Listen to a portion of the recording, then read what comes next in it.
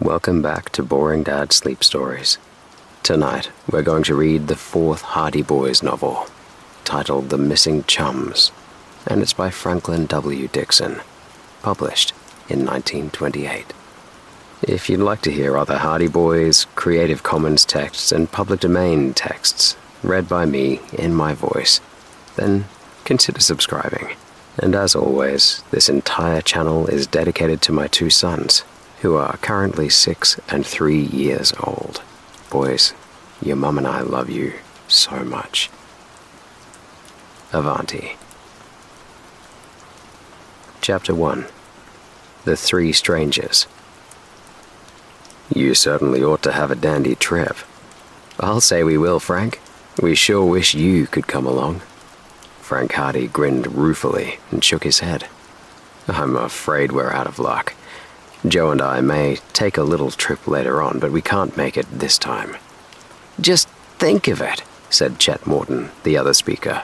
A whole week motorboating along the coast. We're the lucky boys, eh, Biff? Biff Hooper, at the wheel of his father's new motorboat, nodded emphatically. You bet we're lucky. I'm glad Dad got this boat in time for the summer holidays. I've been dreaming of a trip like that for years. It won't be the same without the Hardy Boys, returned Chet. I had it all planned out that Frank and Joe would be coming along with us in their own boat, and we'd make a real party of it. Can't be done, observed Joe Hardy, settling himself more comfortably in the back of the boat. There's nothing Frank and I would like better, but duty calls, he exclaimed dramatically, slapping himself on the chest. Duty my neck, grunted Frank. We just have to stay home while Dad is in Chicago, that's all. It'll be pretty dull without Chet and Biff around to help us kill time. You can put in the hours thinking of Biff and me, consoled Chet. At night, you can just picture us sitting around our campfire away up the coast, and in the daytime, you can imagine us speeding away out over the bounding main. He postured with one foot on the gunwale. A sailor's life for me, my hearties. Yo-ho and a bottle of ink. The boat gave a sudden lurch at that moment, for Biff Hooper had not yet mastered the art of navigation, and Chet wavered precariously for a few seconds, finally losing his balance and sitting down heavily in a smear of grease at the bottom of the craft. Yo-ho and a bottle of ink, and he nearly fell into the drink, chanted Frank Hardy, as the boys roared with laughter at their chum's discomfiture. Poet, sniffed Chet as he got up. Then, as he gingerly felt the seat of his trousers, another pair of pants ready for the cleaners. I ought to wear overalls when I go boating. He grinned as he said it, for Chet Morton was the soul of good nature, and it took a great deal more than a smear of grease to erase his ready smile. The four boys, Frank and Joe Hardy, Chet Morton and Biff Hooper, all chums in the same set at the Bayport High School, were out on Barmet Bay in the Envoy, the Hooper motorboat, helping Biff learn to run the craft. Their assistance consisted chiefly of mocking criticisms of the luckless Biff's posture at the helm and sundry false alarms to the effect that the boat was springing a leak or that the engine was about to blow up. Each announcement had the effect of precipitating the steersman into a panic of apprehension and sending his tormentors into convulsions of laughter. Biff had made good progress, however, as he had been with the Hardy Boys on previous occasions in their own motorboat, the Sleuth, and he had picked up the rudiments of handling the craft. He was anxious to be a first-rate pilot before starting up the coast on his projected trip with Chet Morton the following week. He had an aptitude for mechanics, and he was satisfied that he would have a thorough understanding of his boat by the time they were ready to start.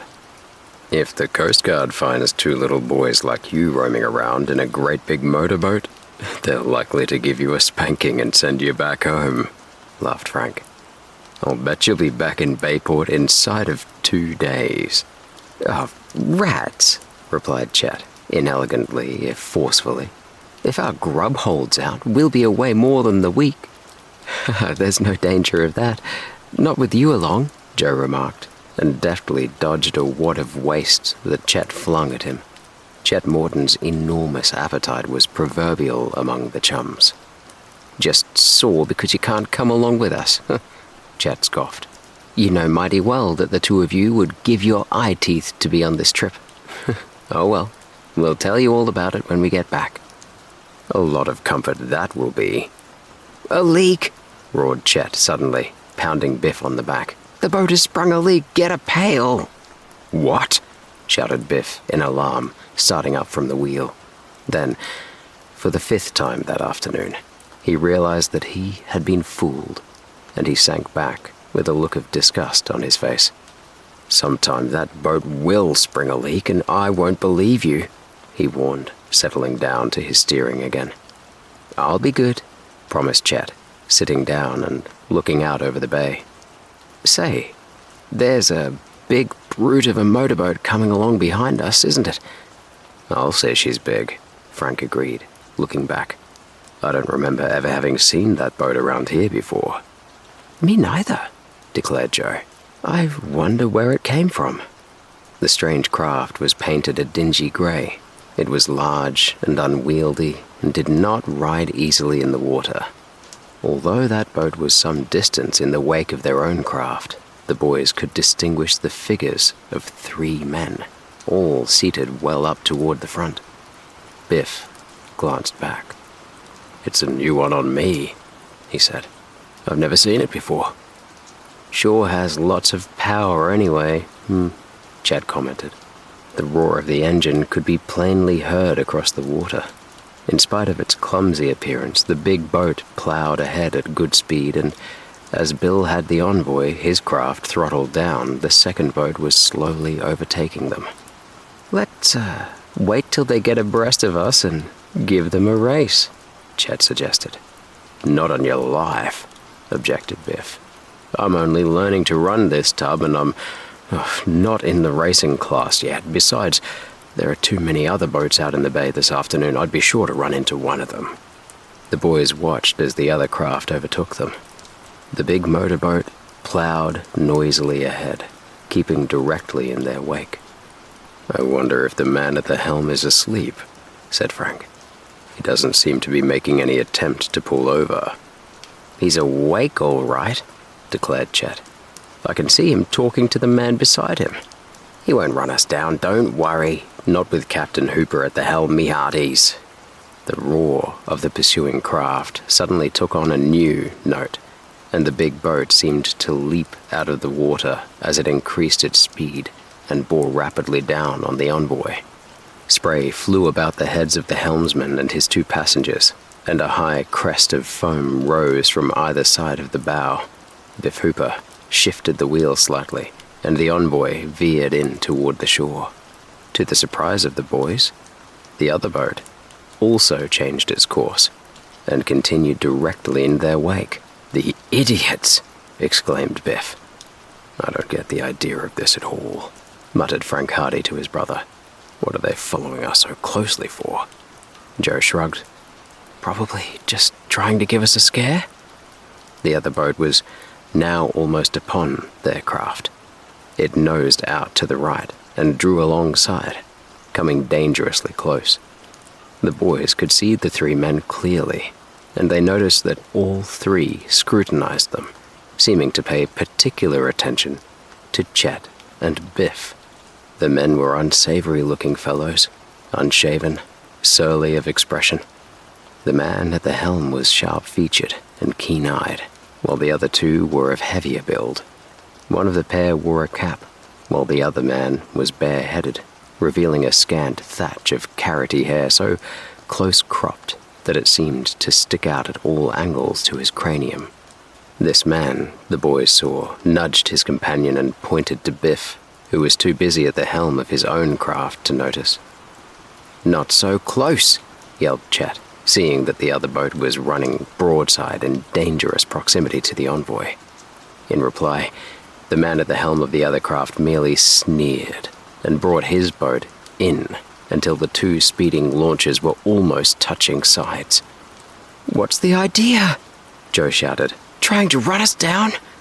Biff Hooper shifted the wheel so that the envoy would edge away from the other boat, and in his effort, he was successful, for a gap of water was soon apparent between the speeding craft. But in escaping one danger, he had risked another. 2 sailboats that had been flitting about Barmouth Bay that afternoon were racing with the wind, and they now came threshing along with billowing canvas, immediately into the course of the motorboat. Biff had seen the sailboats previously and had judged his own course accordingly.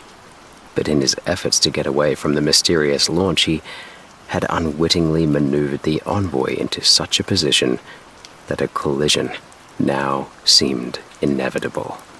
The sailboat seemed to loom right up before him, not more than 100 yards away. They were racing close together, one boat, but a nose in the lead. They were scudding along with the wind at high speed, and the motorboat roared down upon them. Biff Hooper bent desperately over the helm. He was so close that, no matter which way he turned, it seemed impossible that he could miss one or the other of the sailboats. If he turned to the right, he would crash into them head-on. If he turned to the left, he would run before them, and a general smash-up might be the result. The men in the sailboats were also aware of their danger. The boys had a glimpse of one man waving his arms. One of the boats veered out abruptly, and the yardarm swung around. The sailboat was lying directly in the path of the envoy. The roaring of the engine, the threshing of the sails, the warning shouts of the boys all created a confusion of sound. The white sails seemed to loom high above the speeding boat. A hideous collision appeared to be inevitable. Chapter 2. Quick Thinking. Every second was precious. Frank Hardy realized the full extent of their peril, and in the same moment, he realized the only way of averting it. Without a word, he sprang toward the helm, brushing Biff Hooper aside. In this emergency, Biff was helpless. Swiftly, Frank bore down on the wheel, bringing the boat around into the wind. At the same time, he opened up the throttle so that the envoy leaped forward at her highest speed. The motorboat passed just a few inches in front of the bow of the first sailboat, so close, Chet Morton said afterward, that he could count out every stitch on the patch in the sailcloth. But the danger was not yet over. There was still the other sailboat to be considered. It was pounding along immediately ahead of them. The man at the tiller was making frantic efforts to get out of the way, but the danger lay in the fact that, in trying to guess the possible course of the envoy, he might make a false move that would have him shoot directly across its path. Frank swung the helm around again. Once more, the envoy veered to the left so sharply that a cloud of spray drenched the boys. Another shift of the wheel, and the motorboat zigzagged safely past the sailboat and out into open water. Not one of the boys had uttered a word during this. They had been tense and anxious, but now that the peril of a smash-up had been averted, they sank back with sighs of relief. "I was sure we were headed for Davy Jones' locker that time," breathed Chet. Biff Hooper looked up at Frank. "Thanks," he said. "I'd never have got out of that mess if you hadn't taken the wheel. I was so rattled that I didn't know what to do. After you've run the boat a few more weeks, you'll get so used to it that it'll be second nature to you. But that sure was a tight squeeze," Frank admitted. "It mighty near meant that you wouldn't have had any motorboat left to go on that trip with." "It mighty near meant that we wouldn't have been left to make the trip at all," Chet declared solemnly. "What say we go home? I've had enough excitement for one day." "It's beginning to rain anyway," Biff remarked, glancing up at the sky. "I guess we may as well go back." The sky had clouded over in the past hour, and the eastern sky was black, while scurrying masses of ragged clouds flew overhead before the stiffening wind. A few drops of water splashed into the boat. Then came a gust of rain, followed by a light shower that passed over in a few minutes. The big motorboat that had crowded them had disappeared. "A real storm coming up," Frank said. "Let's make for the boathouse." The envoy headed for Bayport. "I'd like to tell those 3 fellows in that other boat what I think of them," declared Biff. "They got us into that jam. They were crowding me so close that I didn't have a chance to keep an eye on the sailboats." "I still can't see why they drew up alongside," Joe observed. "They seemed mighty inquisitive. Gave us all the once-over." Chet offered a solution. "Perhaps they thought we were someone else, and when they found out their mistake, they went away." "But they didn't go away," Frank pointed out. "They kept crowding us over. And one of them pointed at Biff." "At me?" "Yes. I didn't notice that." "He seemed to recognize you and was pointing you out to the other men." "Well, if he recognized me, I can't return the compliment. I never saw any of them before in my life." "He was probably pointing you out as a unique specimen," ventured Joe with a grin. "Probably those fellas are from a museum, Biff. They'll likely make an offer for your carcass after you're dead, and they'll have it stuffed and put it on display in a glass case. That's why they were so interested." Joe's suggestion elicited warm words from Biff, and a friendly struggle ensued. Inasmuch as Biff Hooper was the champion boxer and wrestler of Bayport High, Joe was at a disadvantage, and paid for his derogatory remarks by being held over the side by the scruff of the neck and given a ducking until he pleaded for mercy. By the time the boys reached Bayport, it was raining heavily, and after leaving the envoy in the boathouse, they raced up the street to the Hardy boys' home. The barn in the backyard was a favorite retreat of the chums, and there they spent many of their Saturday afternoons. The barn was fitted up as a gymnasium, with parallel bars, a trapeze, boxing gloves, and a punching bag, and was an ideal refuge on a rainy day. The thrilling experience with the sailboats and the mystery of the strange motorboat was soon forgotten. Phil Cohen and Tony Prideaux, school chums of the Hardy boys, drifted in during the afternoon, as well as Jerry Gilroy and Slim Robinson. This comprised the gang, of which the 2 Hardy boys were the leading spirits. Frank and Joe Hardy were the sons of Fenton Hardy, an internationally famous detective. Mr. Hardy had been for many years a detective on the New York police force, where he was so successful that he went into practice for himself. His 2 sons had already showed signs of inheriting his ability, and in a number of instances had solved difficult criminal cases. The first of these was the mystery of the theft of valuable jewels and bonds from the Tower Mansion, an old-fashioned building on the outskirts of Bayport. How the Hardy boys solved the mystery has already been related in the first volume of this series, entitled The Tower Treasure. In the second volume, The House on the Cliff, the Hardy boys and their chums had a thrilling experience in a reputedly haunted house on the cliffs overlooking Barmet Bay. This was the starting point of an exciting chase for smugglers, in which the Hardy boys came to the rescue of their father after undergoing many dangers in the cliff caves. The third volume of the series, The Mystery of the Old Mill, which precedes the present book, relates the efforts of the Hardy boys to run to earth a gang of counterfeiters operating in and around Bayport, and their efforts to solve the mystery surrounding an abandoned mill in the farming country back of Barmet Bay. Frank Hardy, a tall, dark-haired boy of 16, was a year older than his brother Joe, and usually took the lead in their exploits, although Joe was not a whit behind his brother in shrewdness and in deductive ability. Mrs. Hardy viewed their passion for detective work with considerable apprehension, preferring that they planned to go to a university and direct their energies toward entering one of the professions. But the success of the lads had been so marked in the cases on which they had been engaged that she had by now almost resigned herself to seeing them destined for careers as private detectives when they should grow older. Just now, however, detective work was farthest from their thoughts. Frank and Tony Prideaux were engaged in some complicated maneuvers on the parallel bars. Joe was taking a boxing lesson from Biff Hooper, and Phil Cohen was trying to learn how to walk on his hands under the guidance of Jerry Gilroy and Slim Robinson. As for Chet Morton, the mischief maker, he was sitting on the windowsill, meditating. And when Chet Morton meditated, it usually meant that a practical joke was in the offing. "I'll bet you can't skin the cat on that trapeze, Jerry," he called out suddenly. Jerry Gilroy looked up. "Skin the cat?" he said.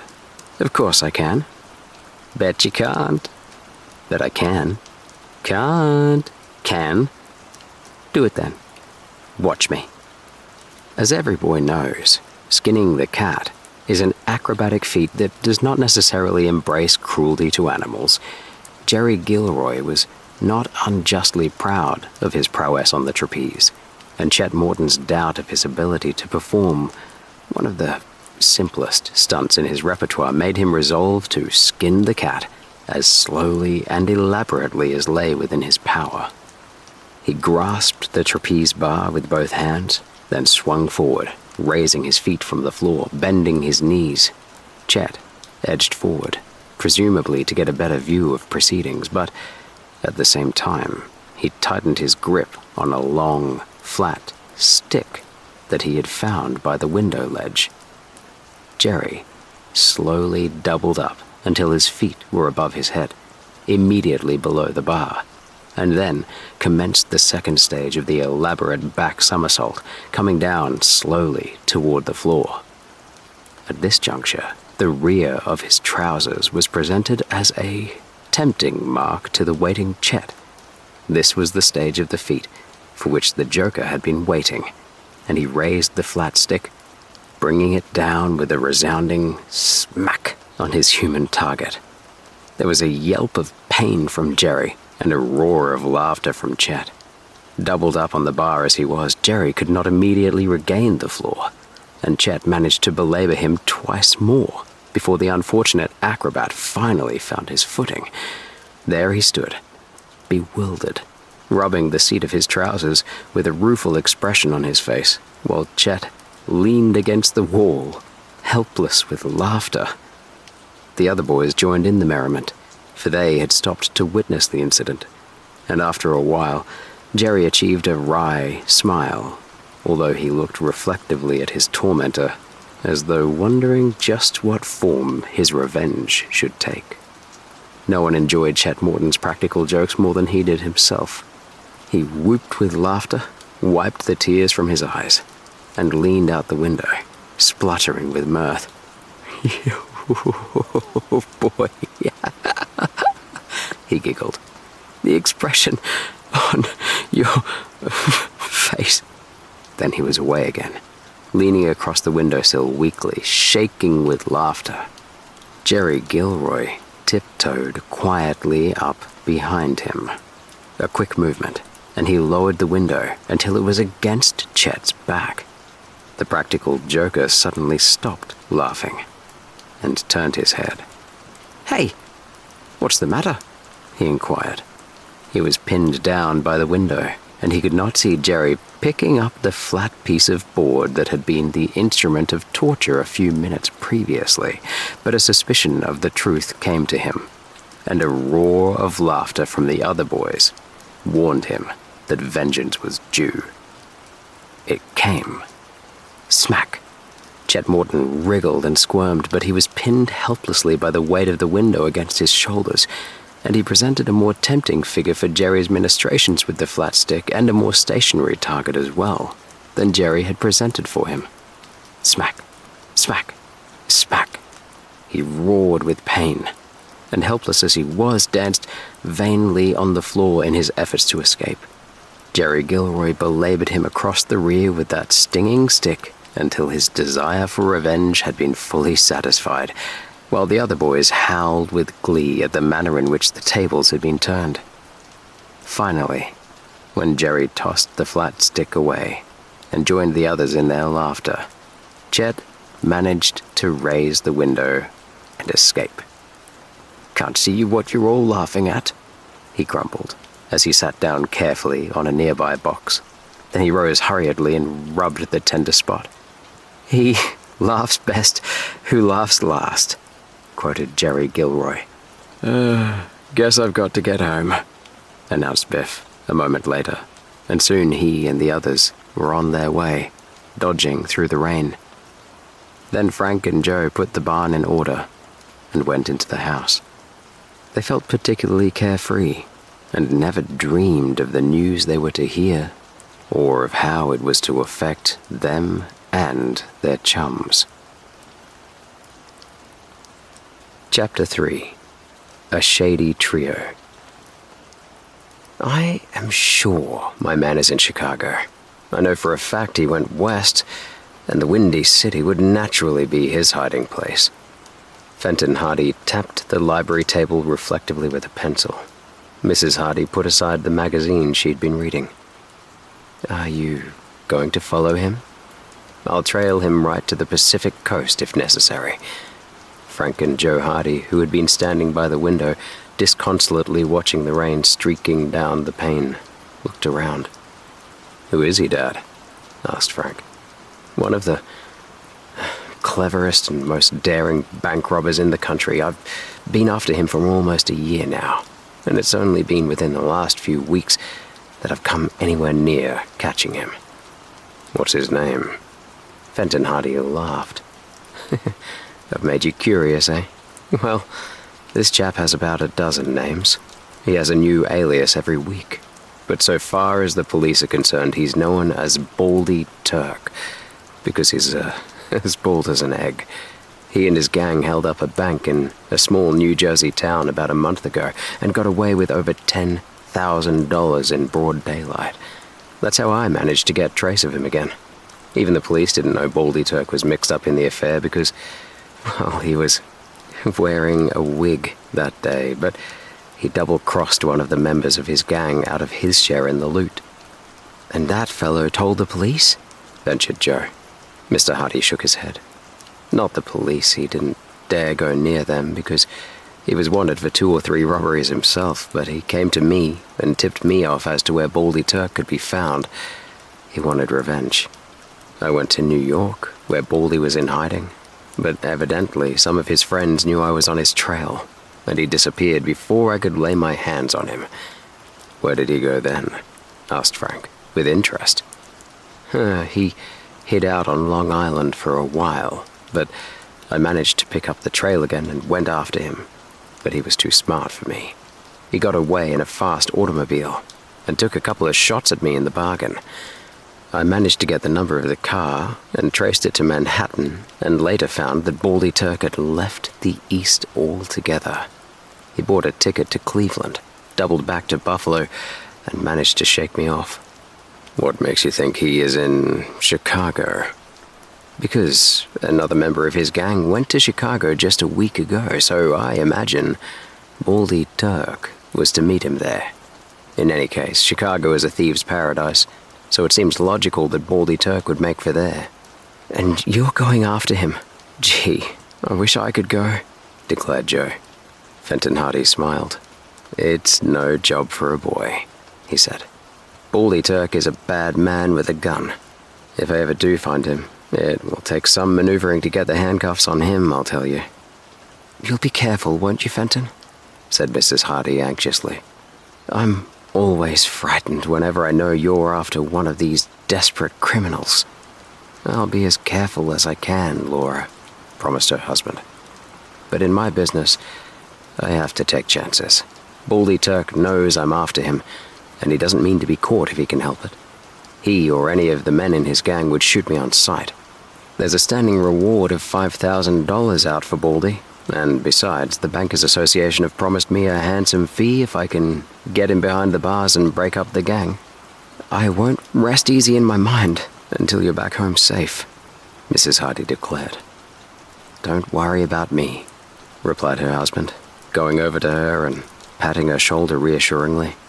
I'll get back safely, all right. And Baldy Turk will be in jail if I have to chase him all over the States. The boys will look after you while I'm away. You bet we will, Frank promised. I'm sorry it keeps you from going on that motorboat trip with Chet and Biff, Mr. Hardy remarked. Perhaps you can arrange another jaunt after I come back. We're not worrying about that, Dad. We don't mind staying at home. That's the spirit, approved their father. "When do you leave?" Frank asked. "I'm waiting for a letter from a friend of mine in Chicago. If he writes, as I expect he will write, I should be away by the day after tomorrow."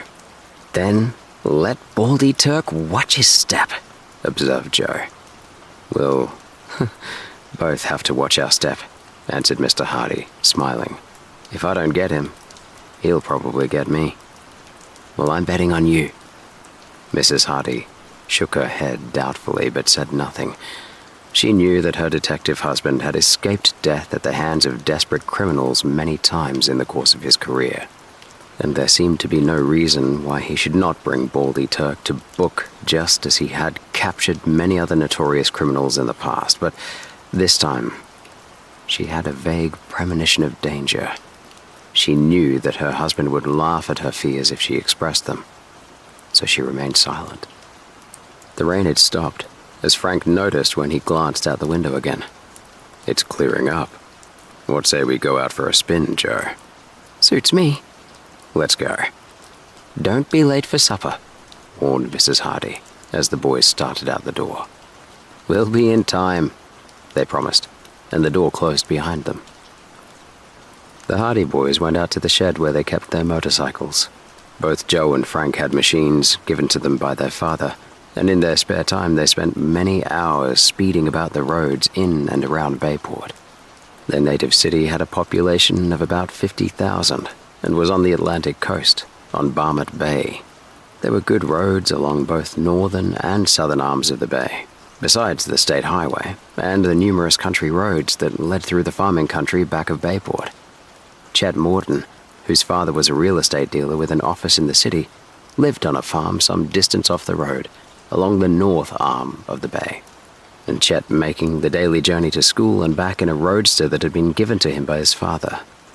Chet was proud of his roadster, as the Hardy boys were proud of the motorboat that they had bought from the money they had received as a reward for solving the tower mystery. "Where shall we go?" asked Joe, as the Hardy boys rode out of the lane. "Let's go to the Morton farm and see Chet." "Oh, good idea.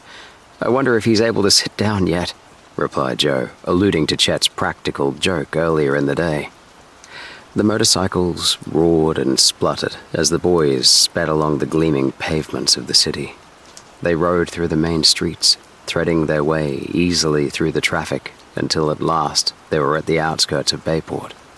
Finally, they left the city behind and reached the road leading toward the Morton farm. The leaves of the trees were still wet with rain, and the luxuriant grass by the roadside glistened with the heavy drops. The air was cool and sweet after the storm. The roads had dried quickly, however, and the boys experienced no inconvenience. They reached the Morton farmhouse in good time, and Chet's sister, Iola, answered their knock. Iola was a pretty girl of about 15, one of the few girls at whom Joe Hardy had ever cast more than a passing glance. He lowered his eyes bashfully when she appeared in the doorway. "Chet just left in the car about 10 minutes ago," she said smilingly, in answer to their inquiry. "It's strange you didn't meet him." "He probably went by the other road. We'll catch up to him." "Won't you come in?" "No, thanks," stammered Joe, blushing. "Guess we'll be going." "Oh, do come in," said Iola coaxingly. "Callie Shaw is here." "Is she?" Frank brightened up at this intelligence, and at that moment a brown-eyed, dark-haired girl about his own age appeared in the hall. "Hello," she called, smiling pleasantly, and displaying small, even teeth of a dazzling whiteness. "Let's go," muttered Joe, tugging at Frank's sleeve. He was incurably shy in the presence of girls, especially Iola. But Frank did not go just then. He chatted with Callie Shaw for a while, and Iola tried to make conversation with Joe, whose answers were mumbled and muttered, while he inwardly wished he could talk as freely and without embarrassment as his brother. At length, Frank decided to go, and Joe sighed with relief. The girls bade them goodbye after again urging them to come inside the house, and the boys departed. "Whew," breathed Joe, mopping his brow. "I'm glad that's over." Frank looked at him in surprise. "Why?" What's the matter? I thought you liked Iola Morton. That's just the trouble. I do, answered Joe mysteriously, and Frank wisely forbore further inquiry. They mounted their motorcycles again and rode down the lane out to the road. Hardly had they gone more than a few hundred yards, however, than Frank suddenly gestured to his brother, and they slowed down. Pulled up beside the road was an automobile, and as the boys drew near, they saw that 3 men were in the car. The men were talking together, and they looked up as the boys approached. Something in the attitude of the trio aroused Frank's suspicions, and this prompted him to ride slower. There seemed no apparent reason why the men should have pulled their car up beside the road, for they were not repairing a breakdown, and they were still a little distance from the lane leading to the Morton farmhouse. Then, as the motorcycles slowly passed the car, and the 3 men sullenly regarded the 2 boys, Frank suppressed an exclamation of surprise. The 3 men in the car were the 3 men who had pursued the boys in the motorboat earlier in the day. Frank and Joe drove past, conscious of the scrutiny of the unsavory trio in the automobile. The men did not speak, although Frank noticed that one of them drew his cap down over his eyes and muttered something to one of his companions. When they had gone by, Joe glanced back. The men were paying no further attention to them, but were leaning close together, evidently having resumed their interrupted conversation. There was something stealthy and secretive in their demeanor that was far from reassuring. "Did you recognize them?" asked Frank, when they were out of earshot. "I'll say I did. The same gang that followed us in the motorboat." "I wonder what they're up to." "Up to no good by the looks of them." "That's a queer place to park their car. So close to the Morton farm, too." "They looked like a bad outfit to me," remarked Joe. "I'd like to know more about them. There was something funny about the way they chased us in the boat. And don't you remember how closely they looked at Chet and Biff? It seems funny to see them hanging around the farm." "Well, they haven't done us any harm.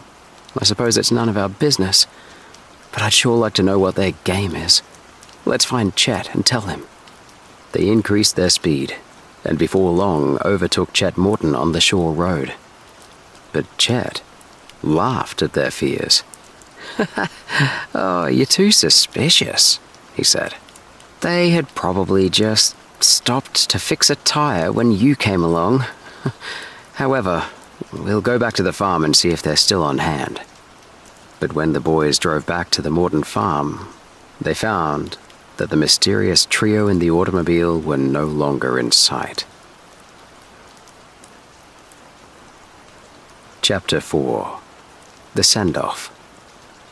On Monday, Chet Morton and Biff Hooper set out on their motorboat trip up the coast. They were well equipped with provisions and supplies and had been up since 6 o'clock that morning getting the boat in readiness. The Hardy boys went down to the dock to bid them goodbye, and although they chaffed the adventurers and laughed with them, neither Frank nor Joe could repress the disappointment they naturally felt at being unable to go with their chums. Chet was busy stowing away the last of the provisions, and Biff was tuning up the engine when the Hardy boys arrived. In a few minutes, Tony Pritto, at the helm of his own motorboat, arrived on the scene with Jerry Gilroy and Phil Cohen. Then, down the dock, came tripping Iola Morton and Callie Shaw. "Hail, hail, the gang's all here," roared Chet when he saw them. "Oi, what a fine day you pick for your trip," exclaimed Phil Cohen, looking up at the clouds, for the sky was overcast and there was no sun. "That's all right," answered Chet. "We made up our minds to start today, and we'd start if there was a thunderstorm on." "Brave sailors," mocked Callie Shaw with a smile. "How long will you be away?" shouted Frank. "Until the grub runs out." "That should be about next December," ventured Iola. "It looks to me as if you have enough provisions there to last you a year." "Not with Chet Morton on the trip, we haven't," grunted Biff Hooper, looking up from the engine. "We'll be lucky if it lasts us a week. I've seen him eat before." I'll do my share, Chet promised, modestly. We should have had the city band down to give you a proper send-off, Joe Hardy remarked. It doesn't matter.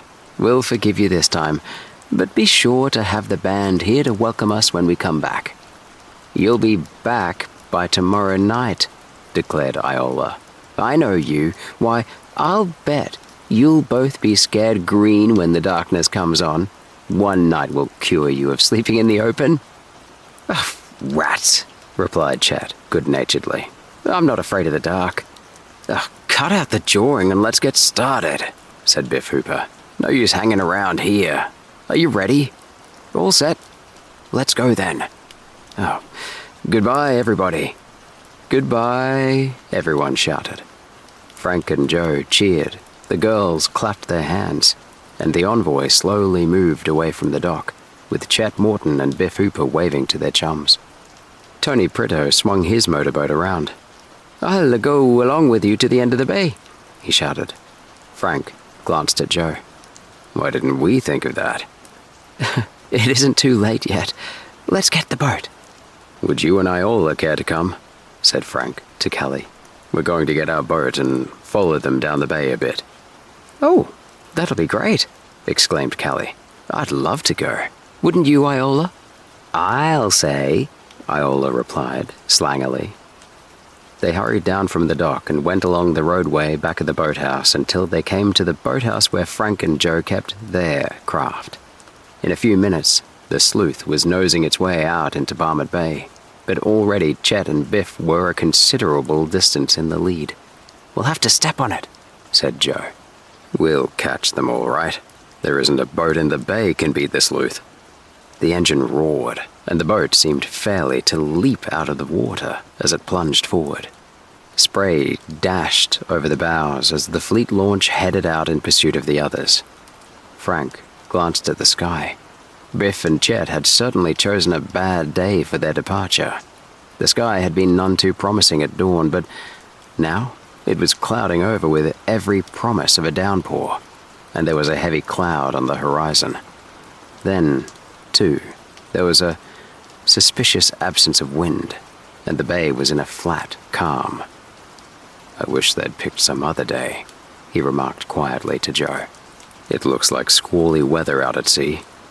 I don't like the looks of the sky myself. However, they're away, so there's no use saying anything. It might alarm Iola. The sleuth was rapidly overhauling the other boats, although Tony and Biff were engaged in a spirited race down the bay. The girls enjoyed the swift progress, and were laughing with excitement as they saw the distance narrowing between Frank and the others. Suddenly, a low rumble of thunder caused Frank to glance up at the sky again. With remarkable rapidity, the huge cloud he had previously noticed had spread over the entire sky, causing gloom to spread over the bay. A few whitecaps were apparent on the surface of the water, and there was a splatter of rain. Guess we'd better turn back, he said, turning to the others. Why? What's the matter? Asked Callie. Storm coming up. The girls had been so intent on the chase that they had not noticed the lowering clouds, but now Callie gave a murmur of astonishment. Why, it's going to pour, and I haven't brought my slicker with me. We'll be drenched. But what about Biff and Chet? Exclaimed Iola. I think they'll turn back too when they see what they're heading into, replied Frank. It looks like a bad storm. As though in corroboration of his words, a sheet of lightning and a violent clap of thunder heralded the beginning of the downpour. The wind came in from the sea with a violence that surprised them, came whistling down across the bay over a wide line of tossing whitecaps, driving before it a leaden wall of rain. The two motorboats in the lead were blotted from view, although Frank had seen that Tony Prito was already turning back before the gloomy wall of rain hid him from sight.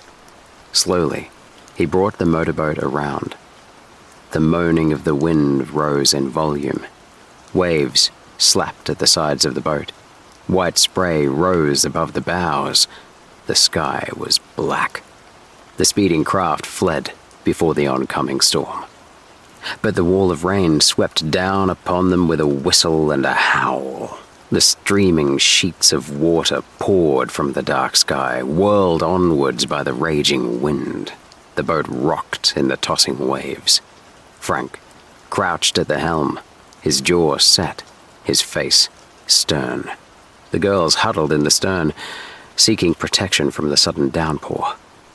Joe found a sheet of tarpaulin in a locker and gave it to the two girls, who draped it over their heads, and it afforded them some shelter. The boat was swaying madly as it ran on through the huge waves that surged on every side. Frank could scarcely see Bayport ahead through the blinding rain and gloom. "Where is the other boat?" shouted Joe above the clamor of the storm. Frank looked back. Tony Pritto's boat had disappeared. Frank wondered how the other boys were faring. He had every confidence that Tony would make land in safety, for the Italian lad was skillful at the helm and he had iron nerves, but he was not so sure that Biff Hooper and Chet Morton would weather the gale so easily. Biff had only mastered the rudiments of motorboating, and a storm such as this was enough to test the mettle of the most skillful sailors. He wondered if he should not turn back and go in search of Biff and Chet. When he had last seen them, they had been heading directly into the teeth of the gale, out to the open sea. Surely they would not be foolhardy enough to go on. He glanced back, and when he saw Iola's frightened face, he knew that it was impossible to turn back now, for he was responsible for the safety of the girls, and there was grave peril in braving the storm just then.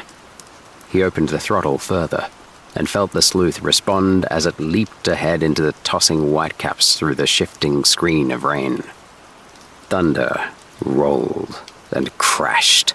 Lightning flickered across the grey void and rent the dark sky in livid streaks. The waves were tossing like white-crested monsters seeking to devour them. Frank peered through the raging gale, and he could vaguely discern the city lying ahead. A few lights were twinkling feebly, for the storm brought the darkness of twilight with it. The gale had sprung up so suddenly that they had been entirely unprepared. Frank devoutly wished that he had taken heed of the warning given by that ominous sky before he started out in the motorboat. He was greatly alarmed for the safety of the girls, because he knew that the storm was one of the worst that had ever swept over Barmet Bay. "We'll be lucky if we make it," he muttered to himself. Then, to reassure the others, he turned and grinned. "We'll make it all right," he shouted, the wind whisking the words away so that the others scarcely heard him. A great wave broke over the side. The boat reeled as though it had been struck by a giant hand. Chapter 5. No word from the chums. Frank Hardy bore down on the helm as the boat heeled over. For a breathless second, he thought the craft would be swamped. Water poured over the gunwales. The girls screamed. Joe was thrown off his balance and went sprawling into the stern. But the sleuth was staunch. In a moment it recovered, righted itself, and surged on through the storm. Frank breathed a sigh of relief. The engine throbbed steadily, and although the boat was rocking and swaying in the turbulent sea, it was drawing nearer shore, and already he could distinguish the line of boathouses through the downpour. For all its violence, the storm was brief. The wind began to die down, although the rain continued as though the heavens had been opened up. In a few minutes, Frank was able to pick out his own boathouse, and he headed the sleuth directly for it.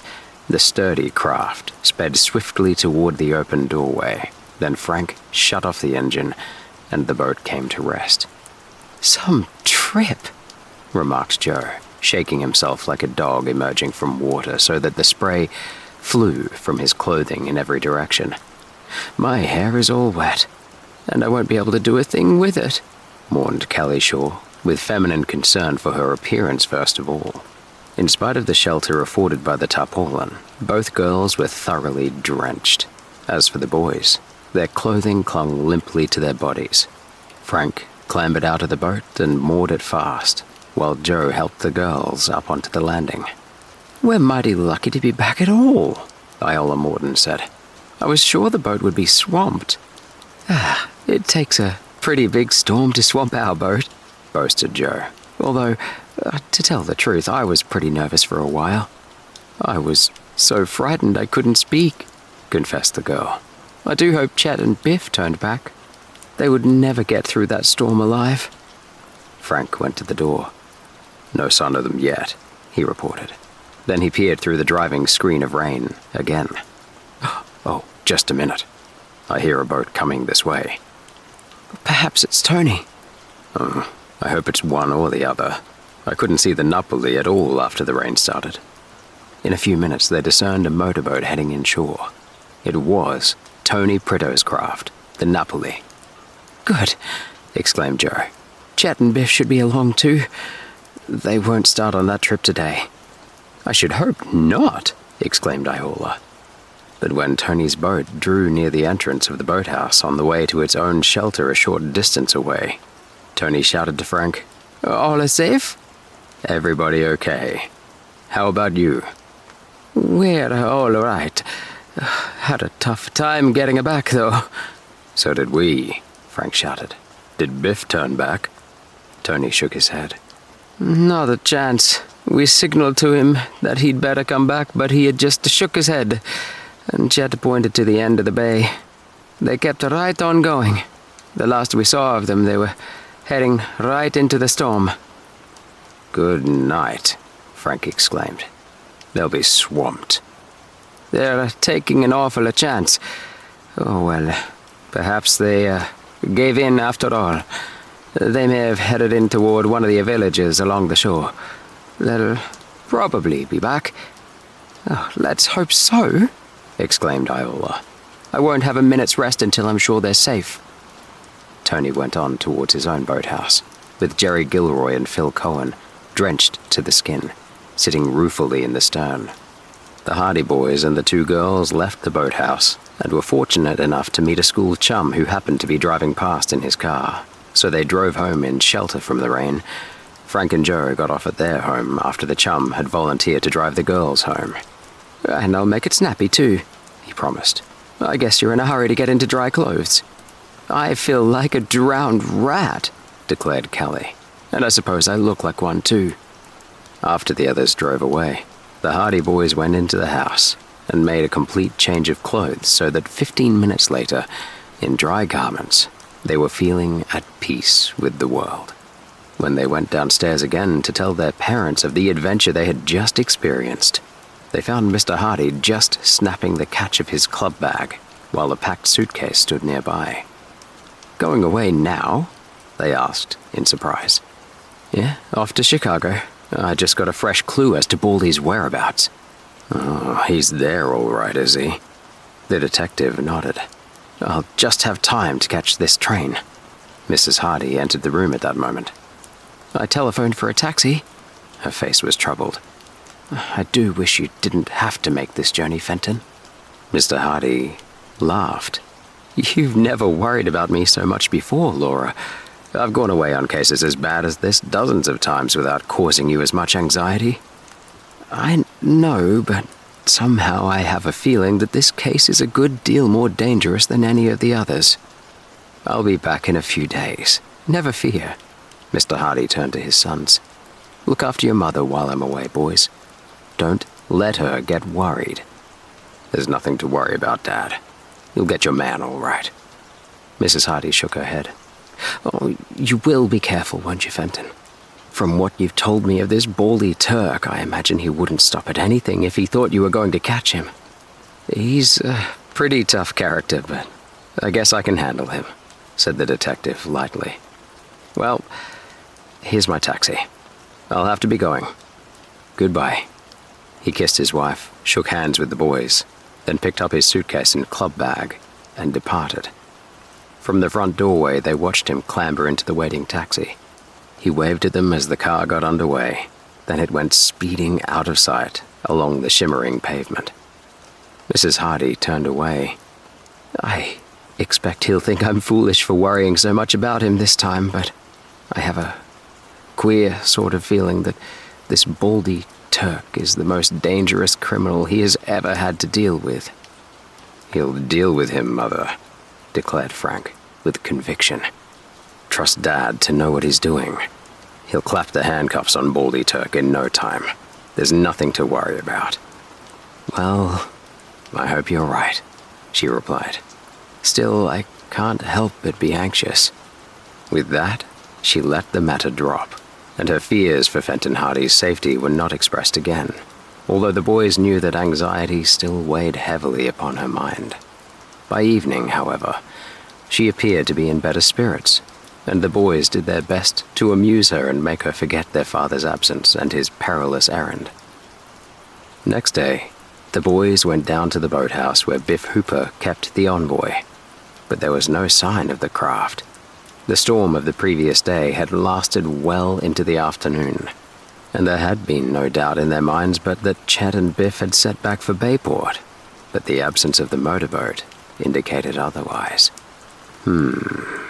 Let's go up to Morton's farm and see if they did come back, Frank suggested. Iola was saying that Chet promised to send a postcard from the first village they stopped at.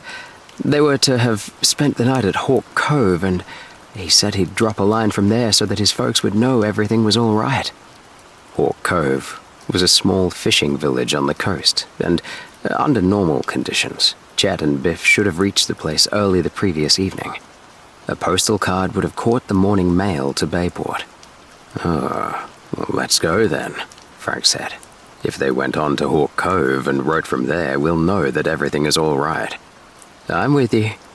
The Hardy boys brought their motorcycles out of the shed and drove out toward the Morton farm.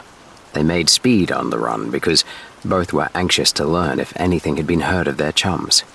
But when they reached the farmhouse and saw Iola's worried face as she greeted them at the door, they knew without being told that no word had been received from Chet.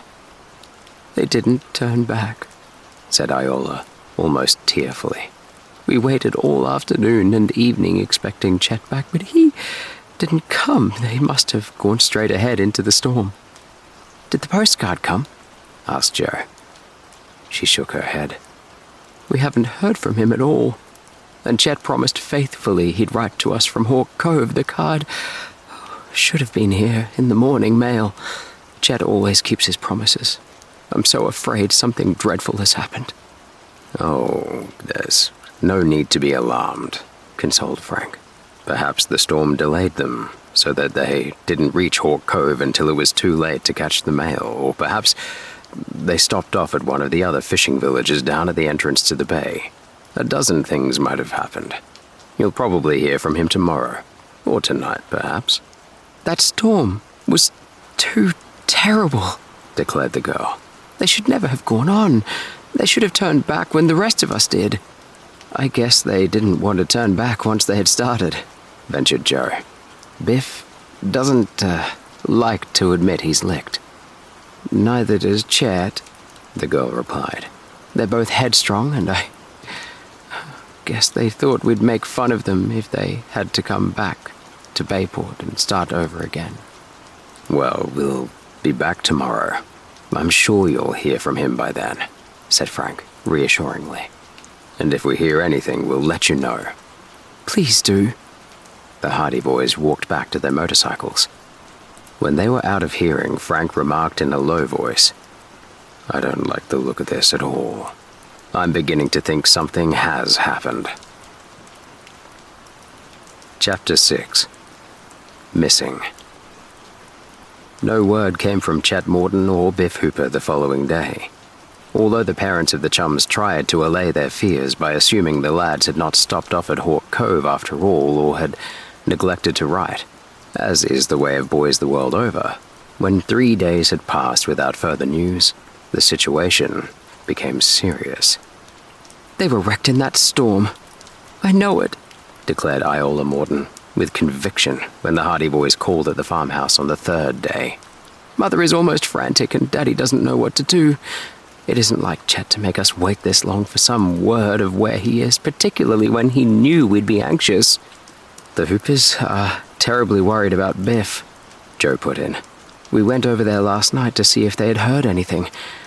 Mr. Hooper had telephoned to nearly all the fishing villages up the coast, but none of them had seen anything of the boat. Iola turned pale. They hadn't seen the boat at all? Frank shook his head. Oh, either the boys were wrecked or they were swept out to sea, said the girl. She turned away and dabbed at her eyes with a handkerchief. She was on the verge of breaking down. Oh. Can't something be done to find trace of them? It's time we were getting busy, Frank agreed. I think we'd better organize a searching party. With the motorboats? Asked Joe. Yes, we can take our boat. Perhaps Tony Pritter will be able to come along with the Napoli, and we'll get the rest of the fellas. We can cruise along the bay and up the coast, and perhaps we'll find some trace. Will you do that? Asked Iola, brightening up. Oh, if you only will, at least we'll know that someone is searching for them.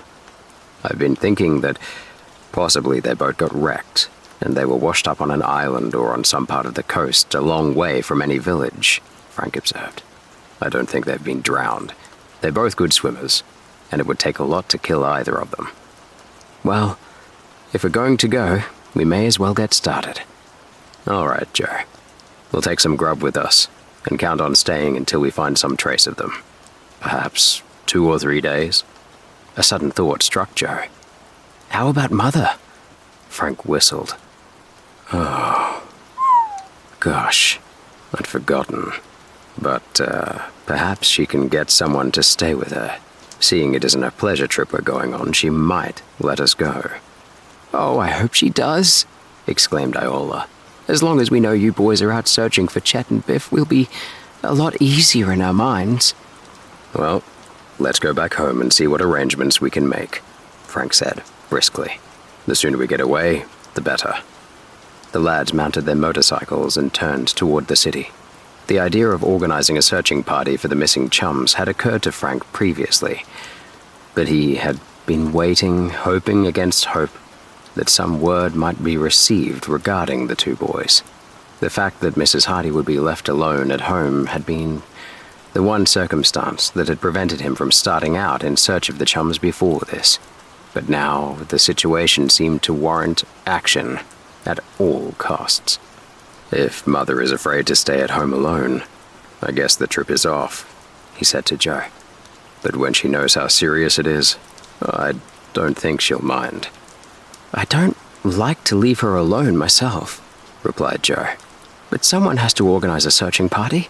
I've been more worried about Chet and Biff than I'd like to admit. Me too. When the lads returned to the house, they found Mrs. Hardy opening the morning mail. She had a letter in her hand as they entered the living room, and she glanced up with a smile of pleasure. We're going to have another visitor. Who? Your Aunt Gertrude. Frank glanced at his brother. Well did they know their Aunt Gertrude. She was a maiden lady of middle age who spent the greater part of her life in a sort of grand circuit series of visits to all her relatives far and near. Aunt Gertrude had no fixed place of abode. Accompanied by numerous trunks, satchels, and a lazy yellow cat by the name of Lavinia, she was apt to drop in at any time in the course of a year, briskly announcing her intention of remaining for an indefinite stay. Then she would install herself in the guest room and proceed to manage the household until the hour of her departure. Aunt Gertrude was formidable. Her word was law.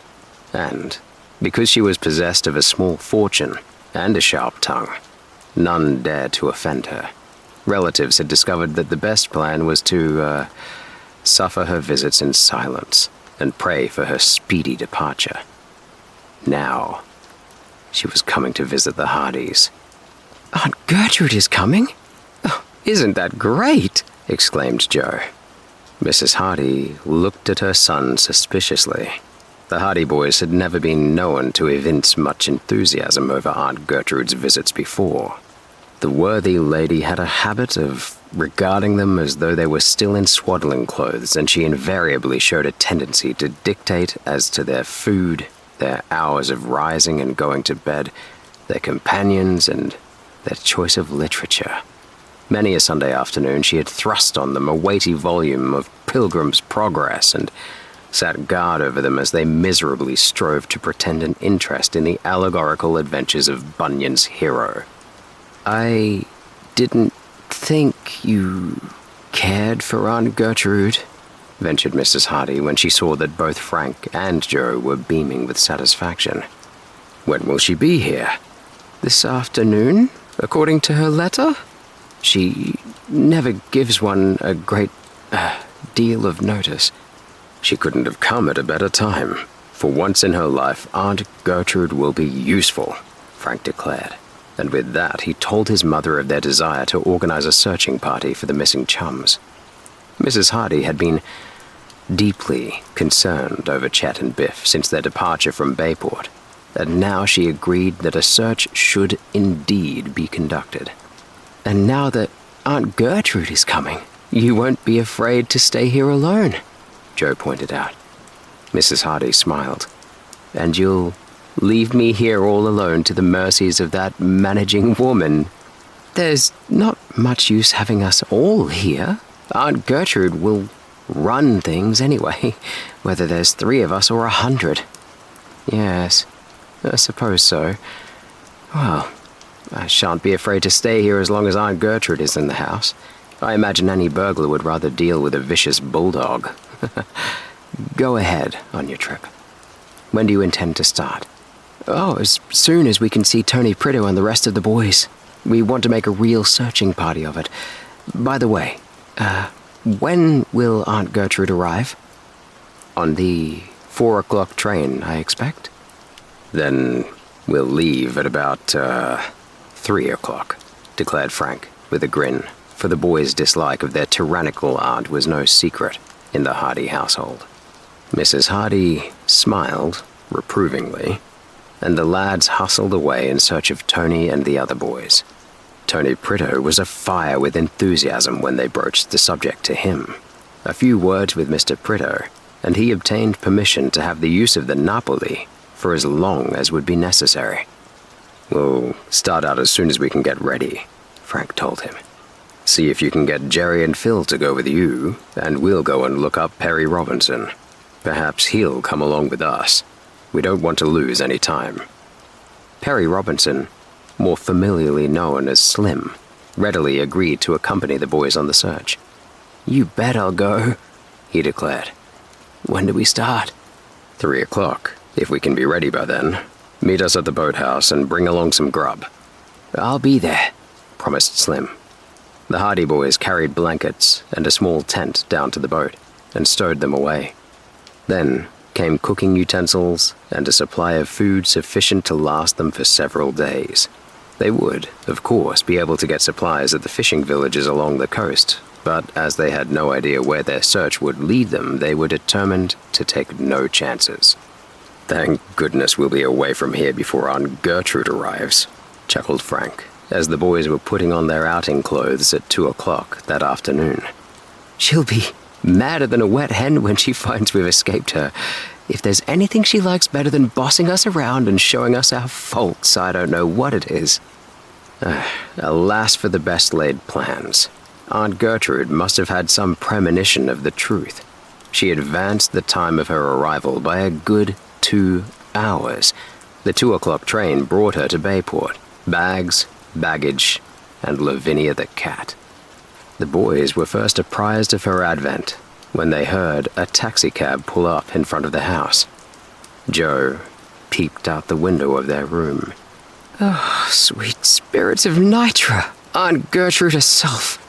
"No." "Yes." "Let me see." Frank rushed to the window in time to see Aunt Gertrude, attired in voluminous garments of a fashion dating back at least a decade, laboriously emerging from the taxicab. She was a large woman with a strident voice, and the Hardy boys could hear her vigorously disputing the amount of the fare.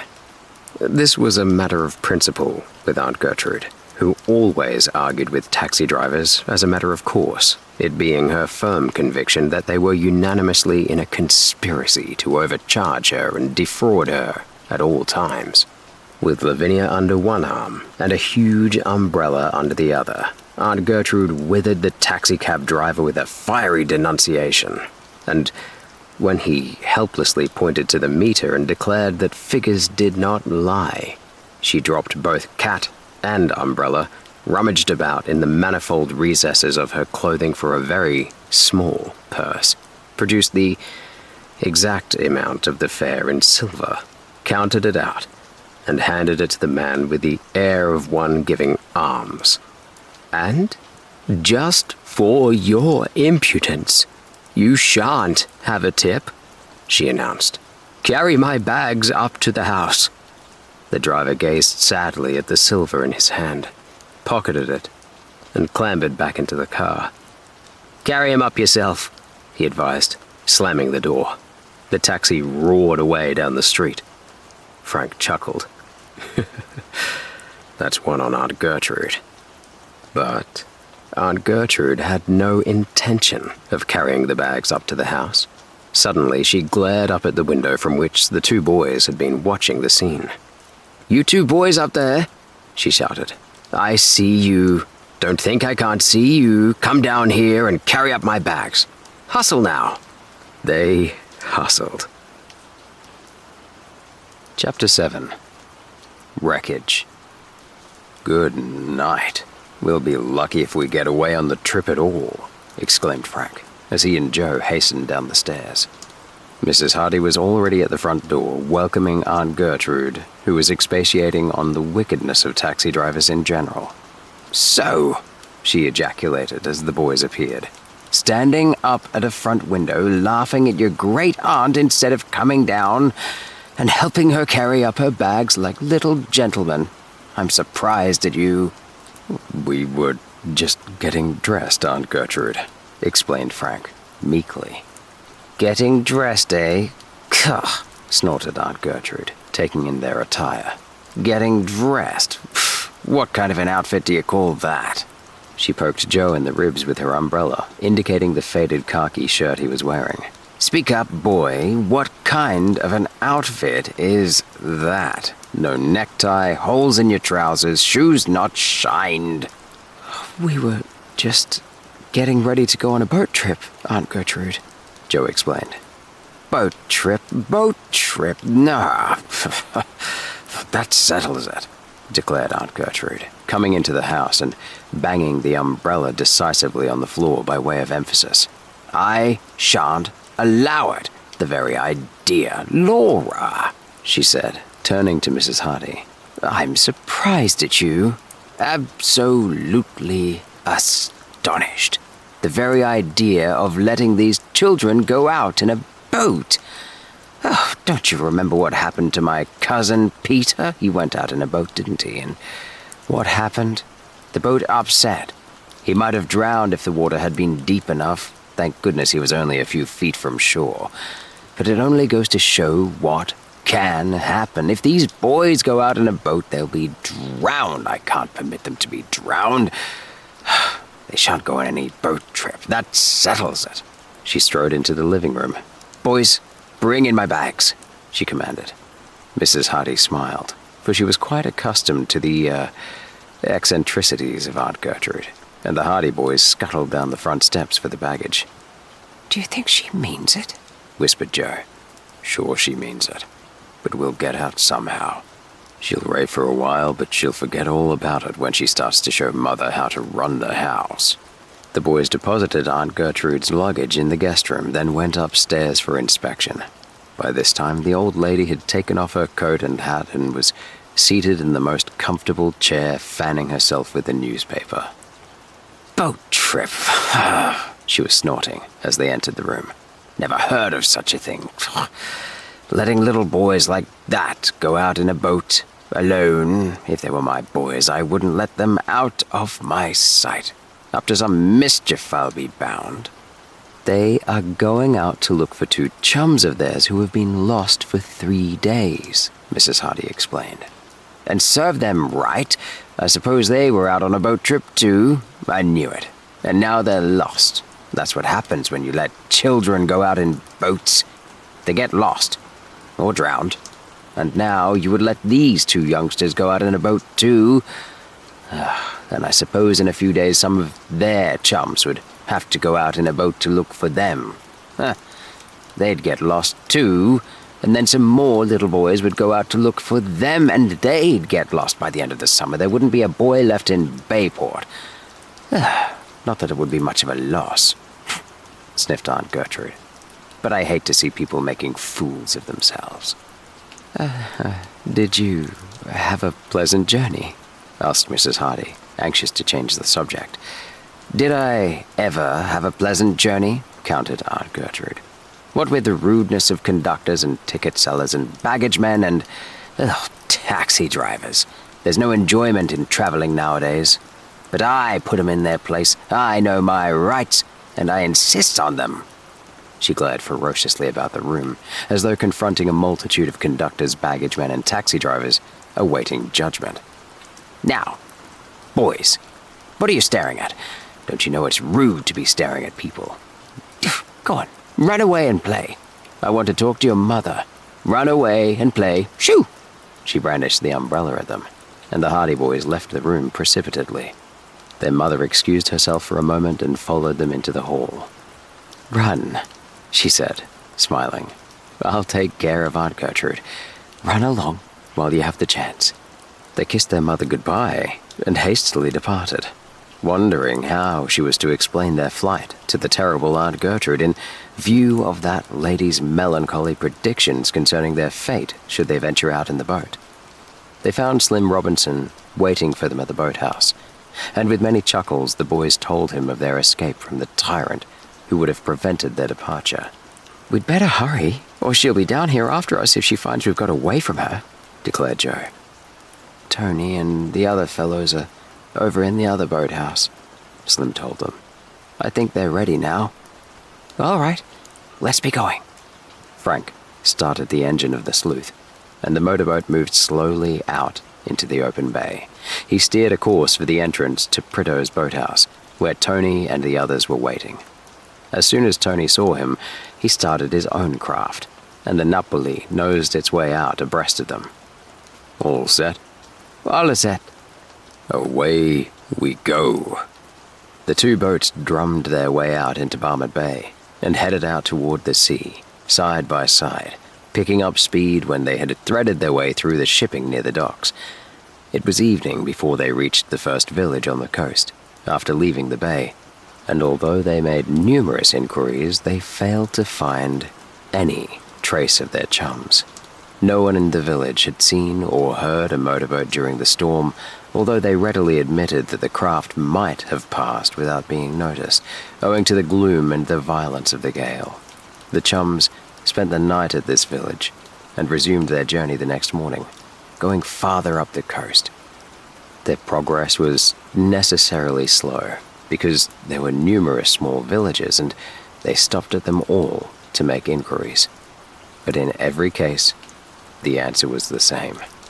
No motorboat answering to the description of the envoy had been seen. None of the fishermen had heard of the craft. It's 10 chances to 1 that they was wrecked in that storm, an old fisherman at one of the villages declared when they told him their story. Unless they were mighty lucky, they wouldn't get past Ragged Reef. They might get this far up the coast, but they'd never get past the reef. Where is that? Not far from here, up past the next point. Seems to me I heard one of the boys saying this morning that there was some wreckage on the reef yesterday. There's none of our boats missing from hereabouts, so maybe it's them young fellas. The two motorboats thereupon started for Ragged Reef. The lads were downhearted. They had little hope that they would ever find their two companions alive. The words of the old fisherman struck terror into their hearts. When they rounded the point, they saw the black and ominous line of Ragged Reef before them, a jagged and irregular series of rocks jutting above the surface of the water in the form of a huge semicircle. This was the reef on which the envoy might have come to grief. Fortunately, the day was so calm that the searchers were able to venture more closely to the reef than they might have otherwise dared. Frank edged the sleuth in toward the rocks as closely as possible. Suddenly, he gave an exclamation. The fisherman was right. There is wreckage there. He pointed to a few broken fragments of wood that could be discerned against the rocks. Joe picked up the marine glasses and peered at the fragments for some time. Whew. It's wreckage of a boat of some kind, he declared gravely, lowering the glasses at last. But whether it's from the Envoy or not, I couldn't say. Slim also looked through the glasses. He was able to see more fragments of wreckage farther along the reef. Some boat has been battered to pieces along here. There isn't enough wreckage left to tell whether it was a motorboat or a sailing vessel. He scrutinized the mainland. Nothing there, he announced, finally. Not a sign of life, nor wreckage either. It's all on the reef. So interested had the boys been in the fragments of broken wood on the jagged rocks that they had not noticed that the motorboat was edging in closer to the reef. There was a strong current at this point, and unnoticed by the boys, the boat was being carried irresistibly forward. A warning shout from the lads in the Napoli told them of their danger. Frank had throttled down the engine so that the sleuth had been almost drifting. Now he sprang for the helm, conscious of the peril that had crept so insidiously upon them. The great black rocks of the reef loomed closer. The motorboat seemed to be dragged mercilessly toward its doom. The powerful current had the craft firmly in its grasp. Chapter 8. The Strange Letter. The engine roared as Frank Hardy opened the throttle and bore down on the helm of the sleuth. The grip of the current about the reef was so strong that, for a moment, it seemed that the motorboat could not fight against it. Then, slowly, the craft swung about, seemed to remain motionless for a moment, and then began to forge ahead away from the reef. Fighting against the force of the current, the motorboat made slow progress. Still, it was gaining ground. The boys waited tensely as the craft struggled out of danger. Gradually, the sleuth drew away from the reef. Gradually, the grip of the current relaxed. Frank cautiously nosed the boat over to the left and managed to get out of the current altogether. The whole affair had occurred in a few seconds, but it had seemed an eternity to the boys in the boat and their chums in the other craft. It would only have been a matter of moments before they might have been swept swiftly down onto the treacherous reef. That'll teach me to watch where I'm going, said Frank, as he sat back and mopped his brow. There was mighty near a lot more wreckage on that reef, remarked Slim, soberly. The boat wouldn't have lasted long if we'd piled up on those rocks. I'll say it wouldn't. I think we'd better get away from here. We'd never be able to get close enough to identify that wreckage. Might as well go on up the coast. They drew up alongside the Napoli, and, after discussing the narrow escape they had just had from being cast up on the reef, acquainted the other boys with their decision to continue the search. There's no use trying to get closer to that wreckage, declared Frank. It's all in small pieces, and we probably wouldn't be able to say whether it was from the Envoy or not if we did reach it. We may as well go on up the coast and keep making inquiries at the other villages. This plan they followed, but to no avail. Their inquiries were fruitless. The Envoy, with Chet and Biff, seemed to have vanished into thin air. At none of the fishing villages were they able to find anyone who had seen or heard of the missing motorboat. As for the wreckage on the reef, no one was found who could enlighten them. 2 or 3 fishing boats had been wrecked during the storm, but they had met their fate farther up the coast, and in each case, the scene of the wreck was known to the fishermen. It might have been your friend's boat, and it might have been only some wreckage washed down the coast by the storm, said one keen-eyed salt. "You'd best give up the search. If they're drowned, and that's all there is to it. If they were wrecked and managed to save themselves, they'll make their way to the nearest village and they'll get home from there without any trouble. If you haven't found any trace of them by now, there isn't much use going any further, for they would never have got this far up the coast, having been seen by some of the fishermen." Boys reluctantly agreed that his advice was sound. They turned back for Bayport. When they returned to the city and reported that their quest had been unsuccessful, they were scarcely prepared for the sensation that the news aroused. The Hoopers were frantic with anxiety as their last hopes were dashed. The Mortons were almost stunned. They had hoped against hope that the search would bring them at least some news of the missing boys. The local papers featured the story, and the city was aroused. In every village and town along the coast, to north and south, people were discussing the mysterious disappearance of the motorboat and its human freight. Fishermen were on the lookout for any trace of the craft. The Coast Guards promised to do all in their power to clear up the mystery. But when 3 days more went by, and there was still not the slightest solution in sight, the opinion became general that the boat had been wrecked in the storm and had gone to the bottom. The two boys were given up for lost. The Hardy boys and their chums were gradually forced to the belief that Chet and Biff had perished.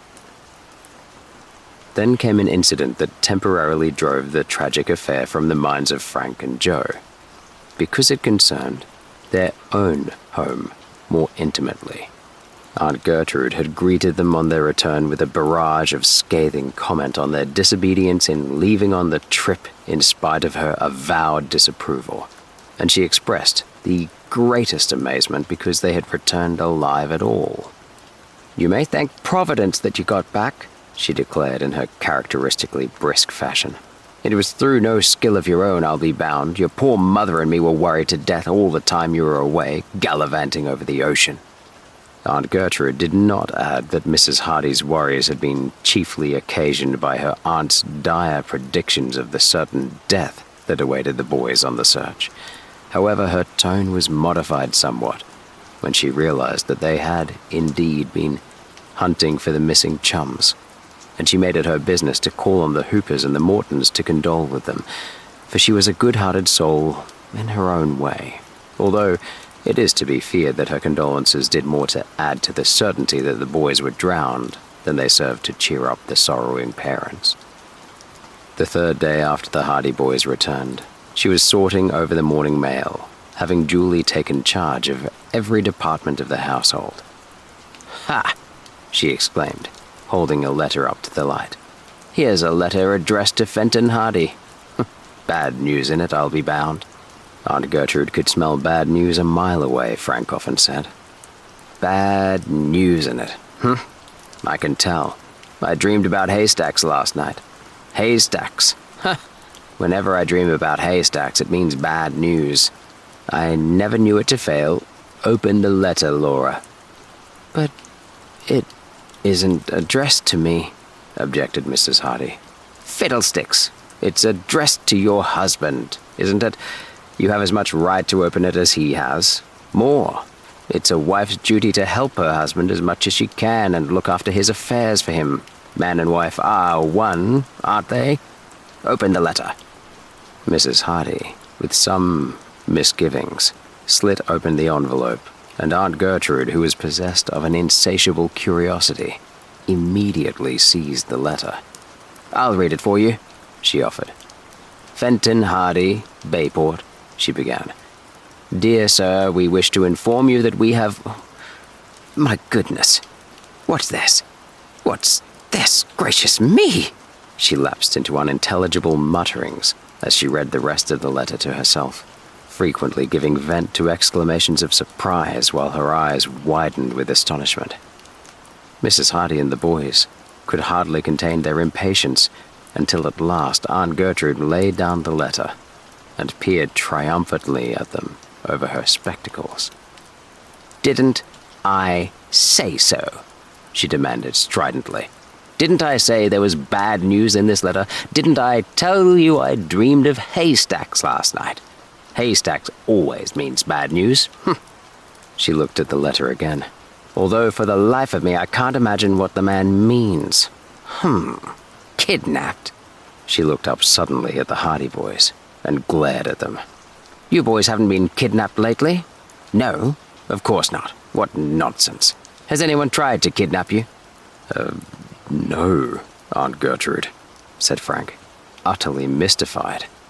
"Then," demanded Aunt Gertrude, pushing the letter across to Mrs. Hardy and folding her arms as though prepared to wait until doomsday for a satisfactory answer, "what does this letter mean?"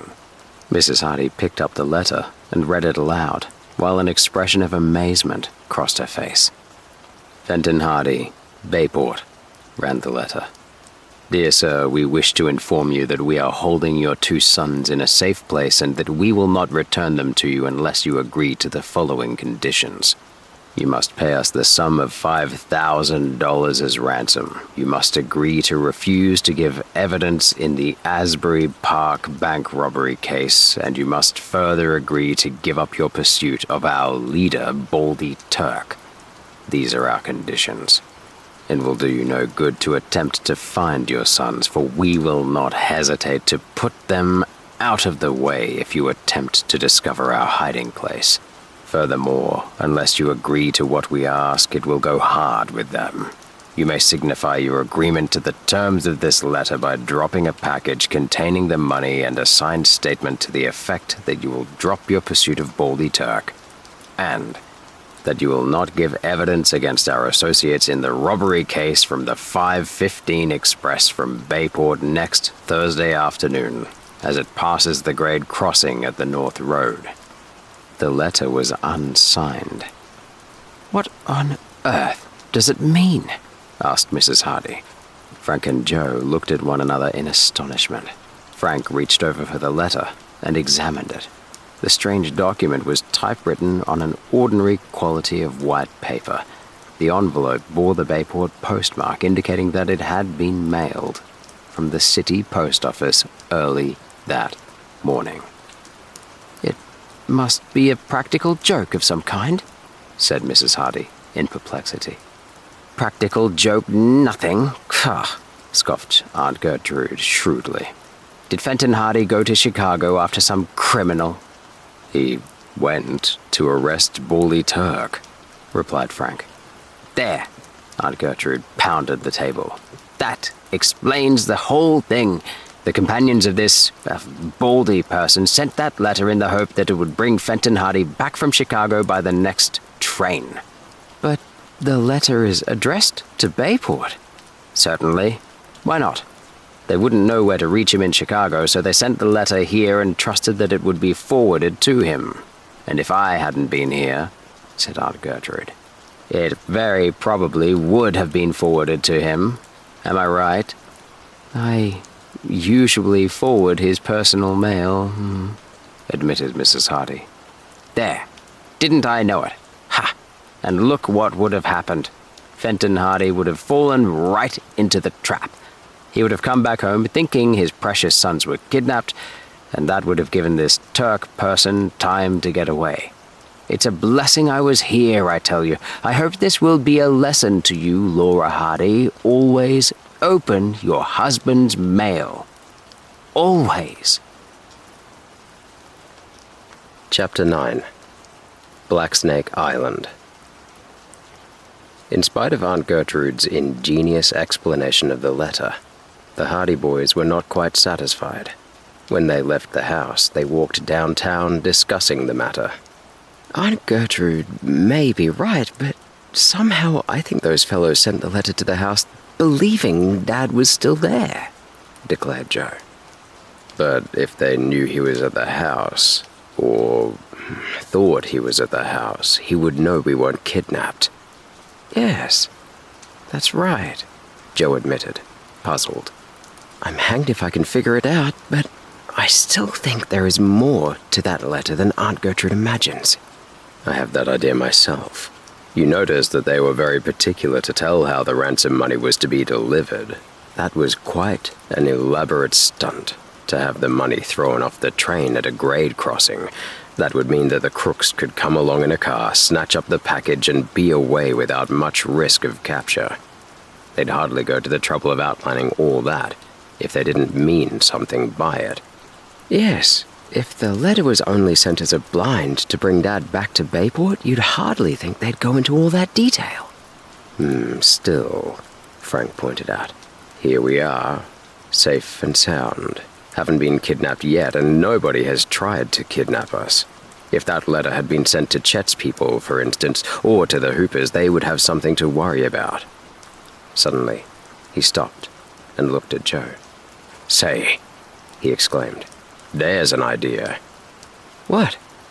"Chet and Biff," declared Frank excitedly. "Don't you see? This may have something to do with them. Chet and Biff are missing. Perhaps they have been kidnapped." But why should anyone kidnap them? Joe looked wonderingly at his brother. "In mistake for us. Don't you see it?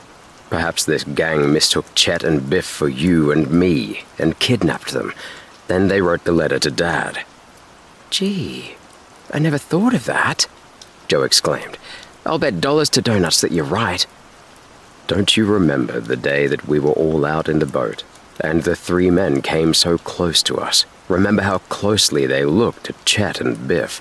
Perhaps those fellows had been tipped off that you and I were in the boat, and wanted to get a look at us so they could identify us when they got a chance to kidnap us. And instead of looking at us, they picked on Chet and Biff. They knew we owned a boat, but they wouldn't know that Biff had one. Therefore, they'd think that the chap at the wheel would be either you or me." It hangs together all right. And then, remember when we saw those same three men hanging around the Morton farm? They must have trailed Chet home to see where he lived. And all the time, they thought he was either you or me. "I think we're getting at the truth of it, Joe. When Chet and Biff started on their trip, those fellows followed them or lay in wait for them someplace and captured them." Just then, the Hardy Boys met Phil Cohen and Tony Pritto in front of the fruit stand of their friend Nick the Greek, each with a bottle of pop. "Hello," was Tony's greeting. "Have one," he invited, indicating the pop. "Don't mind if we do, even if it is just after breakfast." Nick the Greek dexterously opened 2 bottles of pop and slapped them down on the counter. "Hot a day, eh?" he said as the boys reached for straws. "You bet it's hot."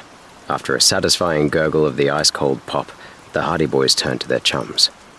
"We have a clue," declared Frank. "About what?" "About Chet and Biff." Yes? Tony and Phil were immediately interested. "What's up?"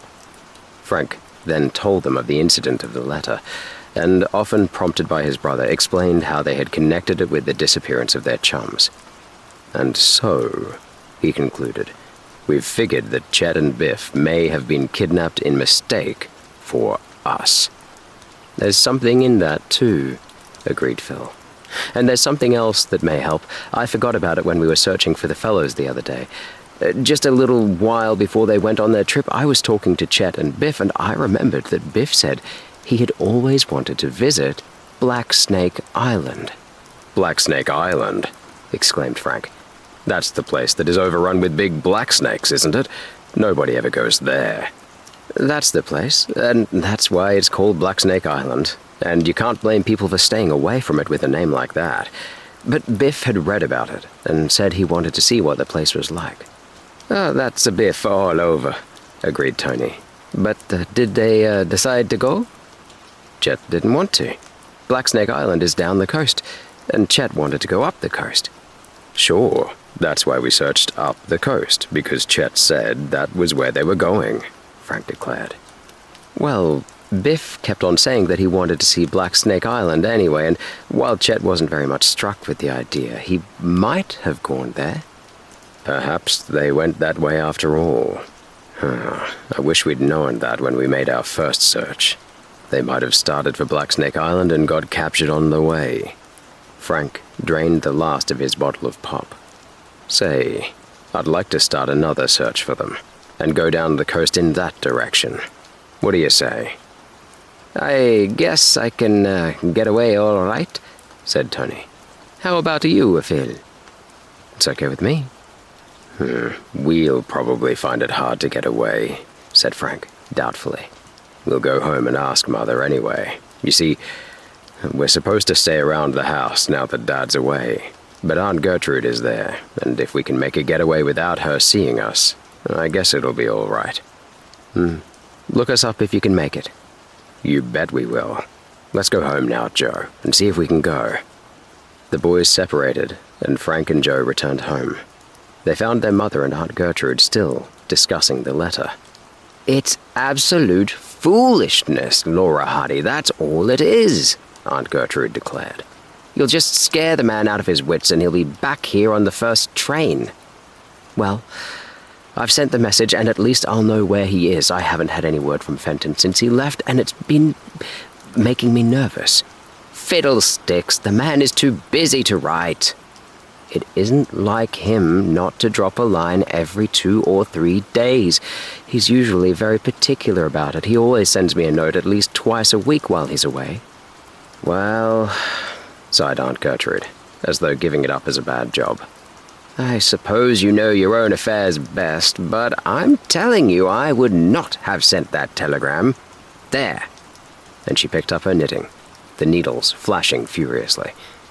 What's the matter? Asked Frank. Little boys should be seen and not heard, grunted Aunt Gertrude, glaring at him over the tops of her spectacles. I sent a telegram to your father telling him about the letter, their mother explained. I think he should know about it, and besides, I've been worrying because he hasn't written. Where did you address the telegram? He gave me 2 addresses where I would be sure to find him in Chicago, said Mrs. Hardy. He gave me the name of the hotel he would be staying at, and he also said that police headquarters would reach him. I sent the same telegram to each place so I'd be sure to get him. Waste of money, sniffed Aunt Gertrude. At that moment, the telephone rang. Mrs. Hardy answered it. The phone was in the hallway, and the boys could not hear their mother's words, but when she returned to the room a few minutes later, they saw that she was pale with apprehension. The telegraph company tells me that there is no Fenton Hardy registered at the hotel, and that police headquarters say he hasn't shown up there either, she announced gravely. The boys looked at each other in surprise. That's strange, said Frank. And he hasn't written. There's something mighty queer about this. Aunt Gertrude, for once, was at a loss for words. The knitting needles remained suspended in midair. Behind the spectacles, her eyes were wide, and her mouth remained open in astonishment. This affair gets more puzzling every minute, remarked Frank, at last. Of course, Dad might have been delayed, or he might have picked up a clue that took him away from Chicago after all. But I think he would have written. Perhaps he didn't report at police headquarters in Chicago because he was afraid Baldy Turk's gang might find out he was in the city, Joe suggested. There's something in that.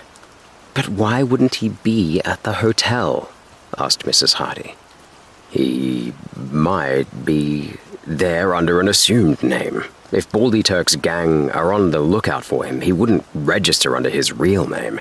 They would be checking up on all the hotels to find him if they thought he was in Chicago, said Frank, eagerly. Perhaps that's why your message didn't reach him.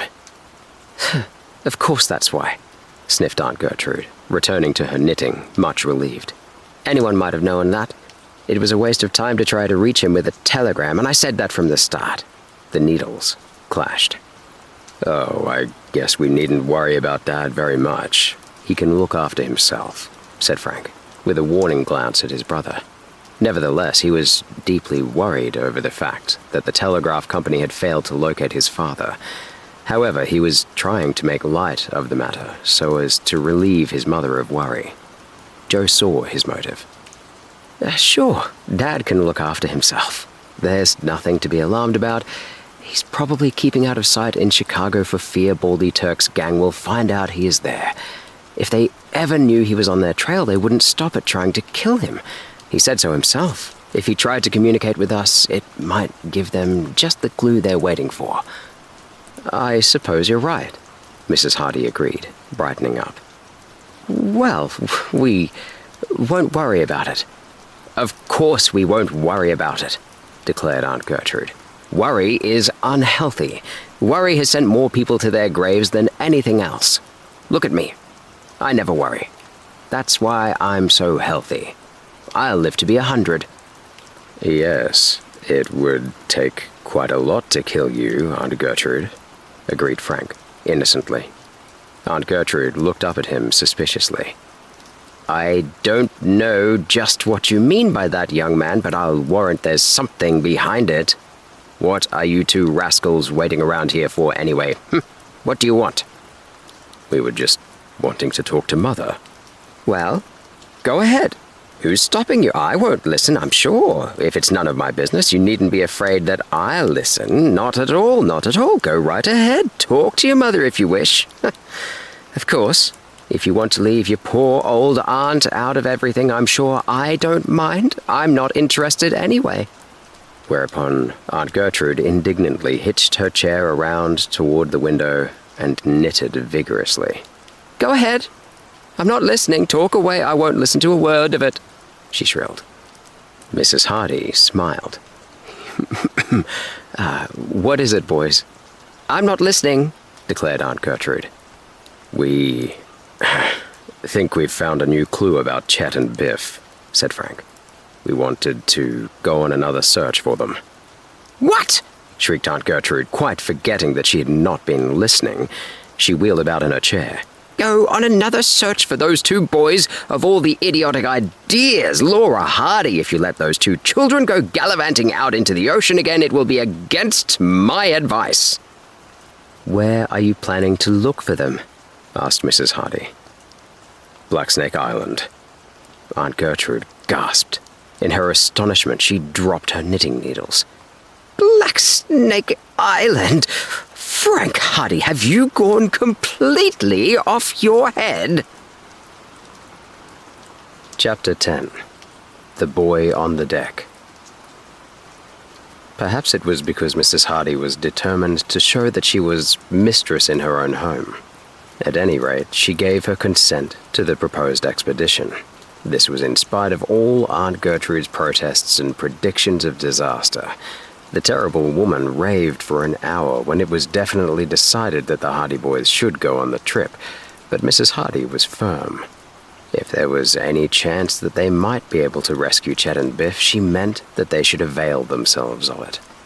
They explained their theory regarding the letter, and although Aunt Gertrude derided it as nonsense, Mrs. Hardy was disposed to believe that their deductions might be correct.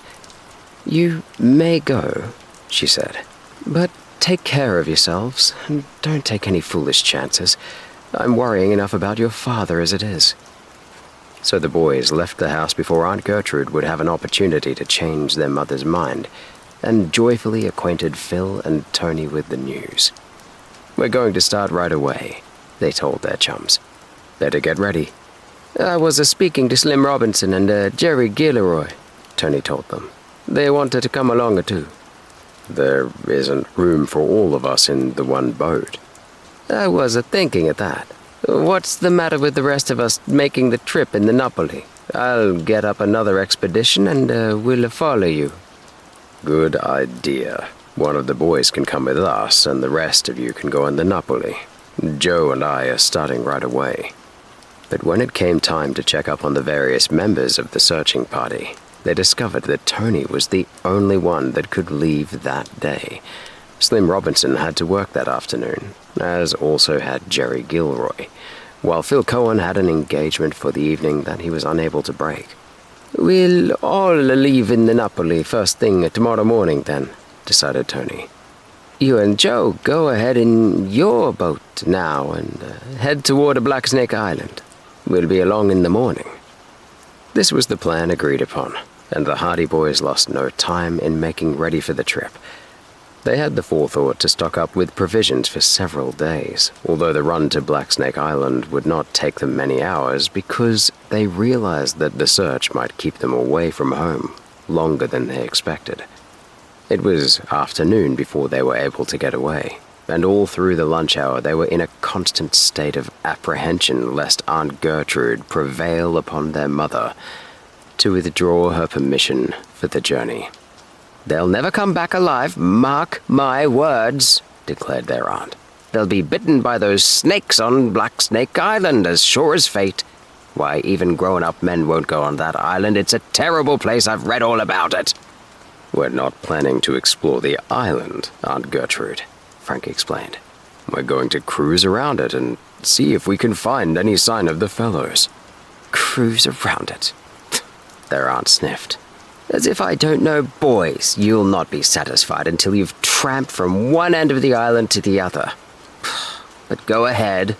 Go ahead. I wash my hands of the affair. If you want to commit suicide, it's your own lookout."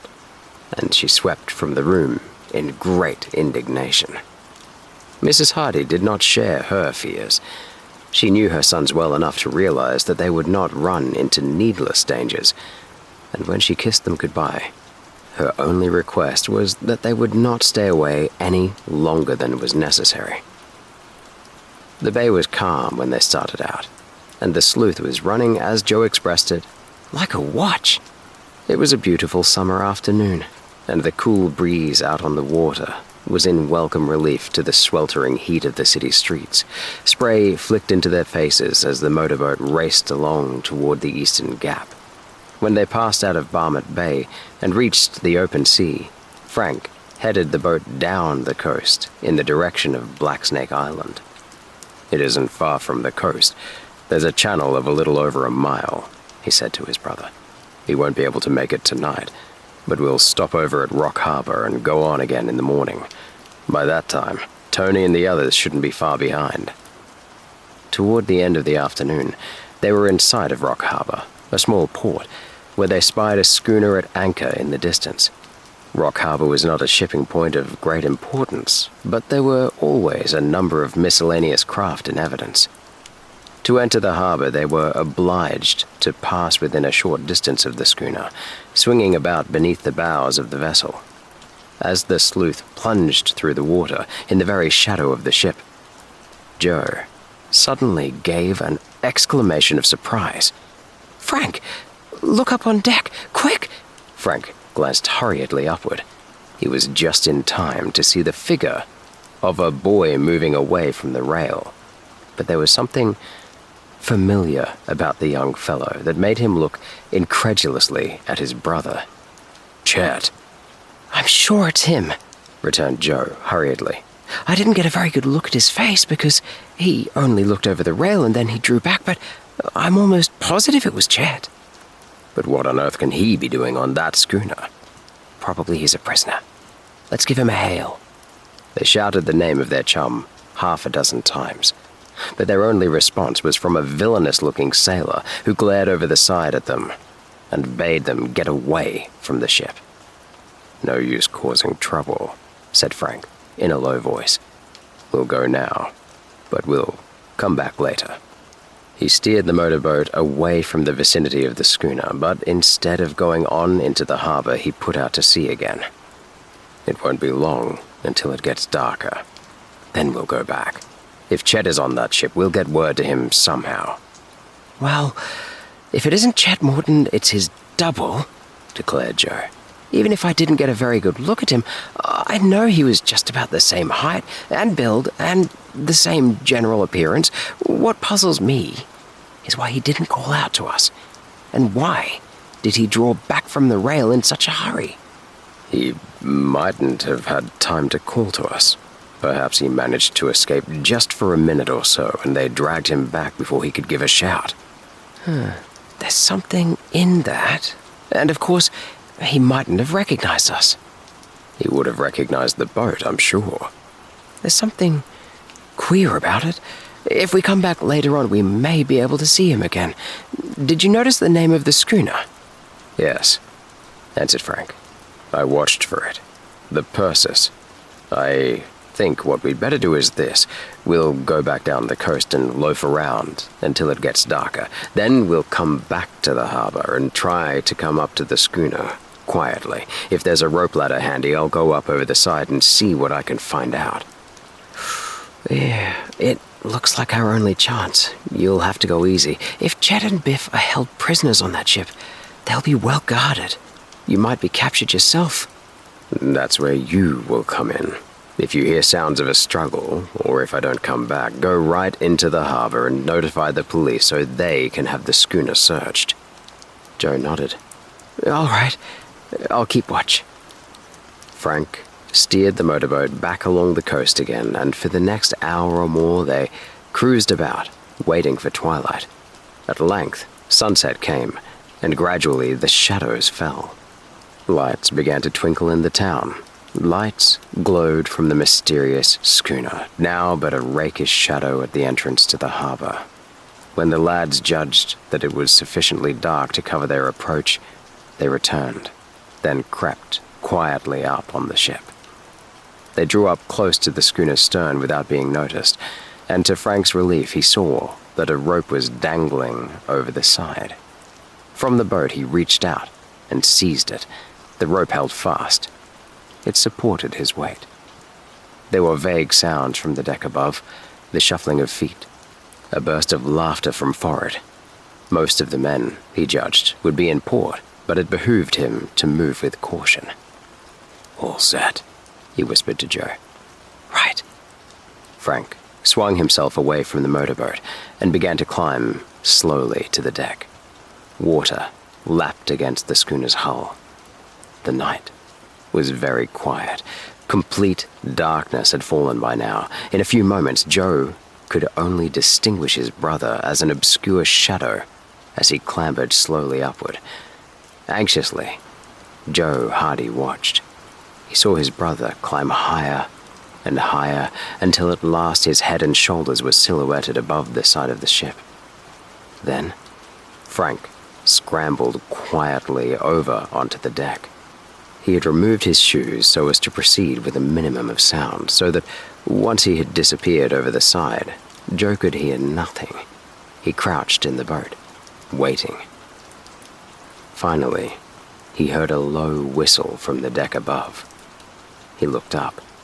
He could see Frank leaning over the side.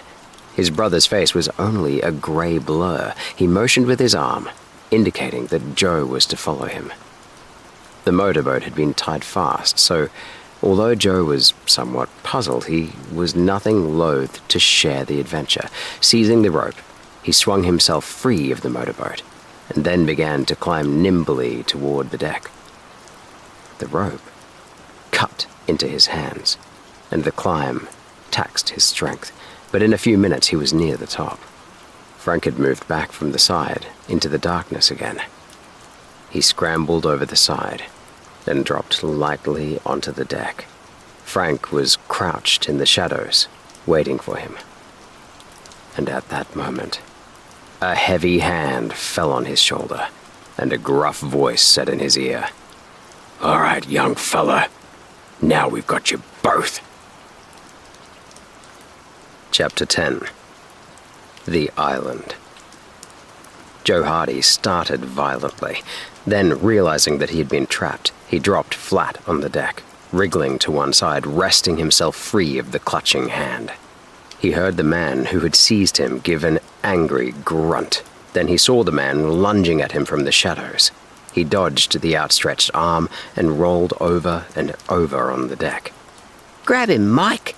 roared another voice from nearby, and then Joe was dimly aware that another struggle had started near the rail.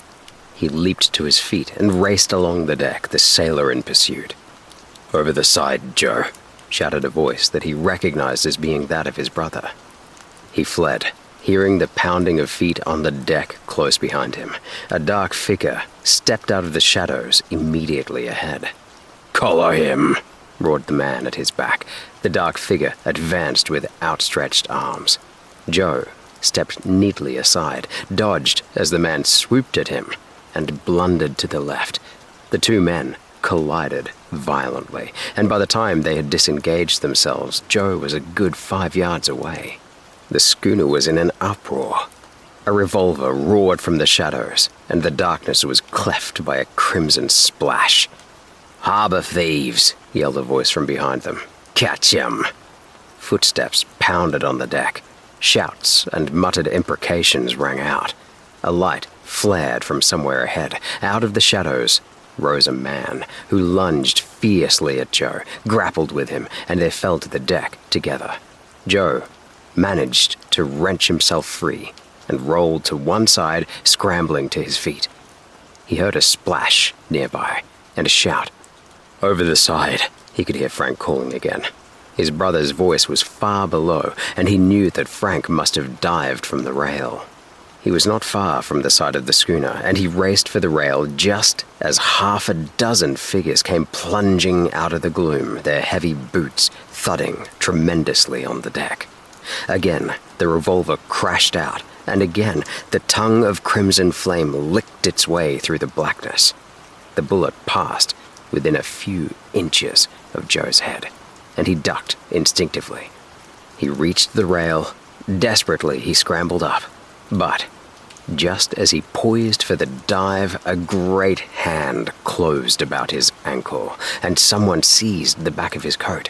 He felt himself dragged back, but with his free foot, he kicked out. The grasp of his pursuer relaxed, and Joe heard him grunt from the impact. The man staggered back. The moment he was free, Joe went over the side. He struck the cold water of the bay with a splash and went far down into the depths. Then he found himself rising again, and at last he bobbed up over the surface. He did not know where the motorboat was, but he swam ahead, at the same time keeping a wary eye above. He could see dark figures silhouetted above the side of the vessel, and he could hear voices. "He's down there," declared a gruff voice. "I almost had him," shouted another. "I grabbed him just as he was going over, but he kicked me in the jaw." "How many were there?" asked another sailor. "2, declared the gruff voice. "Harbor thieves, both of them. Come sneaking aboard one at a time.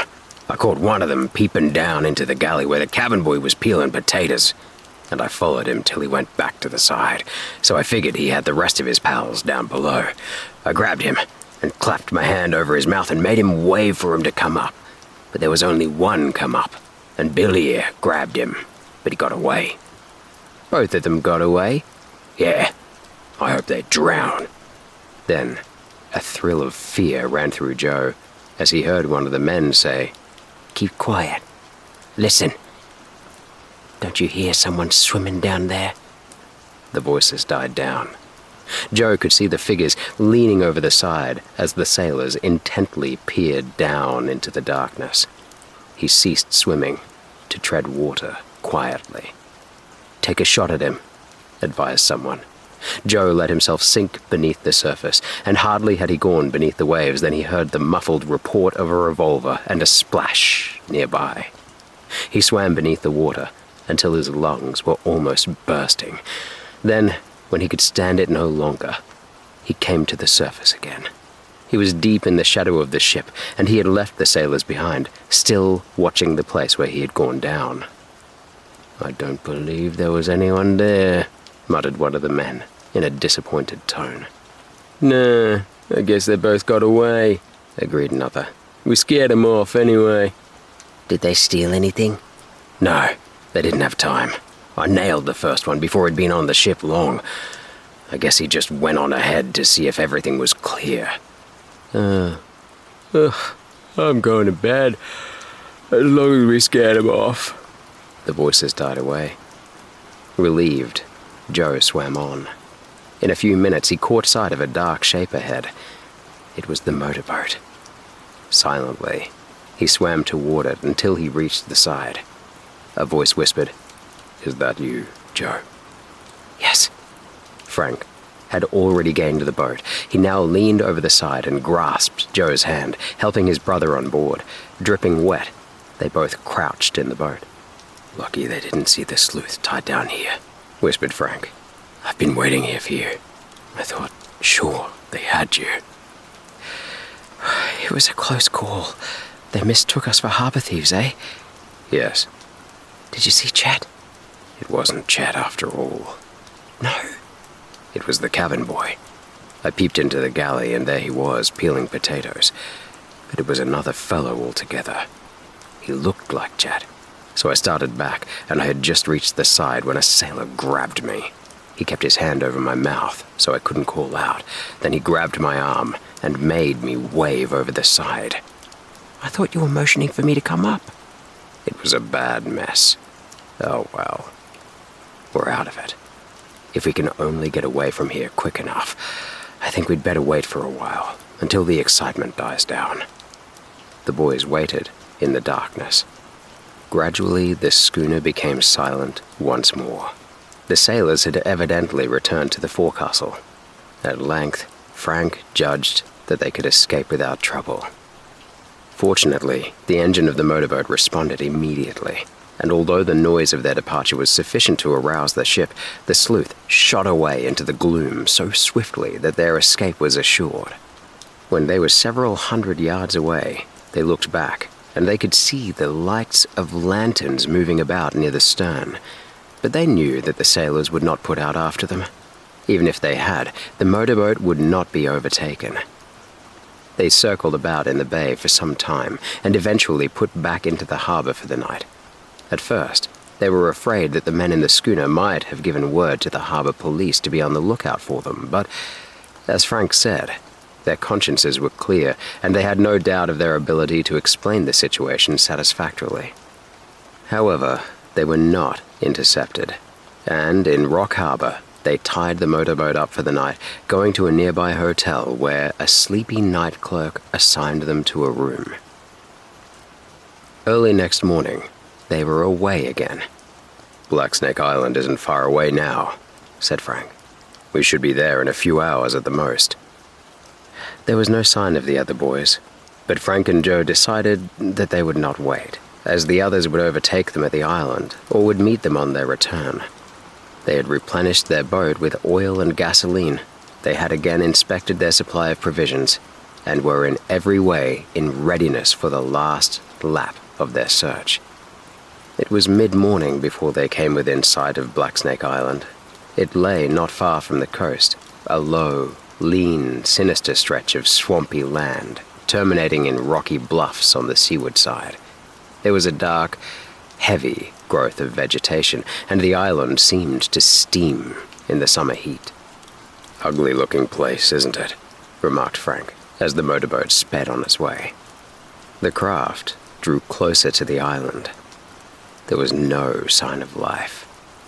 As they came nearer, the boys could distinguish the fetid swampland facing the coast, the still, silent trees that seemed to droop beneath the scorching sun, and they felt a qualm of repulsion. Blacksnake Island was not an inviting place. It lived up to its name. It was a fit abode for serpents, not for human beings. When they were within half a mile of the island, they heard a vague but familiar sound. "Motorboat!" exclaimed Frank. They listened. They could hear the sound of a motorboat, apparently approaching from the far side of the island. Frank spun the wheel. "We'll head down the channel. No use letting them think we're bound for the island," he said. "It's not likely to have anything to do with our search, but it's best to play it safe." The sleuth changed its course, so that Blacksnake Island was now to one side, and the motorboat appeared to be heading on down the coast. The Hardy boys scanned the dark bank of land intently. The other boat appeared in view at last. It emerged slowly around the lower point, poking its nose inquisitively out into the channel, as though to assure itself that the way was clear. Then it picked up speed and came surging out toward the mainland. At that distance, Frank and Joe could not readily distinguish the features of the men in the craft, but they saw that there were two of them. Frank's eyes narrowed as he surveyed the boat. "Seems to me I've seen it before," he remarked, picking up the binoculars. He raised them to his eyes and gazed long and earnestly at the speeding craft. Finally, he handed the glasses to Joe. "What do you think?" he asked. "Why, Of course we've seen it before, Joe exclaimed after a brief inspection. We saw that boat in Barmet Bay. Frank nodded. It's the same motorboat that chased us the afternoon of the storm. Chapter 12. Into the Cave. Frank Hardy bent over the wheel. I'm going closer, he said. We'll make absolutely sure of this. He altered the course of the boat so that it would intercept the other craft at the speed they were going. Then he turned up his coat collar and drew his cap lower over his eyes.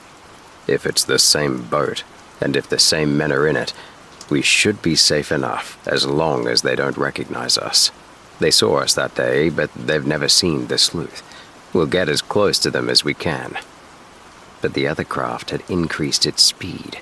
It was a powerful boat, and a high curl of foam now rose from its bows as it plunged through the waves in a rapid flight toward the mainland in the distance. The roar of the engine was borne to the boys' ears on the breeze. We're going to lose them, muttered Frank. They're too far ahead of us, unless we want to cut in and meet them right near the land. That will only make them suspicious. Yes, I guess we'd better let them go. Still, he did not give up the attempt just then, opening the throttle so that the sleuth was racing along at top speed, but the other boat had the advantage, and cut across their course with 1/4 of a mile to spare. Joe gazed through the binoculars, striving to identify the two men. No use, he remarked at last. The fellow at the wheel is turned away from us, and the other man is bending down in the boat so I can't see his face. Is it the same boat? I can't be positive, but I think so. It certainly looks very much like it. I'm almost sure. Of course, there might be lots of other motorboats just like it, but I've got a hunch that it's the same craft. What would it be doing at Blacksnake Island? There's no doubt that it came from there. That's for us to find out. We'll let them go on to the mainland, then we'll circle back and go up the other side of the island. In a short time, the other craft disappeared from view, entering a small cove some distance down the coast, and Frank turned their boat about and headed toward Blacksnake Island again. They approached it from the seaward side and drew in as close to the island as they dared. The rocky bluffs were lonely and forbidding, seeming to offer no available landing place. We'll go right around it. If Chet and Biff are there, we should be able to see their boat or a fire or some sign of them, said Frank, half questioningly to his brother. After seeing that other motorboat, I'm pretty sure we won't see any sign of them at all. I'm pretty well satisfied that those men kidnapped them and brought them here, and if they did, you may be sure they'll be well hidden. We'll circle the island anyway, and if we don't see anything, we'll land and make a search of the place.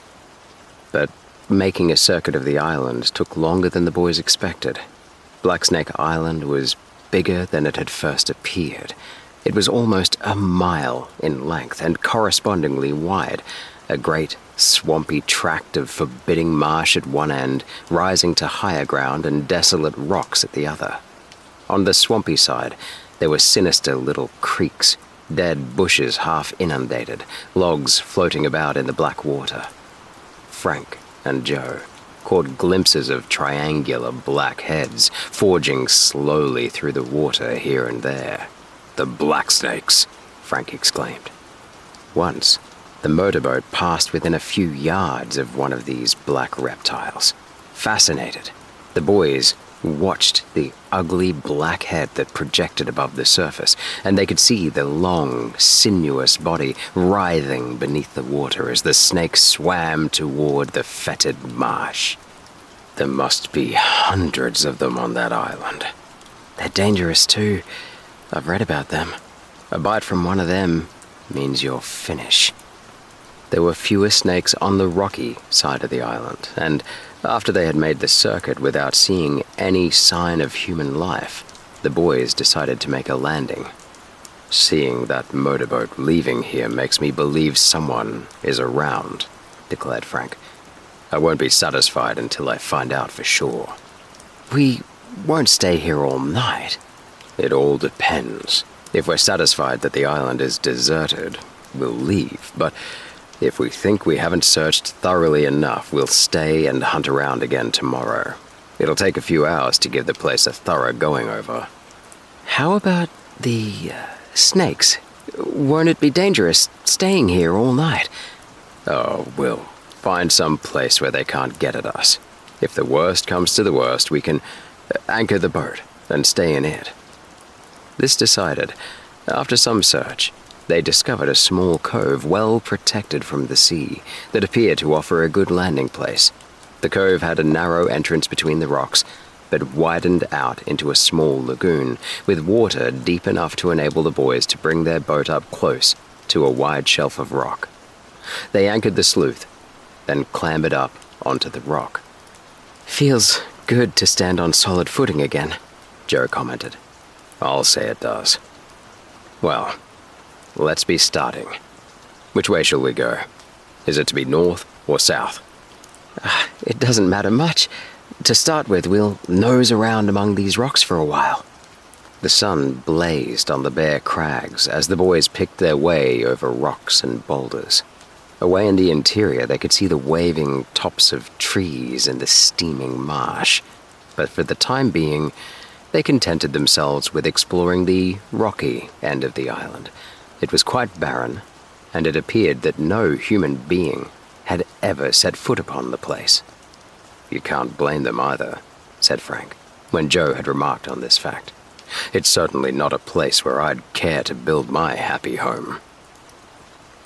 After about an hour of desultory search, they came upon something that proved conclusively that human beings had indeed been there before them, and not long previously at that.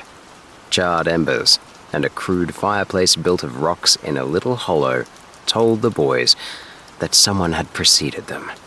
We're on the track of something, declared Frank, as he examined the remains of the fire. This blaze was built here not long ago. Someone has camped here. He circled the rock, which dipped toward a patch of undergrowth and luxuriant grass. Ah, and here's a trail, he exclaimed. It was merely a faint depression in the deep grass, but it proved that more than one person had passed that way before. The trail wound along the verdure, away from the shore, leading toward the interior of the island. Well, if someone else has gone this way, we can follow the path too, Joe remarked. Got your gun? Yes, Frank patted his hip. Both boys had provided themselves with revolvers before leaving home. They were not adept with firearms, but the nature of their mission had prompted them to come prepared for any emergency. Fenton Hardy had a collection of weapons in his study, all trophies of his various cases, and the Hardy boys had each taken a small and efficient-looking automatic pistol for protection. They struck out along the faint trail, the grass rustling about their feet. The green thicket loomed ominously before them, and the heat became more intense. Frank was striding along in advance, gazing at the thicket ahead, when he suddenly came aware of a disturbance in the grass almost at his feet. Some sixth sense warned him of danger. That strange tickling of the spine, man's instinctive reaction to the presence of a hidden peril, made him look down. Immediately in front of him lay a huge blacksnake. The reptile was easily 5 feet in length, and as the boy leaped back, he could hear a prolonged hissing. The snake writhed and twisted, and its head came into view amid the grass, the red tongue flickering wickedly. Frank saw that the snake was coming directly at him. He leaped to one side, at the same time snatching his automatic from his hip pocket. He had not time to aim, but he pressed the trigger and pumped 2 shots in the direction of the reptile. The snake stopped dead, then swiftly began to coil itself up in readiness to strike. Not a word had been spoken. Frank had blundered back against Joe, who was unaware of the cause of his brother's sudden alarm. He quickly grasped the situation, however, and looked about him. Close at hand, almost hidden by the grass, was a heavy stick. He bent and quickly snatched it up. "Quick," said Frank, taking it from him. He brandished the stick and brought it down with terrific force upon the snake. The first blow did not kill the reptile, although it rendered it helpless. The hissing continued. The scarlet tongue flickered like flame. Then the boy brought the stick down again. It crushed in the evil black head. A few spasmodic wriggles, and the snake lay still. Breathed Frank, stepping back. What a big brute he is. The boys inspected the reptile more closely, repressing a shiver of repulsion as they saw the sinuous, scaly body lying there in the grass. We'd better get away from here. Path or no path. Where there's one snake, there are more. Its mate is probably close by. The boys retreated until they gained the comparative safety of the rocks. It's lucky for me you saw that stick, declared Frank. He was coming right for me, and the automatic wasn't much use. He was moving so quickly I couldn't have shot him. He was stirred up and angry too. I guess I must have disturbed his morning nap. We'll, stick to the rocks for a while, I guess. It's time enough to go nosing around the interior when we're finished with the outside of the island. The boys descended a rocky slope that led into a small bay protected from the sea by a black reef. There were no snakes in sight as they skirted the shore, and then they came upon a well-beaten path leading up the side of a cliff. By the look of this path, the island isn't as deserted as it looks, Frank commented. Perhaps we'll have better luck following it. The path wound about among the rocks, seemingly in an aimless fashion, now diverging toward the shore, now bringing them farther inland. They followed it doggedly, however, convinced that it must have an ending somewhere, and that the termination would give them some clue as to the people who had used the trail before. The trail, at length, brought them in front of a huge black opening in the rocks. It was a cave, over 12 feet in height, dark, gloomy, and forbidding. Now what? Asked Joe. Frank glanced at his brother. Shall we go in? You can't scare me. If you'll go, I'll go. The trail leads here. Other people must have gone in here. If they can do it, so can we. Lead on. Frank picked up a heavy stick lying among the rocks near the entrance to the cave. You never know when we'll run into snakes around here, he remarked. It's just as well to be ready for them. Joe hunted around until he, too, found a club that would be serviceable in the event of their encountering more of the reptiles. He patted his hip to make sure that the automatic was still in his pocket. All set?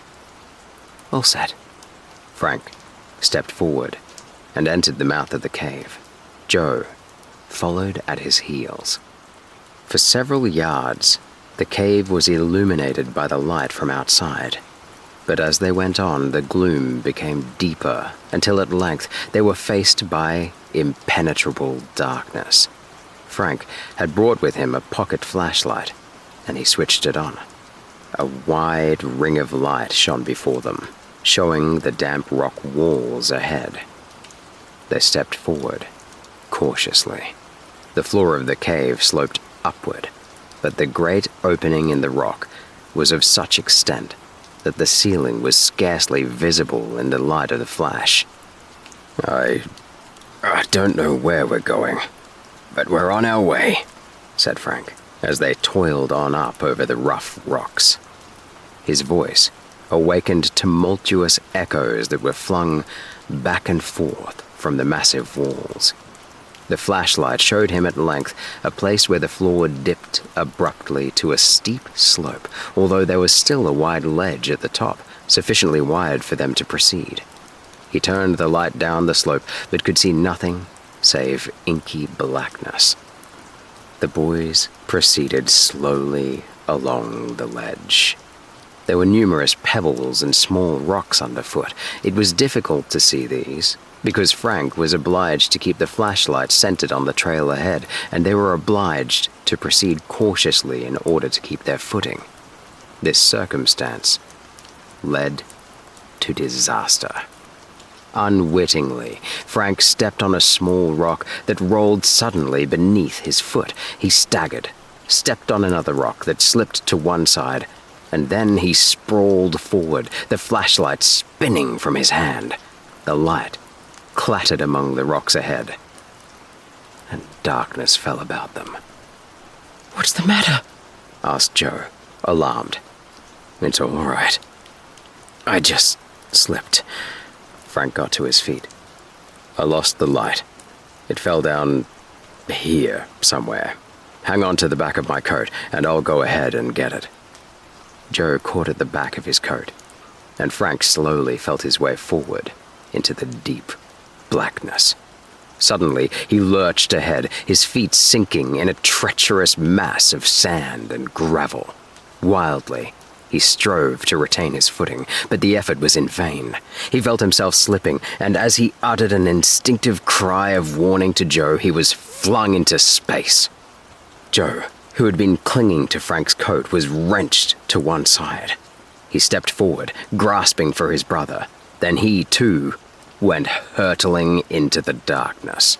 They pitched down amid a clattering of rocks and pebbles. Then, with an icy shock, they plunged into a deep pool of water.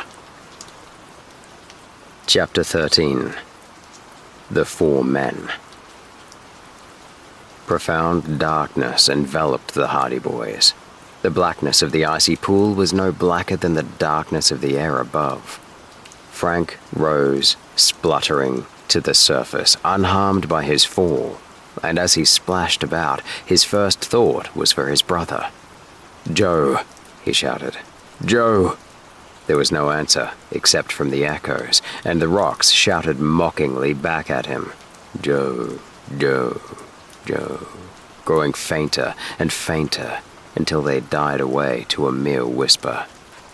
Then there was a splashing almost at his side as his brother rose to the surface of the pool and struck out blindly.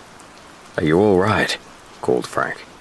"I'm all right," gasped Joe.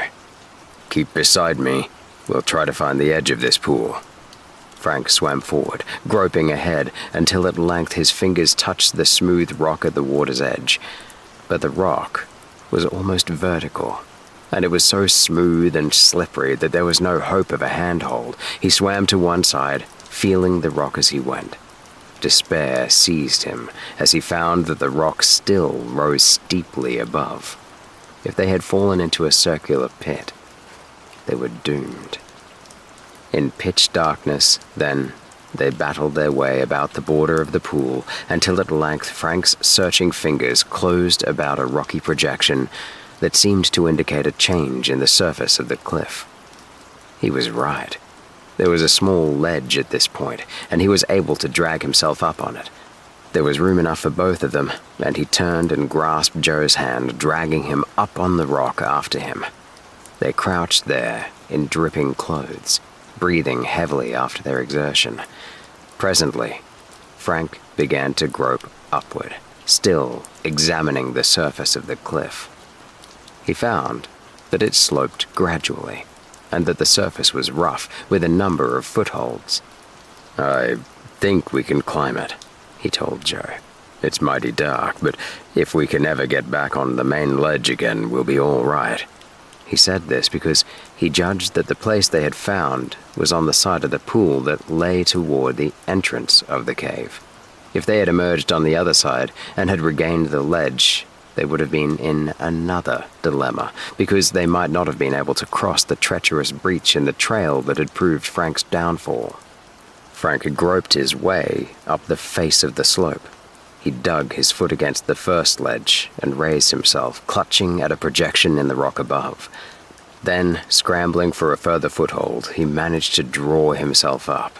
Here, the slope became even more gradual, and by pressing himself close against the rock, he was able to crawl on up until, at length, he came to a flat shelf of rock that he recognized as the main ledge that they had followed from the entrance to the cave. "I'm up," he shouted back to Joe, and then he heard a scraping on the rocks as his brother also began the ascent. Joe made the climb without difficulty and in a short time rejoined his brother on the ledge. "I guess we'd better go back," Frank said. "This cave seems to lead to nothing but trouble. We're better off out in the open." Is the flashlight lost? "Yes. I think it smashed when it fell against the rocks. Anyway, I'm not going back to look for it in the dark. That ledge was treacherous enough even when we had the light." Step by step, proceeding cautiously, the Hardy Boys made their way back toward the entrance to the cave. Their return journey was not so precarious because the entrance to the cave shone before them as a vague gray light and guided them on their way. They reached the entrance at last and again stepped out into the bright sunlight. At first, they were dazzled after the blackness of the cave. "First of all, we're going to dry our clothes," declared Frank as he hunted around among the rocks for sticks that might serve for firewood. "I'm soaking wet." Me too. Thank goodness it's warm out here. "I'm glad I carried the matches in this waterproof case, or we'd have been out of luck." They managed to find enough sticks and dry leaves to enable them to start a fire, and soon they were standing about in various stages of undress, drying their soaked garments before the blaze. This occupied some time, and it was mid-afternoon before they were able to proceed. They had taken some sandwiches with them from the boat, and they made a lunch of these while their clothes were drying so that eventually when they donned their garments again, they were warm, fed, and contented. Where do we go from here? Inquired Joe. "Anywhere but into caves," his brother replied. "I think we might as well follow along the shore again. One thing is certain, there have been people on this island, and not long ago at that. Why..." Suddenly he stopped. "Listen." They remained quiet. Frank had heard what seemed to him like a distant shout, and as they listened, he heard it again. It was a faint call that echoed among the rocks far ahead of them. The boys looked at one another. Frank pressed his fingers against his lips as a caution to remain silent. Then, from among the rocks above them, they heard another shout, clearer this time, evidently in response to the one they had first heard. The first shout was again repeated, then silence fell. "That proves it," said Frank quietly. "There are people on this island." They're calling to each other. Sounded like that. Well, head down in the direction of the place that first shout came from. It was someone calling to someone else back up here among the rocks. They went on in the direction from which the first call had been heard. For over 10 minutes they proceeded carefully among the rocks until, finally, Frank caught sight of a curling column of smoke against the sky. "Campfire," he said. To approach this fire, it was necessary for them to change their course and go up through the shrubbery toward higher ground. They moved slowly because they did not want to be seen until they had ascertained whether the strangers were friends or foes, and they were strongly suspicious that it might prove to be the latter. A moving object ahead caught Frank's eye, and he crouched down in the bushes, motioning to Joe. They peeped through the undergrowth, and before them, they could see a flat surface of rock, in the center of which a fire had been built. 3 men were about the fire. 2 of these were sprawled in the grass at the verge of the rock, while one was standing beside the fire, stirring the contents of a pot that hung from a tripod above the blaze. It was this man that had first caught Frank's eye. The strangers had not noticed the Hardy Boys' approach. "We'll crawl up closer," whispered Joe. Frank nodded. They began to make their way quietly forward through the bushes. Frank, who was in the lead, kept a wary eye for snakes, and also kept watching the 3 men about the fire. The boys' approach demanded the utmost caution. Foot by foot, they made their way closer to the trio about the blaze. until at last they were so close that they could distinguish what the men were saying. Also, they could distinguish the faces of the speakers. They were the 3 men who had been in the motorboat the day of the storm in Barmouth Bay. Although the boys had expected this, they could scarcely restrain murmurs of astonishment. This proved definitely that the motorboat they had seen that morning was the same motorboat that had followed them in Barmouth Bay. The boys listened. "No answer to that letter yet, is there?" one man was asking. The fellow by the fire shook his head. "No answer yet. Ah well, we can wait." "We can't wait forever," grumbled the other. "I'm not keen on staying on this confounded island much longer." "There's lots worse places," remarked the man at his side, significantly. "What do you mean?" "Jail." "Oh, I suppose so, but I wish this business would get cleared up. I want to get back to the city and have a good time." "We all want to get back, but there's no use rushing things," said the man standing by the fire. "We'll be well paid for our waiting." "Do you think we've made a mistake? I tell you, it's been worrying me. If we've gummed up this job by doing a trick like that, I'll never forgive myself." "No, there's no mistake. Don't worry about that," scoffed the man at the fire. "Didn't we look things over mighty careful like before we started?" "Yes," admitted the other slowly. "But they keep harping on that tune all the time, and I'm beginning to think there may be something in it." "Hey, where's Red?" demanded the 3rd man. "Didn't you call him?"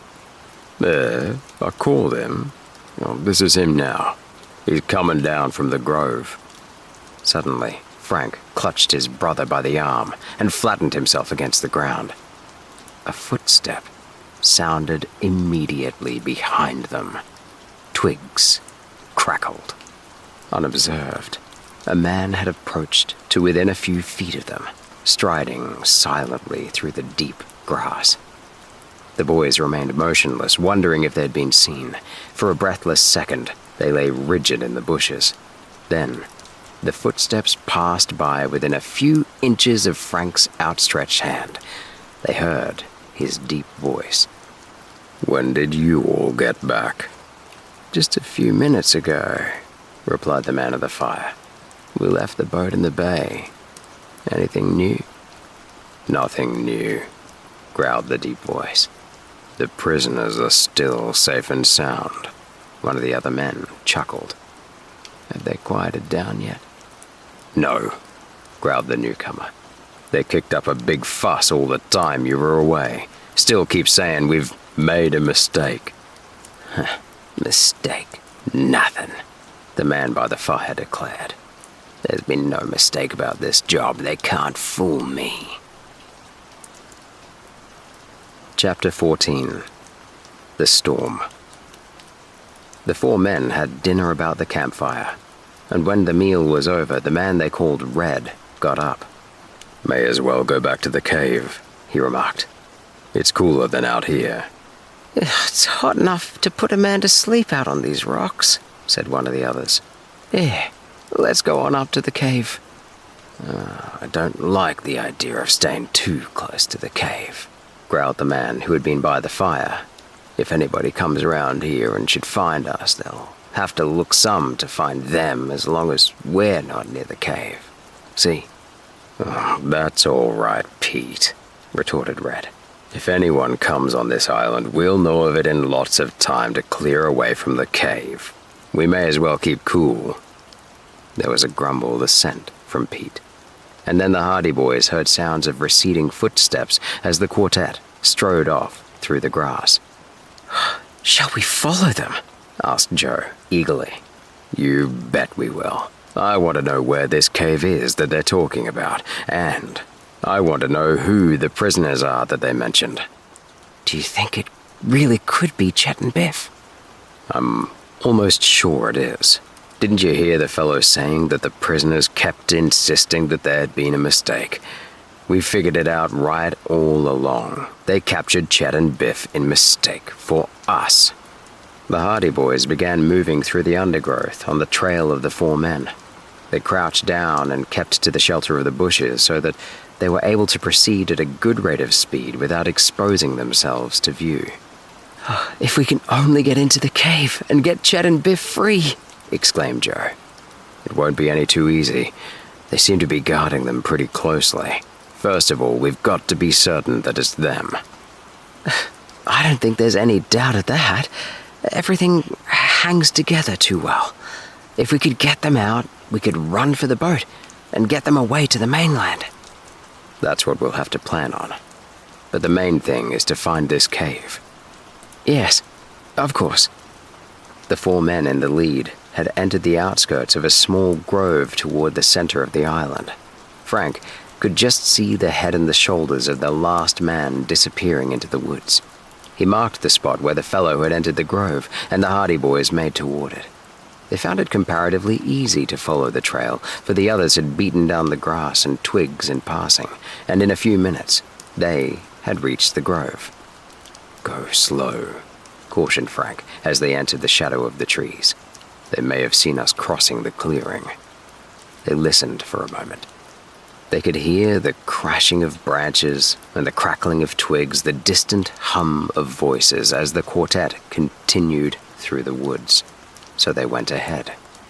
The wood was steaming hot, and the ground was dank underfoot.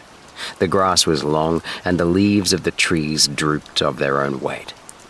Once Frank saw a blacksnake scurrying away through the grass, but none of the serpents molested them.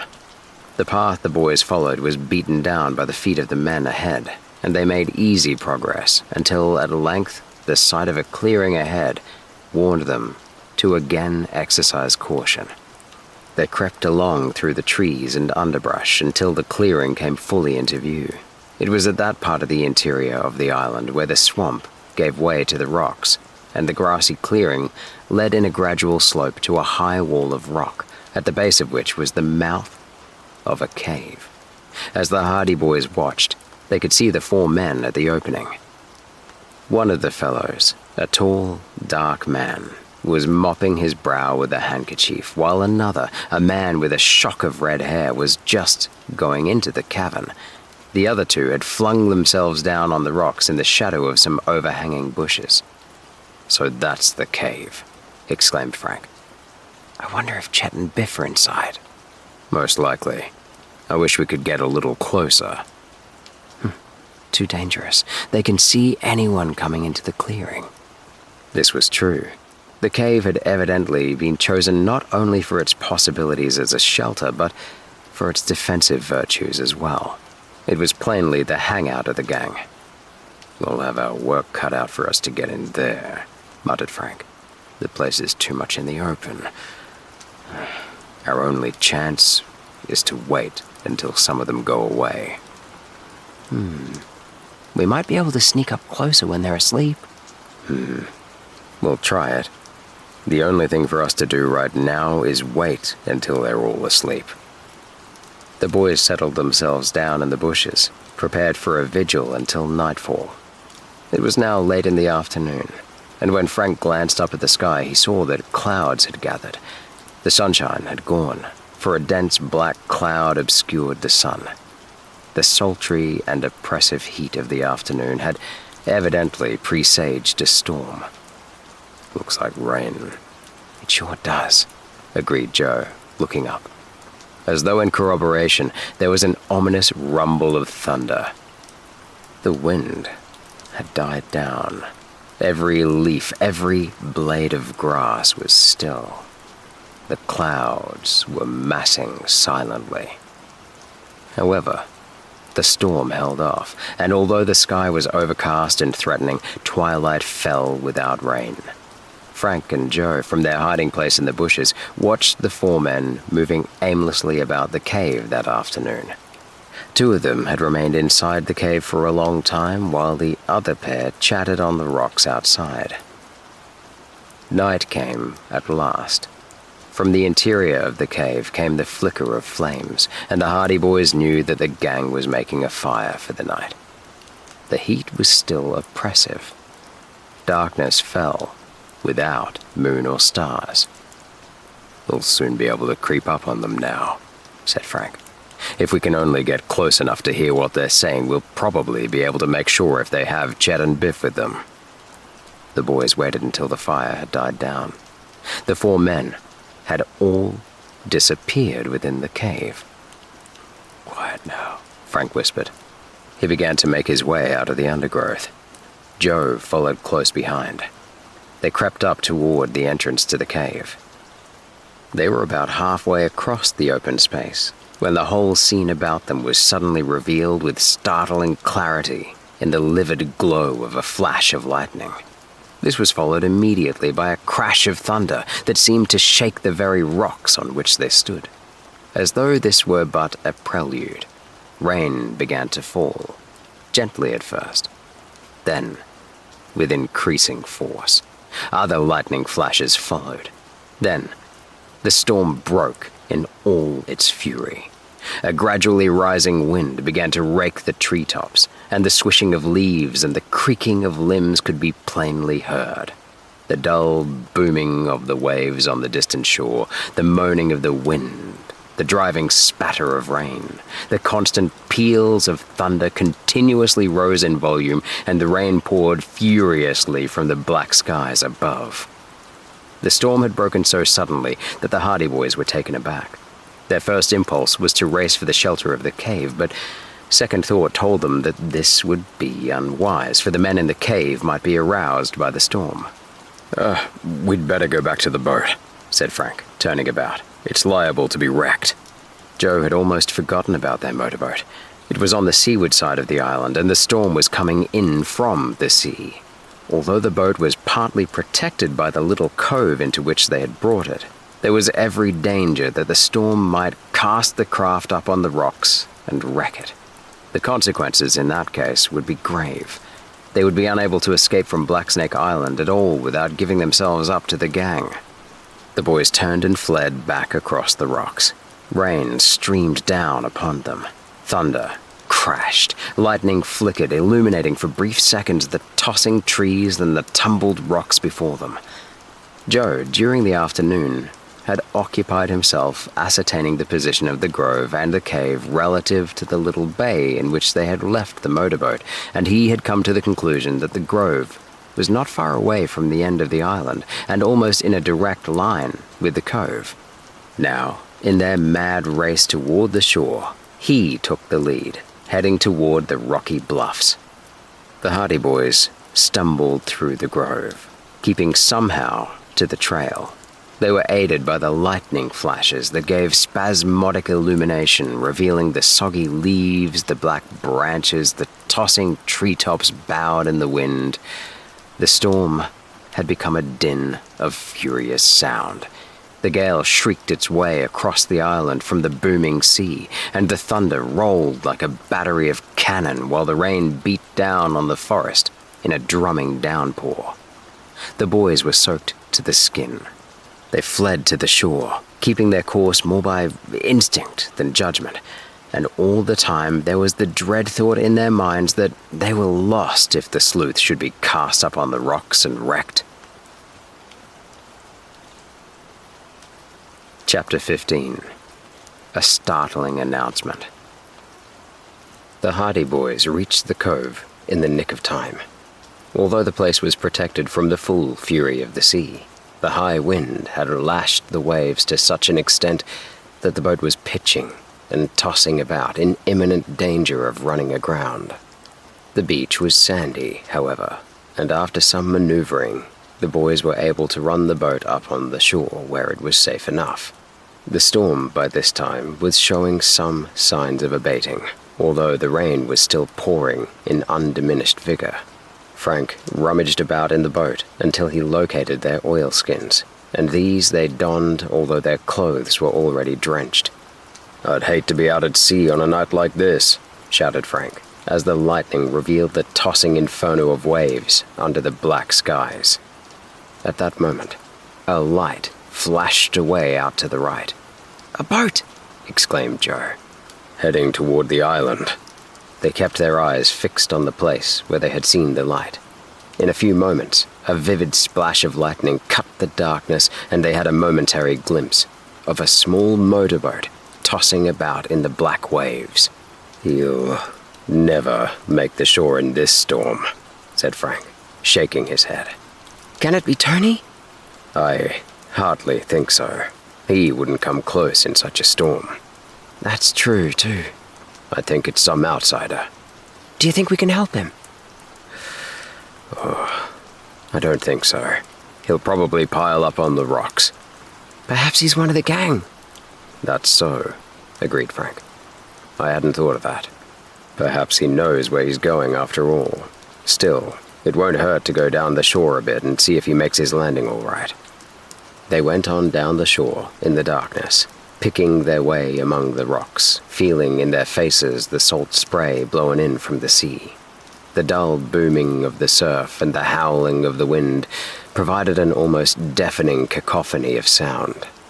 Every little while, a lightning flash would reveal the little boat, slowly heading in toward the shore. Suddenly, Frank stopped short, grasping his brother by the arm. "I saw a light ahead." "I thought I did too. Right on the shore." They waited. In a moment, the light reappeared. It bobbed slowly up and down, and appeared to be moving down toward the beach. "Somebody is going down to meet the boat. It must be one of the gang," declared Frank. The boys went forward, more cautiously. The next flash of lightning showed Frank's assumption was correct. They could see 4 men in oilskins trudging down among the rocks.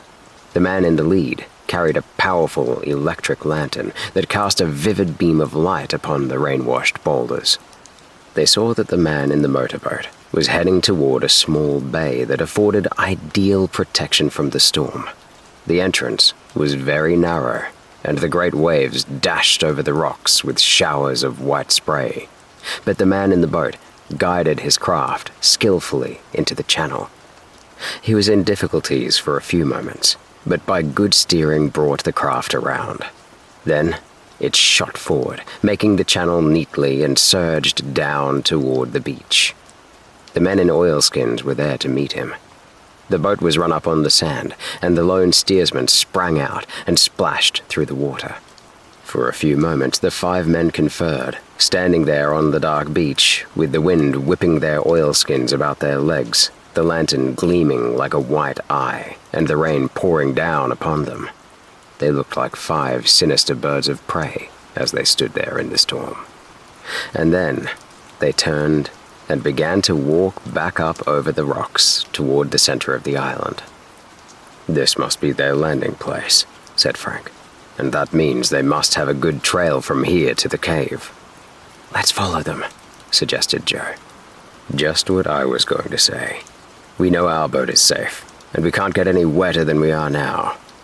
The boys, therefore, made their way down to the place where the 5 men had been standing. They could see the reflection of the lantern as it bobbed up and down, while the quintet trudged back toward the trees. And they followed. True enough, there was a well-defined trail among the rocks, and they made easy progress considering the darkness and the fact that the trail was unknown to them. The height of the storm had passed, and the rain had settled down to a steady downpour. The roar of thunder had diminished to an occasional distant rumble, and the lightning flashes were less frequent. The wind, too, had died down. The light ahead guided them up the trail, across the rocks, then into the grove again, and in a short time they again emerged on the edge of the clearing and could see the dull mass of the granite slope before them. The fire still gleamed, and they could see the 5 men go into the cave, which was brilliantly illuminated for a moment in the light of the lantern which the first man held so that the others might pass. "We may as well go right up," said Frank. "We've come this far. There isn't any use backing down now." "I'm with you." They crossed the rocks and crept up toward the entrance to the cave. They found tumbled boulders about the opening that afforded good protection, and they were able to make their way up to within a few feet of the cave mouth without danger of being seen. The wind and the rain still created sufficient noise to drown out any sounds that they might have made in their approach. Through an opening in the boulders, they peeped into the cave. As they were in darkness, they knew there was little chance that they would be seen by the men within. As for the latter, they were in the full glare of the fire, which one of the men had replenished from a pile of wood nearby. The boys, therefore, could see without being seen. The men were divesting themselves of their oilskins, and one of them, the newcomer, had flung himself down on a pile of blankets, as though exhausted. I tell you, it was a tough trip, he was saying. I was sure I was going to be wrecked. I couldn't find the passage. If you hadn't come along with the lantern when you did, I'd have been washed up on the rocks and the boat would have been smashed to pieces. Well, you're here, and that's all there is to it, declared the man they called Red. You shouldn't have started out when you saw a storm was coming up. I didn't know it was going to be so bad. Anyway, I thought I'd get here before it broke. It must have been good news that brought you out here tonight, declared one of the others, sitting down. I'll say it was good news, said the newcomer. Mighty good news. What is it? They asked, eagerly. I found out why Fenton Hardy didn't pay attention to that letter. The boys listened eagerly. At the mention of their father, they knew that all their suspicions had been verified. They waited, tensely, as the conversation went on. Why? Asked Red. He didn't get it. Well, why didn't he get it? The newcomer paused and smiled. The reason he didn't get it, he said, slowly and triumphantly, is because we've got him. Got him? We've got Fenton Hardy. How? Where? How do you know? Questions were fired at the newcomer from all parts of the cave. He was enjoying the sensation he had caused. As for the hidden listeners, they experienced only a sickening amazement. The gang got him in Chicago last night. I just got word this afternoon. He went out there to catch Baldy, but the boys got wind of it and they laid a trap for him. He stepped right into it. Good, exclaimed the red-headed man, rubbing his hands. What could be sweeter? We've got Hardy, and we've got his sons. By the way, how are they acting? Asked the newcomer. Still kicking up a fuss, the young brats, growled the man called Pete. They say they ain't the Hardy boys at all. Don't worry about that. Bring 'em out here. One of the men got up from beside the fire and disappeared into the rear of the cave. His footsteps died away, and the Hardy boys judged that there must be some sort of inner chamber to the place. In a short time, he returned, pushing ahead of him 2 boys. Frank and Joe peered forward, striving to catch a glimpse of the lad's features. With a clanking of chains, the boys emerged into the firelight. They were Chet Morton and Biff Hooper. The lads were handcuffed, and their ankles were bound by a gleaming length of chain, just long enough to enable them to walk. They appeared thin and tired. Their shoulders drooped wearily, and as they stood before the fire, they said nothing. Well, Hardies, said the red-haired man in a harsh voice, we have some news for you. We've told you before, said Chet. You've made a mistake. We're not the Hardy boys. The man, named Pete, stepped suddenly forward from the shadows and cuffed Chet savagely on the side of the head. Shut up, he snarled, and cuffed Biff Hooper as well. No more of that. We're tired of listening to it. You're the Hardy boys, all right, and it won't do you no good to deny it. You've made a mistake, insisted Chet, stubbornly. We'll show you how much of a mistake we've made, roared one of the men. We brought you out here to tell you something. Our men have got your father at last. Mr. Hardy!" exclaimed Chet, greatly taken aback. "Yes, Mr. Hardy," exclaimed Red, mimicking him. "That shot sunk home, didn't it? We've got him, and we've got you, and we'll starve you into making your mother come across with the money we want. If you've been holding out hoping your father would come for you, it's no good now. We've got him, and we've got you, so you may as well give up." "There's no use asking us," declared Biff. "We're not the Hardy Boys." Red cuffed him viciously across the ears again. Biff staggered back from the blow. "Take them back and chain them up again," Red said, in disgust. "Let them starve for a while, and they'll come around and tell the truth." "If I could get loose for about 2 minutes, I'd show you," declared Biff, clenching his fists. But the red-haired man only laughed contemptuously. The Hardy Boys, from their hiding place, saw Pete come forward and drag Chet and Biff back into the darkness at the rear of the cave, their chains clanking as they went. Chapter 16. The Alarm. The Hardy Boys were quivering with excitement. They had found the whereabouts of their chums. They had learned the dismaying news that Fenton Hardy had been captured by his enemies. They had discovered the hiding place of the gang. All this had taken place in a few fleeting hours. Their first problem was to release Chet and Biff, but at first glance, that seemed impossible.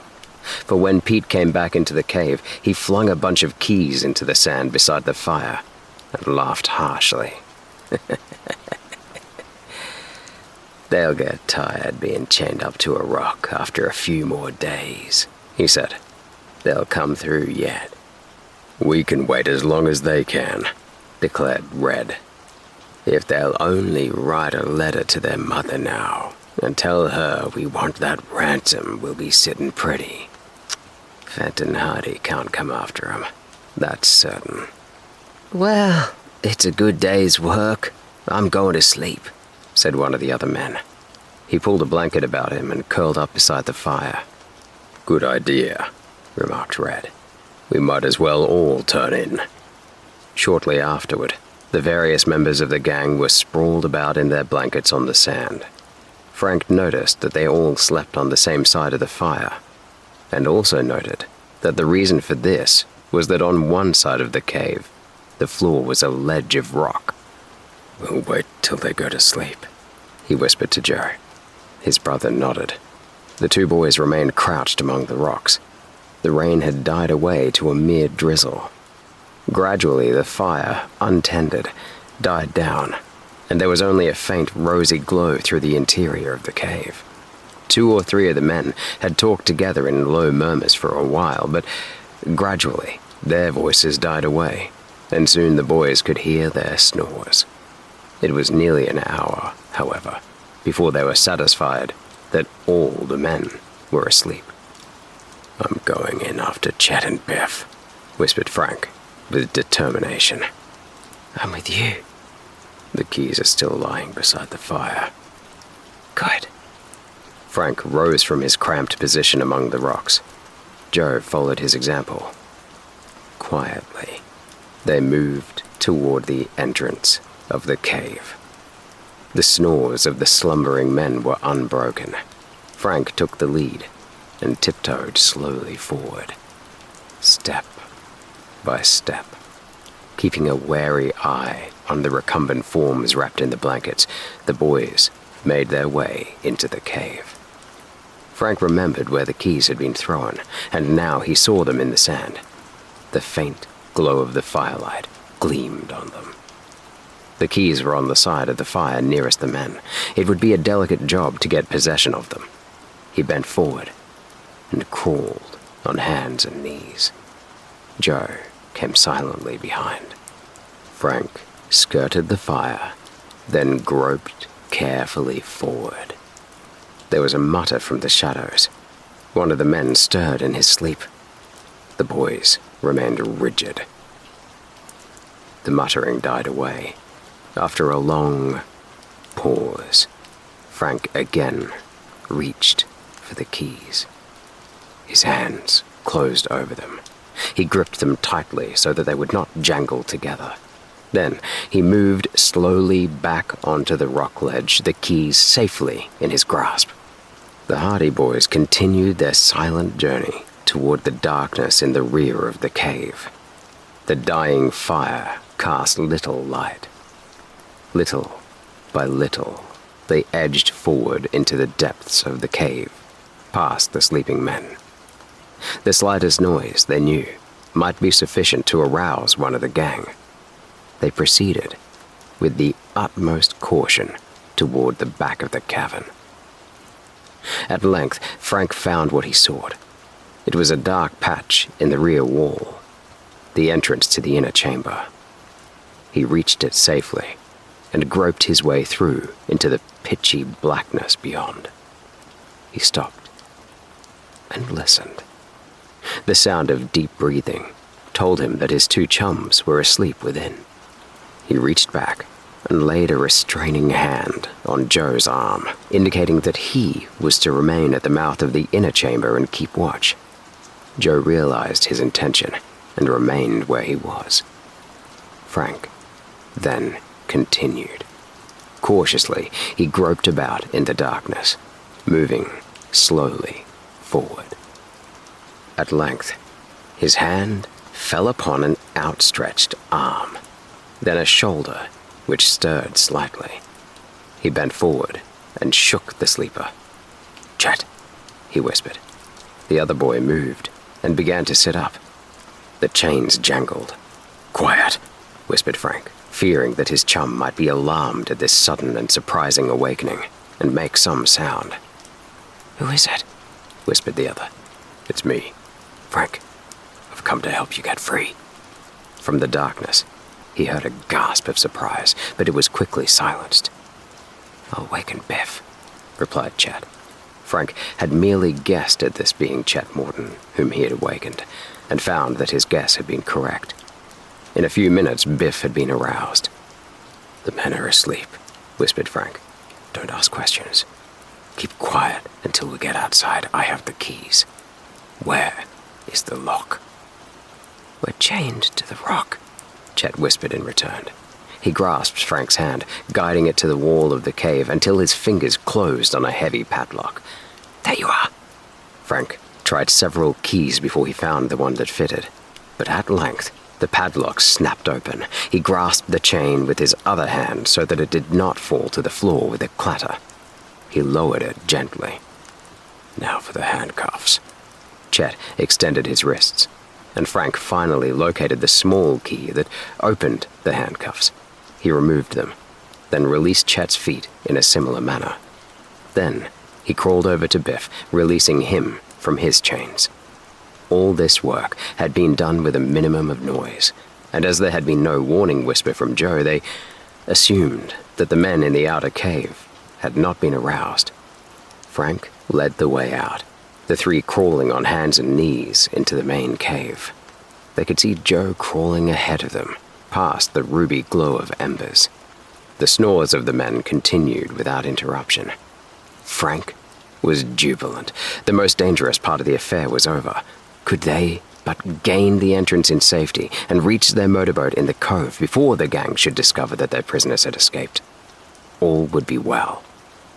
Frank caught sight of a flashlight lying in the sand. His own light had been lost in the rock cave the previous day, and he knew they would need a light to regain their boat. He reached carefully over for it. His hands closed about the black cylinder, and the light was his. Chet and Biff nodded appreciatively when they saw what he had done. The flashlight would be a big factor in aiding their escape. Joe had reached the entrance to the cave by now. They saw him get to his feet and glide silently out into the darkness. Frank reached the end of the ledge. The flashlight was clutched in his hand. Slowly, he rose to his feet. But a small pebble betrayed him. He lost his balance and staggered for a second. Had it not been for the flashlight, the emergency would have passed because He flung his hand out and supported himself against the wall of the cave, but the heavy flashlight struck a loose projection of rock. There was a grinding clatter of stone as the rock came free. In the dead silence of the cave, the noise seemed magnified many times. Frank knew the sleepers would be aroused. He threw caution to the winds.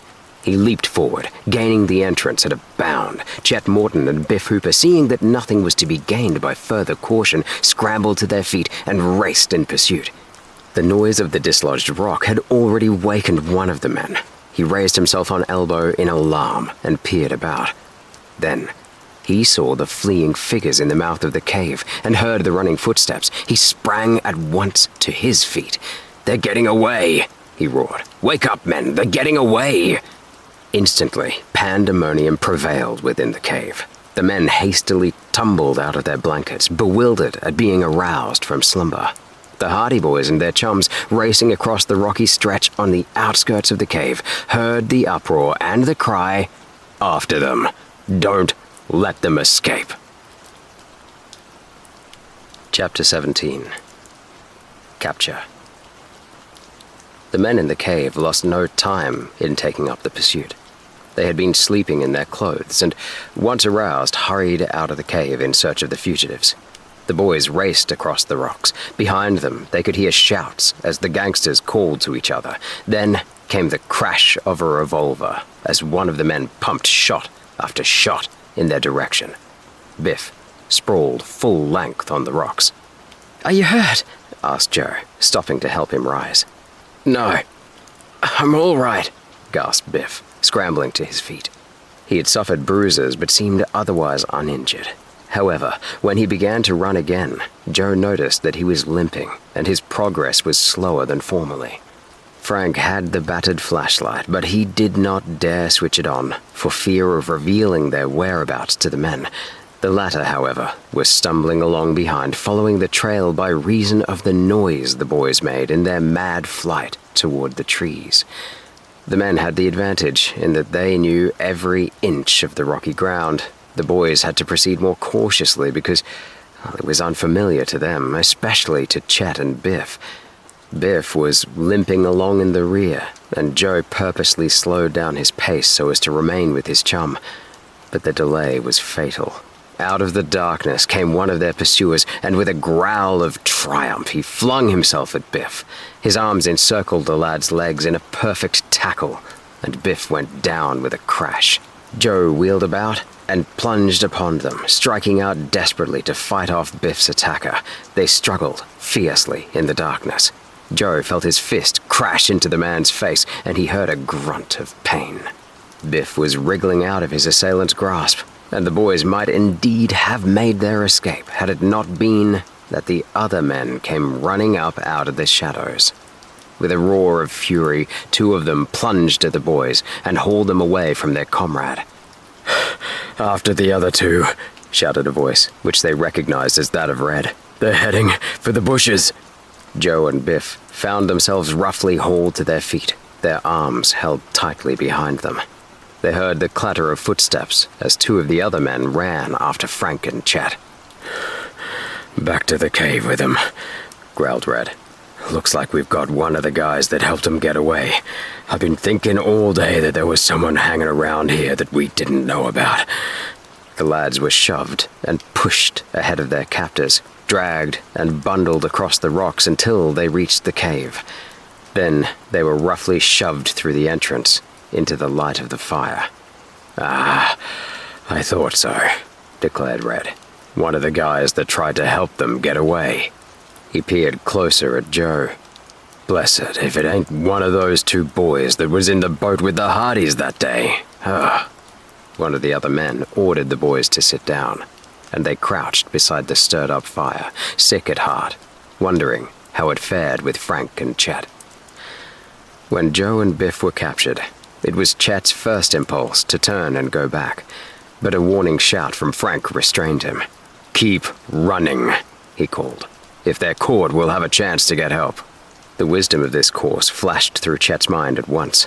If they went to the aid of their comrades, they would probably all be captured and in a worse position than before. But if 2 or even 1 managed to escape, it would be possible to bring help to the island and effect the release of the others. Chet heard Frank crash into the undergrowth. It was pitch dark, and although he tried to follow, he knew he had left the trail. He did not call out because he was afraid of revealing his whereabouts to the men behind, but he blundered on, hoping to catch up with Frank. As for the latter, he was quite unaware of Chet's predicament. Chet crashed into the bushes, branches whipped his face, roots gripped his feet. He struggled on through the dense growth, blindly in the darkness. Far ahead of him, he could hear Frank making his way through the underbrush, but when he tried to go toward the sound, he found that his sense of direction was confused. He struggled on for some time. Suddenly, he saw a patch of gray light ahead. It was the open sky, and he soon plunged out of the undergrowth into a rocky clearing. He breathed a sigh of relief. But the relief was short-lived. A dark figure loomed up before him. He dodged swiftly to one side, but a huge hand caught at his clothing. He was spun violently around, and then he was caught by the collar, despite his struggles. "Got you," grunted the dark figure with satisfaction. "Now, if we can only get the other." He said no more, but shoved Chet before him across the rocks. Then it was that Chet found that instead of fleeing farther away from the cave, he had really made a circle in the wood and had emerged directly into the clearing again. He was sick with disappointment. He wriggled and twisted in the grasp of his captor, but the man was too strong for him, and he shook Chet vigorously, tripping his feet from under him. "None of that. You come along with me," he rasped. And in a few minutes, Chet was shoved back into the cave, where he found Biff Hooper and Joe Hardy, crouched silently beside the fire, with downcast faces. Frank alone had escaped. Frank knew that Chet had got lost, but he did not dare call out, for he could also hear the running tramp of feet that told him their pursuers had not yet given up the chase.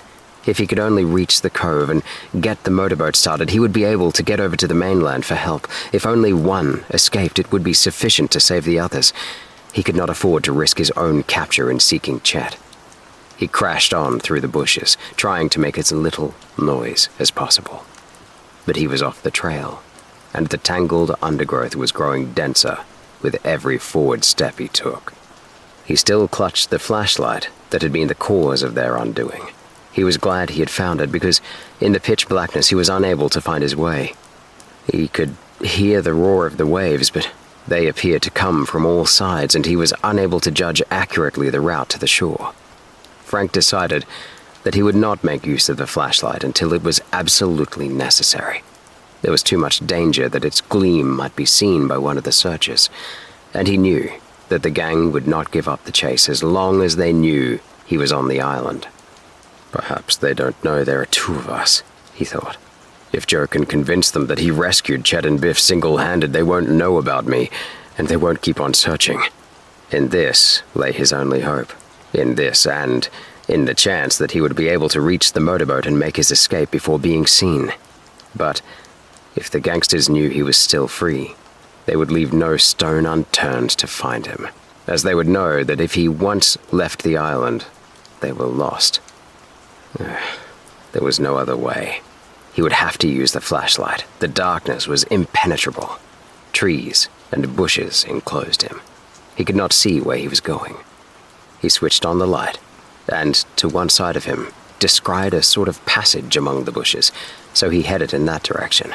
He managed to get free of the worst of the vines and the thick foliage, and found himself in a forest aisle.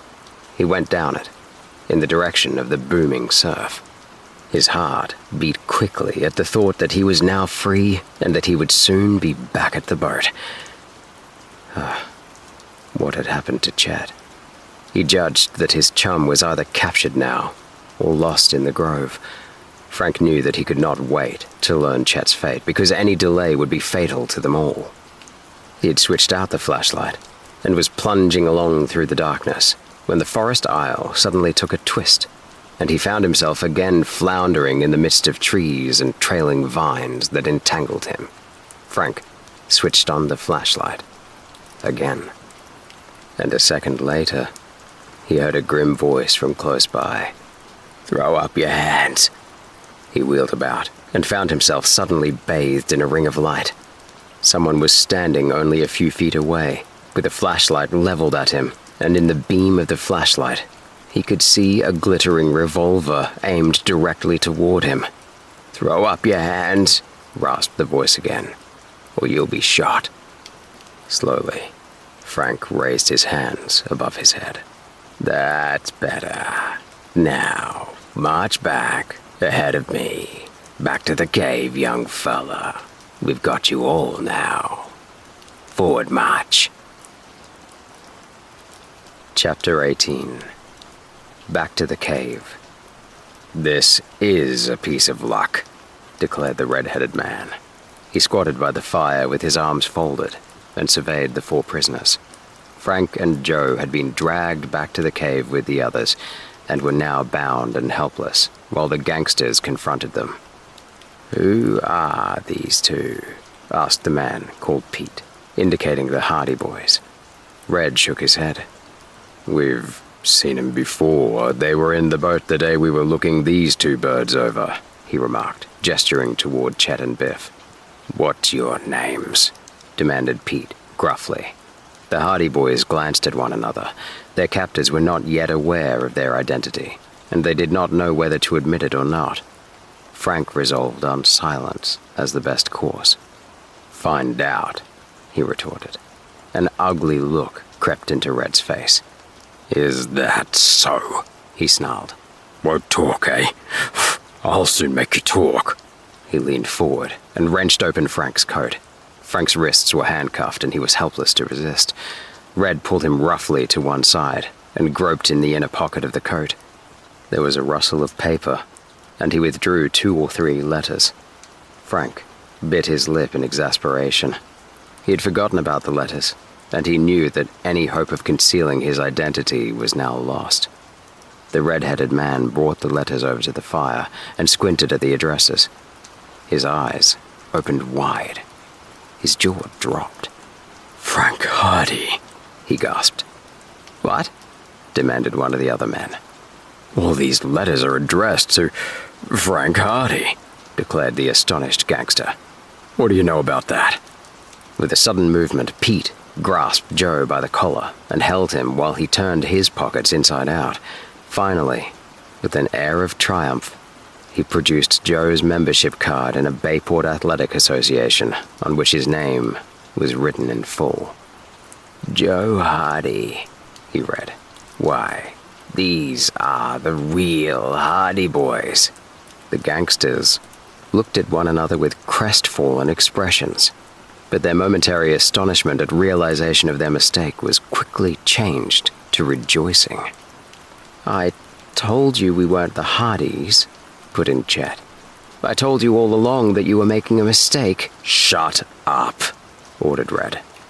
"Yes, men, we made a mistake, all right. We didn't have the Hardy Boys after all. But now we have got 'em. I'll say this is a piece of luck. We've got the whole caboodle now." Meanwhile, one of the men had been going more thoroughly through the boy's pockets.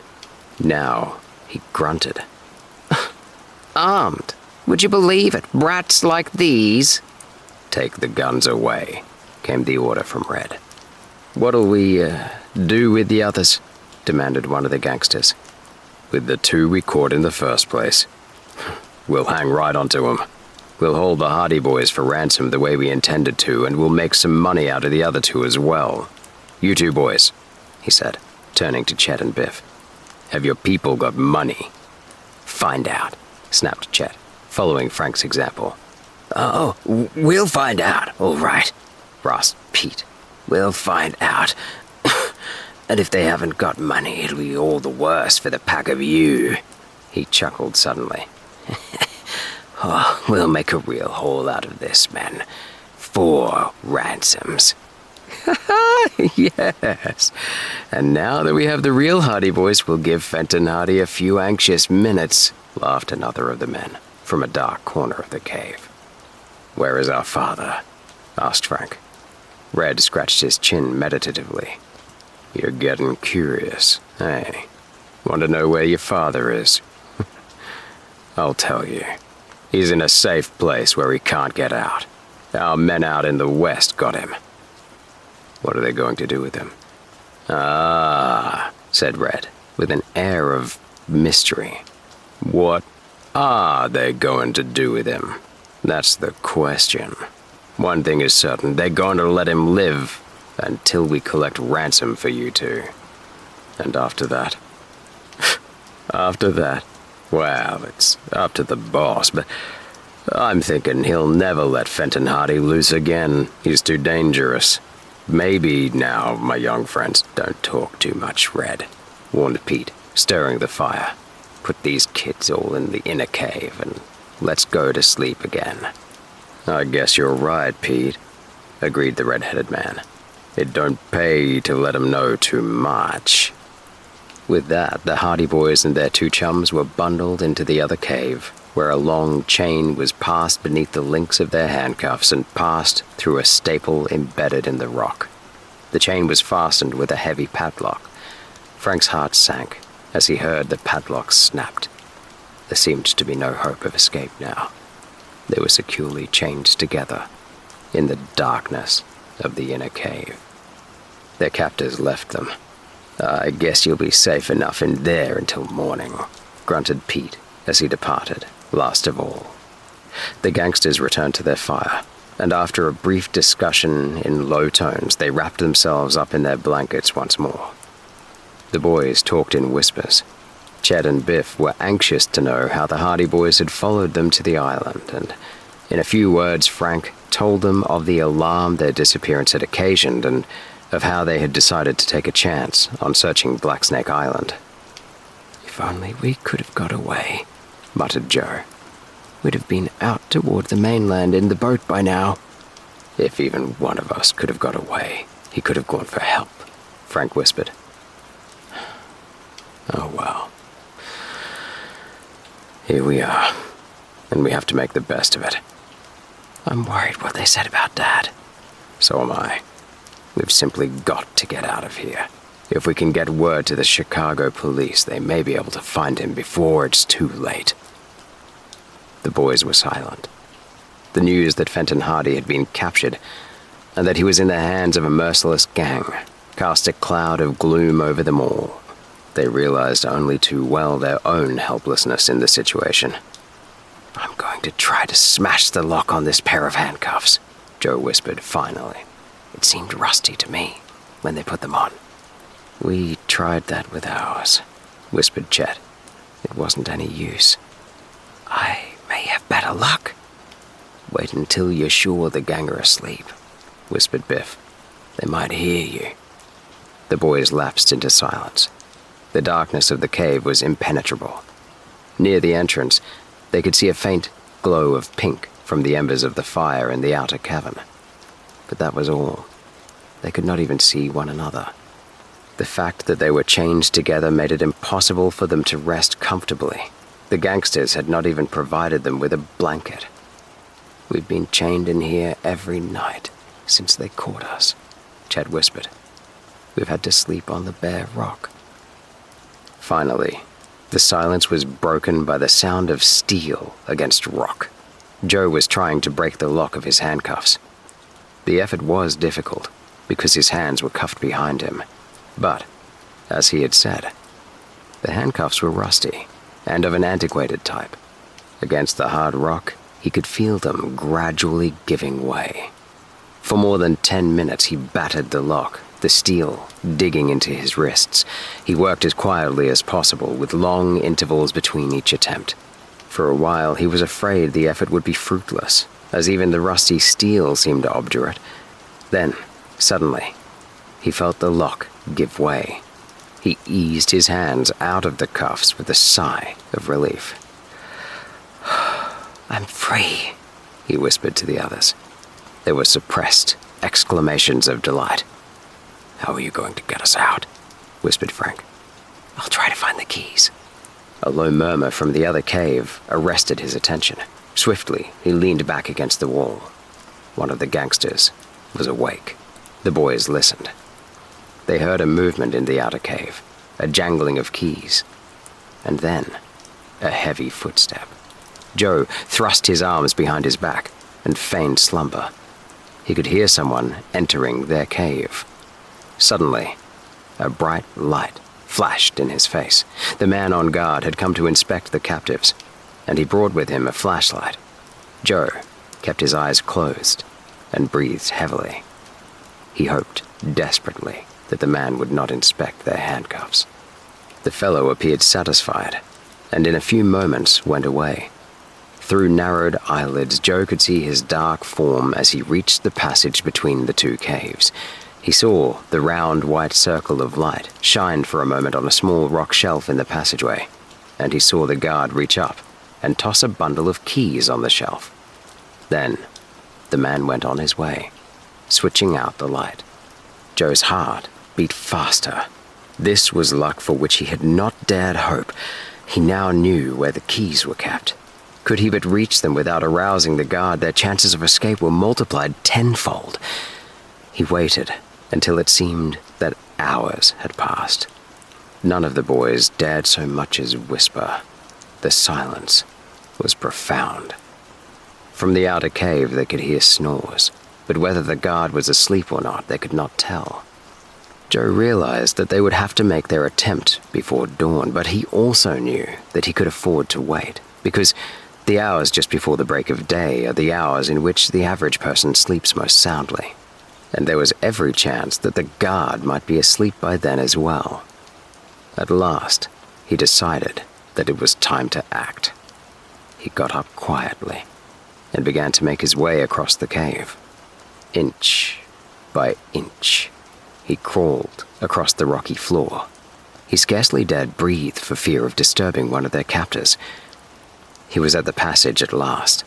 The fire in the outer cave had died down. There was scarcely a vestige of light.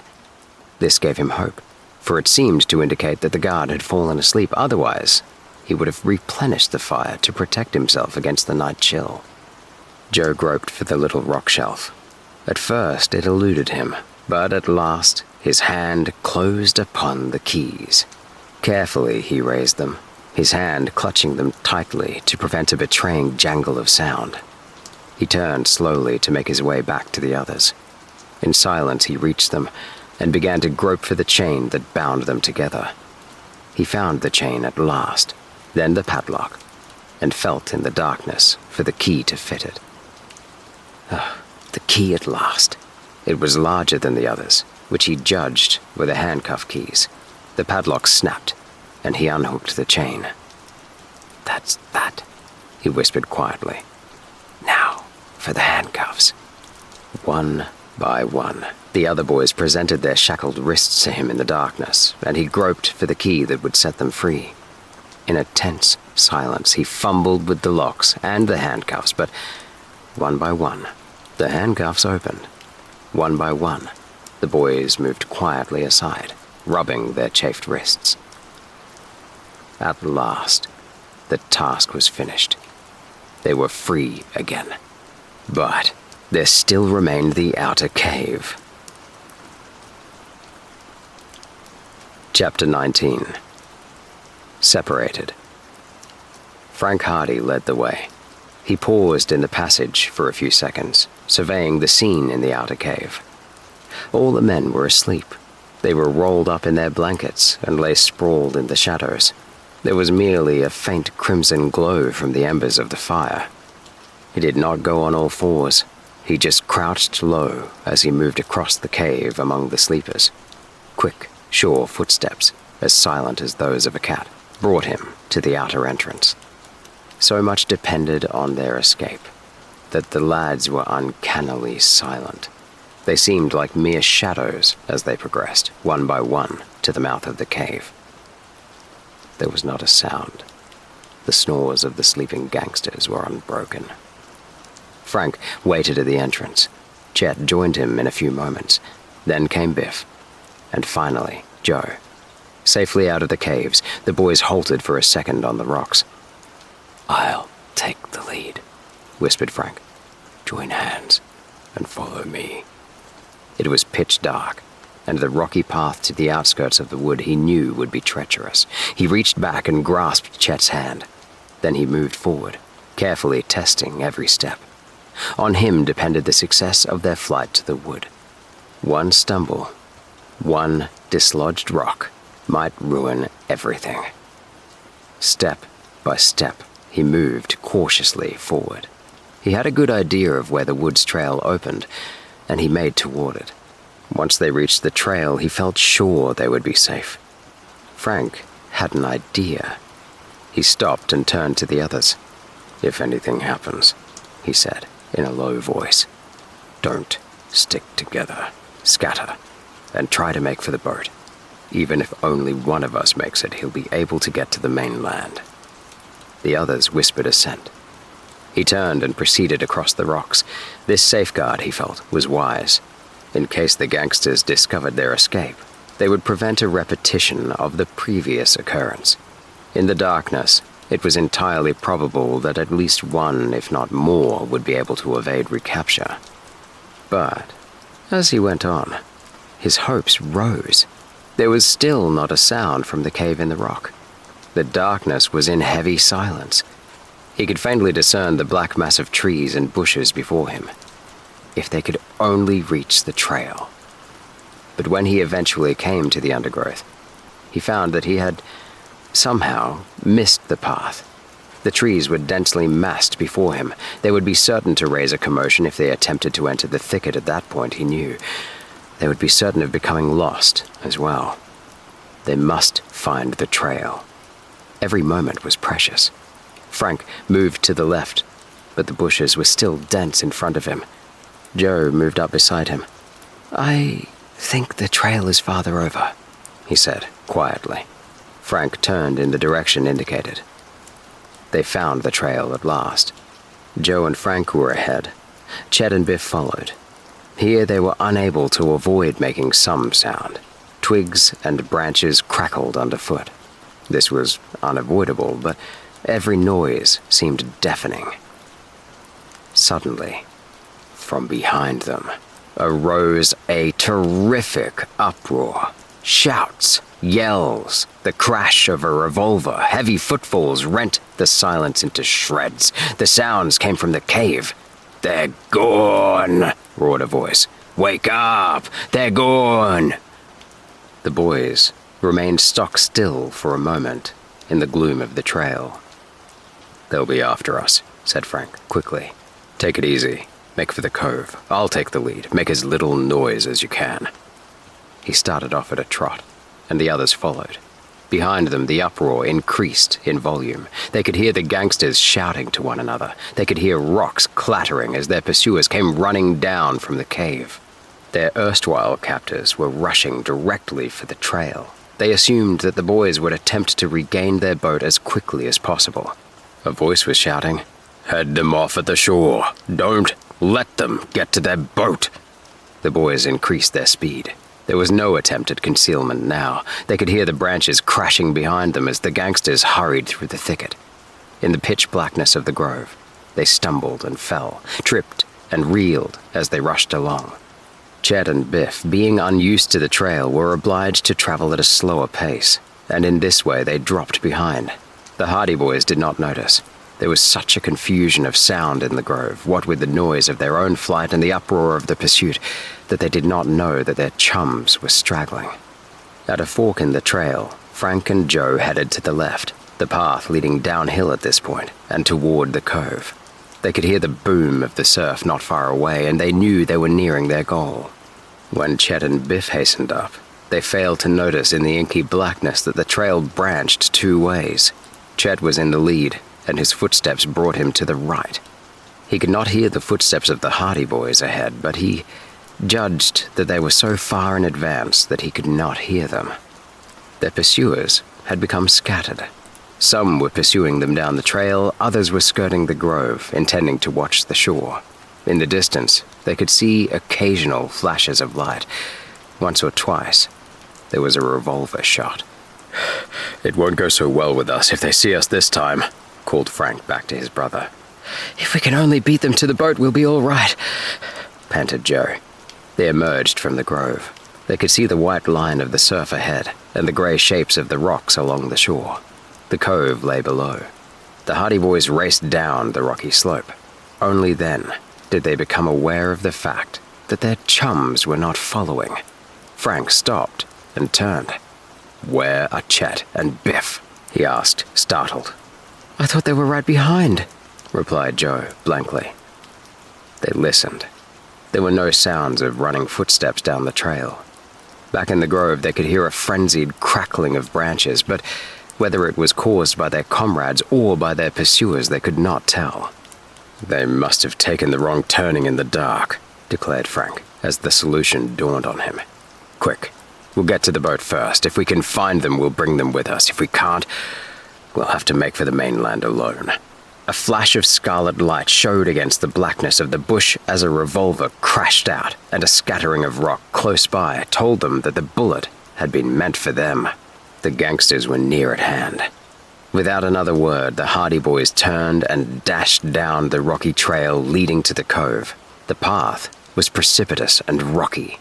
Joe stumbled once and fell headlong, but he was up again in an instant, spurred on by the fear that they would be recaptured. Frank reached the shore first. The motorboat was just where they had left it, but it was drawn up on the sands.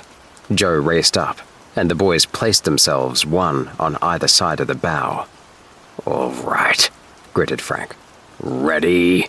They shoved desperately at the motorboat, and it began to move, slowly, out into the water of the cove. The gangsters were drawing closer. The boys heard heavy footfalls on the rocks at the outskirts of the grove. Bang! Bang! The revolver crashed out again. Bullets splashed into the water. Desperately, the Hardy Boys struggled with their boat.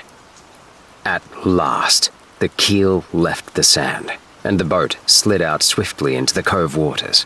Frank and Joe splashed out into the waves and began to scramble over the side. Frank had a glimpse of a dark figure racing down the rocky slope toward them. He leapt to the engine. "Here they are!" roared a voice. More footsteps came running along the shore. The gangsters were converging toward the cove. Frank worked hastily over the engine. There was a splutter and a roar as the motor responded. The boat began to back, slowly, out of the cove. "Keep down," he cautioned his brother. Joe ducked, and not a moment too soon, for a fusillade of shots suddenly crashed out from the shore. Bullets whistled overhead. Wood splintered as one of them struck the side of the boat. Frank heard a heavy splashing in the water and judged that one of the gangsters was wading out in pursuit. The boat moved slowly out to the entrance of the cove. In the darkness, it was a ticklish performance. Frank doubted if he could make it. At any time, it demanded careful steersmanship, and now there was no time for caution. The cove entrance was merely a faint grey blur against the darkness of the rocks on either side. He guided the sleuth toward it. Shots crashed and echoed from the shore. A dark form suddenly rose up beside the boat with revolver upraised, but Joe launched himself on the man with surprising suddenness. His fist shot out and crashed into the gangster's face. With a muffled cry, the fellow stumbled back and lost his balance, going beneath the waves. He rose again in a moment, waist deep in water, spluttering and choking, but by that time the sleuth was several yards away, and the water was too deep to permit the fellow to wade out any farther. His revolver was useless, and he began to make his way back to shore, growling to himself. The motorboat reached the cove entrance. The rocks loomed high on either side. Frank held his breath. At any moment he expected to hear the dread sound of scraping rocks. But the sleuth glided through the narrow channel without mishap, then shot out to the open sea. He spun the wheel about, brought the boat forward, and a moment later the engine was roaring its staccato defiance to the gangsters in the cove. Frank looked back. He could see flashlights bobbing up and down on the beach. "They're going for their own boats," he exclaimed. Then, with a grim smile, he bent forward over the wheel. Instead of heading the motorboat out to the open sea, he directed it along the shore, toward the distant cove where the gangsters had hidden their own craft. Chapter 20. Seizing the boats. "What are you going to do, Frank?" shouted Joe Hardy. "They're going after their boats. We know the cove they're in, and if we can get there first, I'll tow them out to sea, then they can't follow us." Thus, Frank briefly outlined his daring scheme to his brother. He knew that the gangsters would not expect any such intention, and he knew as well that only by some action of this kind could he avoid danger of capture. If the gangsters followed in their own boats, there was every chance that they might overtake or outmaneuver the sleuth. Even if they did not, as long as they retained possession of their own motorboats, they could make good their escape. But once marooned on the island, they would be at the mercy of the Hardy boys. "We'll have to hurry," said Joe, anxiously. He watched the progress of the flashlights on the shore. The sleuth was well ahead, but the seizure of the boats would take some time. The gangsters were making their way slowly over the rocks on their way to the cove. Frank increased the speed of the boat. It leaped through the waves, the motor roaring. The flashlights on the shore were left far behind. "We'll make it," he shouted gleefully to Joe, the spray dashing against his face. He could distinguish the jutting headland that told him the location of the coves. The men on the shore finally seemed to realize his intention.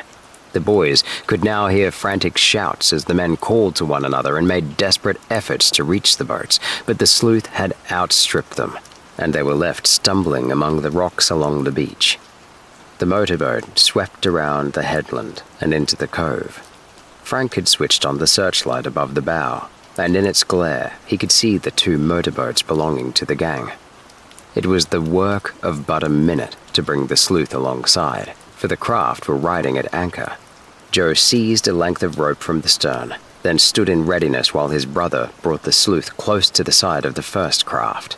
He leaped lightly into the other motorboat, lashed one end of the rope to the bow, then returned to the sleuth again, tying the loose end of the rope securely so that the motorboat could be towed. Swiftly, Frank brought his boat around to the bow of the remaining craft, where the process was repeated. Joe snubbed one end of a length of stout rope to the bow, the other to the stern of the next boat. The two craft were now ready to be towed away by the sleuth. There was a sharp clattering of rock from among the bluffs near the cove. Then a shout. "Red! They're stealing the boats!" "Head 'em off!" roared another voice frantically from behind. "Don't let them get away!" But already the engine of the sleuth was roaring its message of triumph to the pursuers. Slowly, the motorboat began to make its way out of the cove. And slowly, the ropes tightened. The two motorboats began moving behind. Joe had raised the anchor in each case, and the craft were free to follow the lead boat. There was a yell of dismay from the shore. "They're starting out! They've got the boats!" This was followed by a fusillade of shots. The man on the beach opened fire, and his companion farther back among the rocks did likewise. Bullets whistled past the sleuth. But, in the darkness, the men on shore could take but indifferent aim. Frank had switched out the headlight, and the gangsters could see only a ghostly grey shadow on the water. The sleuth picked up speed, and the two motorboats began to rock and sway as they surged forward. Frank knew that he could not go too fast, otherwise the boats that he was towing would run foul of one another or of his own craft and cause disaster. He contented himself by moving ahead at a moderate rate of speed, knowing well that once he cleared the cove he could afford to snap his fingers at the gangsters marooned on the island. Shouts, interspersed with revolver shots, told him of their pursuers' wrath. The flashlights danced like fireflies. The full extent of the trick that had been played upon them was just beginning to dawn on the men marooned on the shore. The headland loomed to the side, then slipped slowly by. The motorboat was throbbing its way out to open water. "We've beaten them," declared Frank exultantly. "I'll say we have. They'll never get off that island unless they swim." "From the fuss they're making, they seem to know it too." "Where to now?" "The mainland. If we can get to Rock Harbor, we'll get help." "How about Chet and Biff?" asked Joe, soberly. "We can't afford to take a chance on bringing them off the island just now. I hate to desert them, but we can't do anything else. If we went back for them, we'd likely undo everything we've done so far. But I think they'll be safe enough.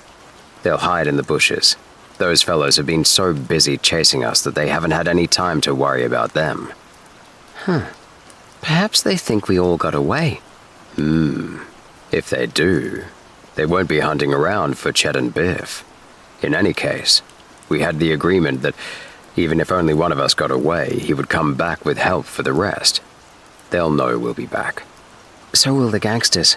I'll bet they're worrying about how they can clear away from this island before we get back.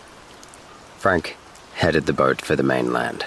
It was his intention, as he had said, to make his way to Rock Harbor where they could secure help, officers and men to come back with them to Blacksnake Island to aid in the rescue of their chums and in the capture of the gangsters. There was the chance, of course, that the latter might have a canoe or a skiff hidden somewhere on the island, but he did not think that they would trust themselves to the open water of the channel in any such frail craft. He felt convinced that by seizing the two motorboats, they had effectually marooned their enemies. They passed the last jutting point of the sinister island, and the bow of the sleuth was headed toward the coast. Perhaps we don't have to go all the way to Rock Harbor, suggested Joe. If we could meet a ship, we might get help. It seems to me I see a light now, running low on the water. Do you see it? Joe peered into the darkness. I believe you're right, he said, finally. It seems to be coming this way, too. Perhaps some more of the gang. I hadn't thought of that. Better not get too close. Frank eyed the approaching light warily. It was just a faint gleam in the darkness, and he judged it was from a motorboat, which was most certainly bound toward Blacksnake Island. Eventually, he could hear the steady throb of the engine. After a moment or so, he started up excitedly. Joe, I'd know that engine anywhere. So would I. It's the Napoli. He spun the wheel about so that the sleuth would cut across the bows of the approaching craft. Steadily, through the darkness, came the throbbing of the engine, and as the boat came closer, the Hardy Boys became more and more convinced that it was Tony Pritto's craft. I've been wondering what became of him, Frank declared. When he didn't show up earlier, I began to think he must have had to call off the trip. It may not be him after all, but I'm sure it's his boat. If it isn't, I'll never believe my ears again. The two boats approached one another. Frank shut down the engine of the sleuth, rose from his seat, and shouted, "Napoli! Ahoy!" Almost immediately, the roar of the other engine died to a murmur, and a well-known voice replied, "This is the Napoli. Who are you?" It was the voice of Tony Pritto. Joe gave a yell of delight. "It's us," shouted Frank. "The Hardy Boys." They could hear sounds of excited talking in the other boat, and a suppressed cheer. "Coming over," Tony called out, and in a few minutes the two boats had drawn up alongside. In the glare of the headlight, Frank and Joe could see Tony Pritto, Jerry Gilroy, and Phil Cohen. Their greetings were cut short when the boys saw the two trailing boats, and Frank tersely explained the situation. "You couldn't have come at a better time. We found Chet and Biff on the island. They're still there. We tried to escape but got separated, and only Joe and I got away. Chet and Biff are in hiding somewhere, and we stole the other motorboats." "Whose motorboats?" asked Jerry. "Chet and Biff were captured by a gang of crooks, who mistook them for us. These fellows had a cave on the island and two motorboats of their own. When we made our getaway, we towed their boats away with us, so the men are all marooned there." A chorus of excited questions broke forth as the newcomers demanded further details, but Frank went on. "We're going to the mainland for help. What we want you to do is take charge of these two motorboats and keep cruising around the island to see that the gang doesn't get away." "Good," approved Phil. "And if we can pick up Chet and Biff, we'll do it. If you can, without letting the gang get hold of those boats again." "Fine," Tony declared. "We'll take the boats. Throw over that rope." He caught the rope deftly, and the captured motorboats were soon being towed by the Napoli. leaving the Hardy Boys' craft free for its flight to the mainland. "We'll be back as soon as we can," called out Frank. "We'll be a-watching for you." "Good. No use wasting any more time. Good luck." "Good luck," shouted the others. Frank bent over the wheel again. The engine of the sleuth roared as the speedy craft turned toward the mainland. The Napoli, in its turn, began to forge ahead toward Blacksnake Island, its speed somewhat lessened now by the drag of the captured boats. Tony, Jerry, and Phil were agog with excitement over this strange encounter in the darkness and the sensational news the Hardy Boys had given them. So the two motorboats went their separate ways in the darkness of the night, one to the mainland, the other toward the sinister island where Chet Morton and Biff Hooper were marooned with the gangsters. Chapter 21. At the Island. In the meantime, what of Chet Morton and Biff Hooper? When they took the wrong turn in the trail, it was some time before they realized that the Hardy Boys were not running along before them. They were blundering along through the undergrowth in complete darkness, trusting to their chums to guide them through when finally Chet stopped, panting. "Frank and Joe must be running like deer," he muttered. "I can't hear them at all." "We were almighty close together a little while ago," returned Biff. "I know, and they seem to have disappeared all of a sudden." The thought struck Chet that they might be on the wrong trail. "Do you think we could have taken a wrong turn?" Biff listened. "There's no one ahead of us, that's sure," he said at last.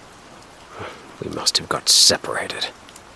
As this conviction forced itself upon them, the two lads were overwhelmed with disappointment. They knew that the Hardy Boys would have little enough time to gain the boat and escape without waiting for them, and at the thought that they might be again left on the island at the mercy of their captors, they were profoundly discouraged.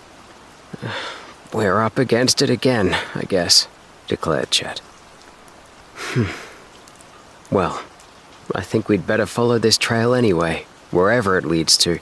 Remember what Frank said, that if even one of us reached the boat safely, he could get to the mainland and bring back help for the rest." "Yes, that's right. It isn't as bad as it might be. I only hope the gang don't capture them before they make the boat safely." "Listen!" They stopped in their tracks and listened as the night wind bore to their ears the sound of gunfire from the beach. It was far over to one side of them. They could hear distant shouts, then spasmodic firing of revolvers followed again. "They must be having a sweet time. I guess the gang are trying to keep them from getting the boat," said Chet. Then they heard the muffled roar of the motorboat in the cove. "They're getting away," declared Biff in excitement. "You can hear the boat backing out." More revolver shots, more shouts. The roar of the sleuth's engine continued. "As long as they get away safely, I'm not worrying much," Chet said. "Just the same, I'd rather be with them. But they'll bring back help. In the meantime, the best thing we can do is to hide." "The gang will be scouring the island for us now that they know we didn't get away with the others, and they won't be any too gentle with us either if they get us." Chet and Biff decided that it would be best to get as near the shore as possible before concealing themselves so as to be ready for a rush to safety should the Hardy Boys return with the promised assistance. By the sound of the motorboat and the shooting, they judged that the narrow trail led toward the shore, so they followed it as well as they could in the darkness. The wet branches slashed their faces, and they stumbled over roots and slipped in the wet, deep grass, but gradually, the sound of the breaking surf drew closer, and they knew they were coming nearer to the beach. The path suddenly dipped, and they descended a slope, finally emerging from the trees to find themselves on a rocky hillside overlooking the gray shore. They could see the white foam of the breaking rollers and the gray rocks below, but there was no sign of motorboat or of any human being. We may as well stay right on this hillside, behind the rocks, Chet suggested. If we go roaming about the shore, we're likely to run into Red and his gang.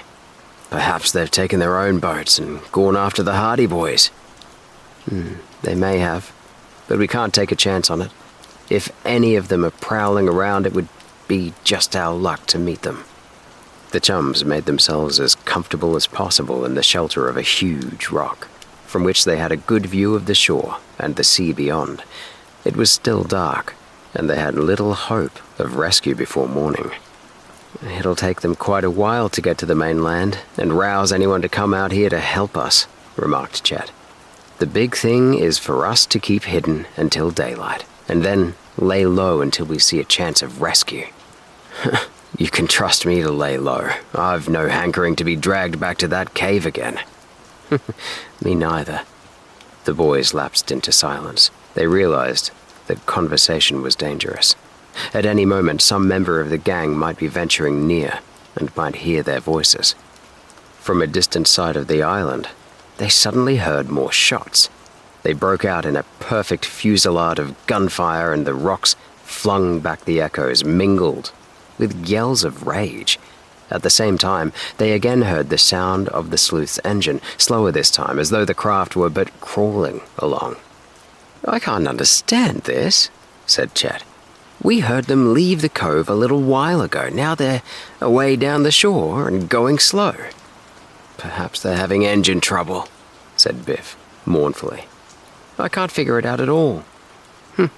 It's tough to be sitting here in the dark, not knowing whether they've got away or not." "I don't dare let myself think they haven't got away," declared Biff, with determination. An hour passed. The sounds of the motorboat had long since died away. Once in a while, the chums heard voices back in the grove, and they knew that at least some of the gangsters had been left on the island. Whether the others had left in pursuit of the Hardy Boys, they could not tell. Had they known of the Hardys' coup in taking the gangsters to boats, they would have felt more relieved in mind. The chill of approaching morning had settled over the island, and they huddled together in the shelter of the rock, seeking warmth. Suddenly, from the sea, they heard the steady chug-chug of a motorboat that seemed to be progressing slowly along in close proximity to the shore. They looked out, and they could see a headlight slowly moving through the darkness. "It's a motorboat, but it's traveling very slowly," said Chet. "Let's take a chance and hail them. It might be some of the gang." That's right. But we can go down closer to the shore and see. It may be Frank and Joe looking for us." The two lads left the shelter of the rocks and began moving cautiously toward the beach. They realized that there was every chance that the mysterious craft might be one of the gangsters' boats, and that they would be risking recapture by making their presence known. But, on the other hand, it might be the Hardy Boys returning in an effort to pick them up. They had gone no more than a few yards when a loud voice, only a short distance away, made them jump with surprise. "Is it one of our boats, Pete?" "No, I don't know it at all. There's something funny about this." A rock clattered down the slope. Chet looked back. Two dark figures appeared in sight at the top of the declivity. The two parties saw one another at the same time. "Here they are!" roared one of the men, and he plunged down the slope straight at the astonished boys. The other man came running after him. The first impulse of the two chums was to run, but they saw that flight would be useless. They were midway on the hillside leading to the beach, and the path was treacherous with rocks and loose gravel. They would be overtaken in a moment. "Fight 'em," said Chet, gritting his teeth. The boys stood their ground. The two gangsters, one of whom they recognized as Pete, came floundering down the slope.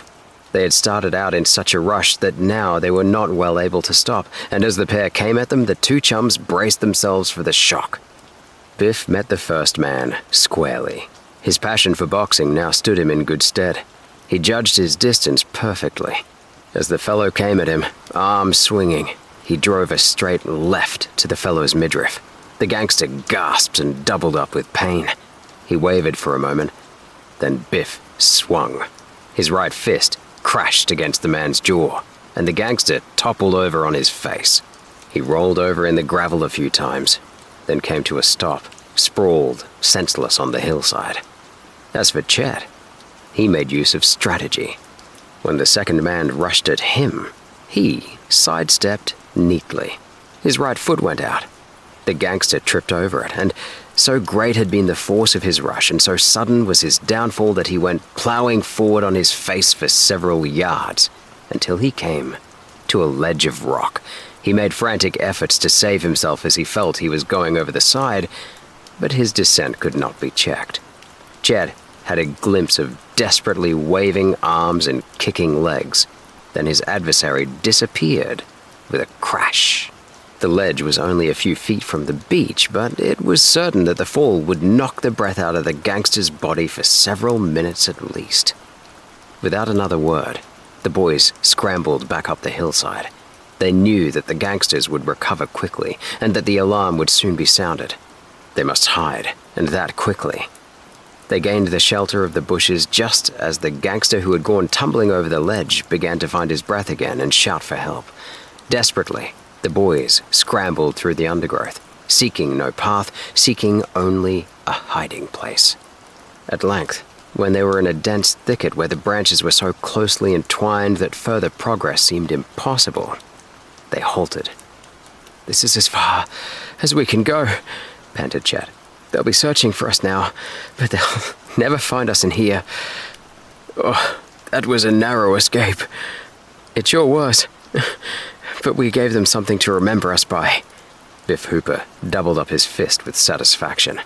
"I knocked my man colder than a sardine," he declared. It was nearing dawn. The first faint streaks of light were appearing in the eastern sky. "I wonder where that boat went," said Chet suddenly. "Perhaps it's still near the island." "Oh, it wasn't one of the boats belonging to the gang anyway, by the way those two fellas were talking. If we could get a hiding place a little nearer the shore, we might be able to see it." "Yes, let's get out of this thicket." Quietly, the boys began to withdraw from the deep thicket in which they had become entangled. But the branches cracked underfoot and seemed to have the brittleness of matchwood. The chums were afraid they would be heard. "Better stay where we are," muttered Chet. They remained motionless for some time, and the swift dawn soon began to paint the sky. The darkness diminished, and the boys could now see one another plainly, and could see the extent of the deep thicket in which they had become enmeshed. "Now let's try to get out," said Chet. Again, they attempted to make their way out of the thicket, and this time, because they could see what they were doing, their efforts met with more success. But they could not avoid making considerable noise, and the crackling of branches seemed like the reports of rifles. Then, to their horror, they heard a voice. "I heard a noise in the bushes over there almost an hour ago, and now I hear it again." "Huh? We'll go over and see," replied another voice. The boys looked at one another, then froze into silence. They could hear heavy footfalls nearby. Branches crackled. "They're hiding around on this side of the island somewhere," said the first voice. "If I ever lay my hands on 'em." Chet put his finger to his lips as a warning to silence. But there was no need. Biff was scarcely daring to breathe. Just at that moment, a sound broke forth that sent a thrill of fear through them both. It was a sibilant, terrifying hiss right at their feet. Chet looked down and gave a low cry. A huge blacksnake was coiled in the grass, in readiness to strike. Chapter 22. The Chase. Chet Morton leapt back with such violence that he collided with his chum. He had seen the serpent in the nick of time, and his backward leap had been so instinctive and so involuntary that he somehow evaded the swift, whip-like thrust of the evil head that plunged at him. The snake missed, although its body writhed against Chet's boot for a second, and the fangs stabbed against the heavy leather. The boot saved the boy. Had the snake struck against his leg, he would have been bitten. The chums plunged blindly through the thicket. There was no thought of caution now. They were filled with unreasoning terror of the Blacksnake, the instinctive revulsion that fills most people at the sight of such a reptile, and they went crashing through the bushes. The noise of their flight did not escape the two rascals who had been searching for them. "I see them," shouted one of the men. He came plunging through the deep grass at the outskirts of the thicket to intercept the boys. Chet saw him in time and veered to one side. He just managed to evade the outflung arm, then went running desperately to the top of the hillside overlooking the sea. Biff came thundering behind, outdistanced the second gangster, dodged the other man, and raced after Chet. They went slipping and sliding down the slope. Chet had no clear idea of where they were bound, but he was determined to keep running either until he was captured or overcome with exhaustion. But when he came over the brow of the hill and began the steep descent, he saw something in the sea below that gave him an exultant yell. It was a motorboat, and one that he recognized immediately. The boat was none other than the Napoli, and in it were three figures. Even at that distance, he knew them for Tony Prideaux, Phil Cohen, and Jerry Gilroy. Behind the motorboat were two other craft being towed. He had not been seen as yet, for he saw that the Napoli was cruising leisurely around the island. He shouted hoarsely to attract attention. He saw Tony look up, then speak excitedly to his comrades. They waved frantically in reply. Then, the bow of the Napoli began to head in toward the shore. Could they reach the boat in safety? Biff was thundering down the slope only a few feet behind Chet. Rocks and pebbles went bouncing and bounding along in front of them. Sand and gravel flew from about their boots. And, coming in swift pursuit, were the two gangsters who had so nearly captured them in the thicket. These men were shouting hoarsely to them to stop, but the two chums had no intention of stopping. They saw safety in sight. Could they reach the shore and gain the boat before the two gangsters overtook them? Then, out from among the rocks along the beach, emerged three figures. Chet's heart sank. They were the other gangsters, and they were directly in the path. At the same time, he saw that Tony Prideaux was bringing the Napoli around and away from the shore. Spent and exhausted, he tried to dodge the three men ahead, but the effort was short-lived. One of the three leaped forward and grappled with him. They fell struggling into the sand.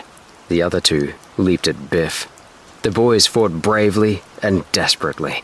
Chet struck out, and his fist crashed into the face of the man who had tackled him. The fellow sagged back for a second, and Chet tried to free himself from the grasp around his waist. But as he did so, one of the other two gangsters came rushing up and launched himself on him. Biff battled with equal ferocity, but he was powerless against the three rascals. He kicked and struggled, but they had him down, and they dragged him back behind the rocks, where the others soon brought Chet. The red-headed man, with a bruise over one eye, produced a length of stout cord from his hip pocket. "Tie him up," he snapped. "We've got him this time for keeps." Pete grabbed the cord, and in a few minutes, Chet's wrists were bound tightly behind his backs, and his ankles were securely tied. Pete cut the cord and used the remainder for binding Biff. The two chums were helpless. As for Tony Prideaux, in the Napoli, he had quickly seen that it would be impossible, even foolhardy, to attempt to rescue his two chums. In the first place, there were 5 boys against 5 men, the latter desperate and fully armed. The only result would be the capture of them all, and the capture as well of the 3 motorboats by the gangsters. "I hated to see them caught with us so close, but what can we do?" he said, turning to the others as he slowly brought the Napoli around. "If the men catch us, and the motorboats, the boys will only be worse off than they were before." "I guess you're right," agreed Jerry Gilroy. "I sure thought for a minute that we were going to be able to save them. Between the crowd of us, we could have held off those other 2 toughs long enough to get Chet and Biff on board, but when the others showed up, I knew it was all off."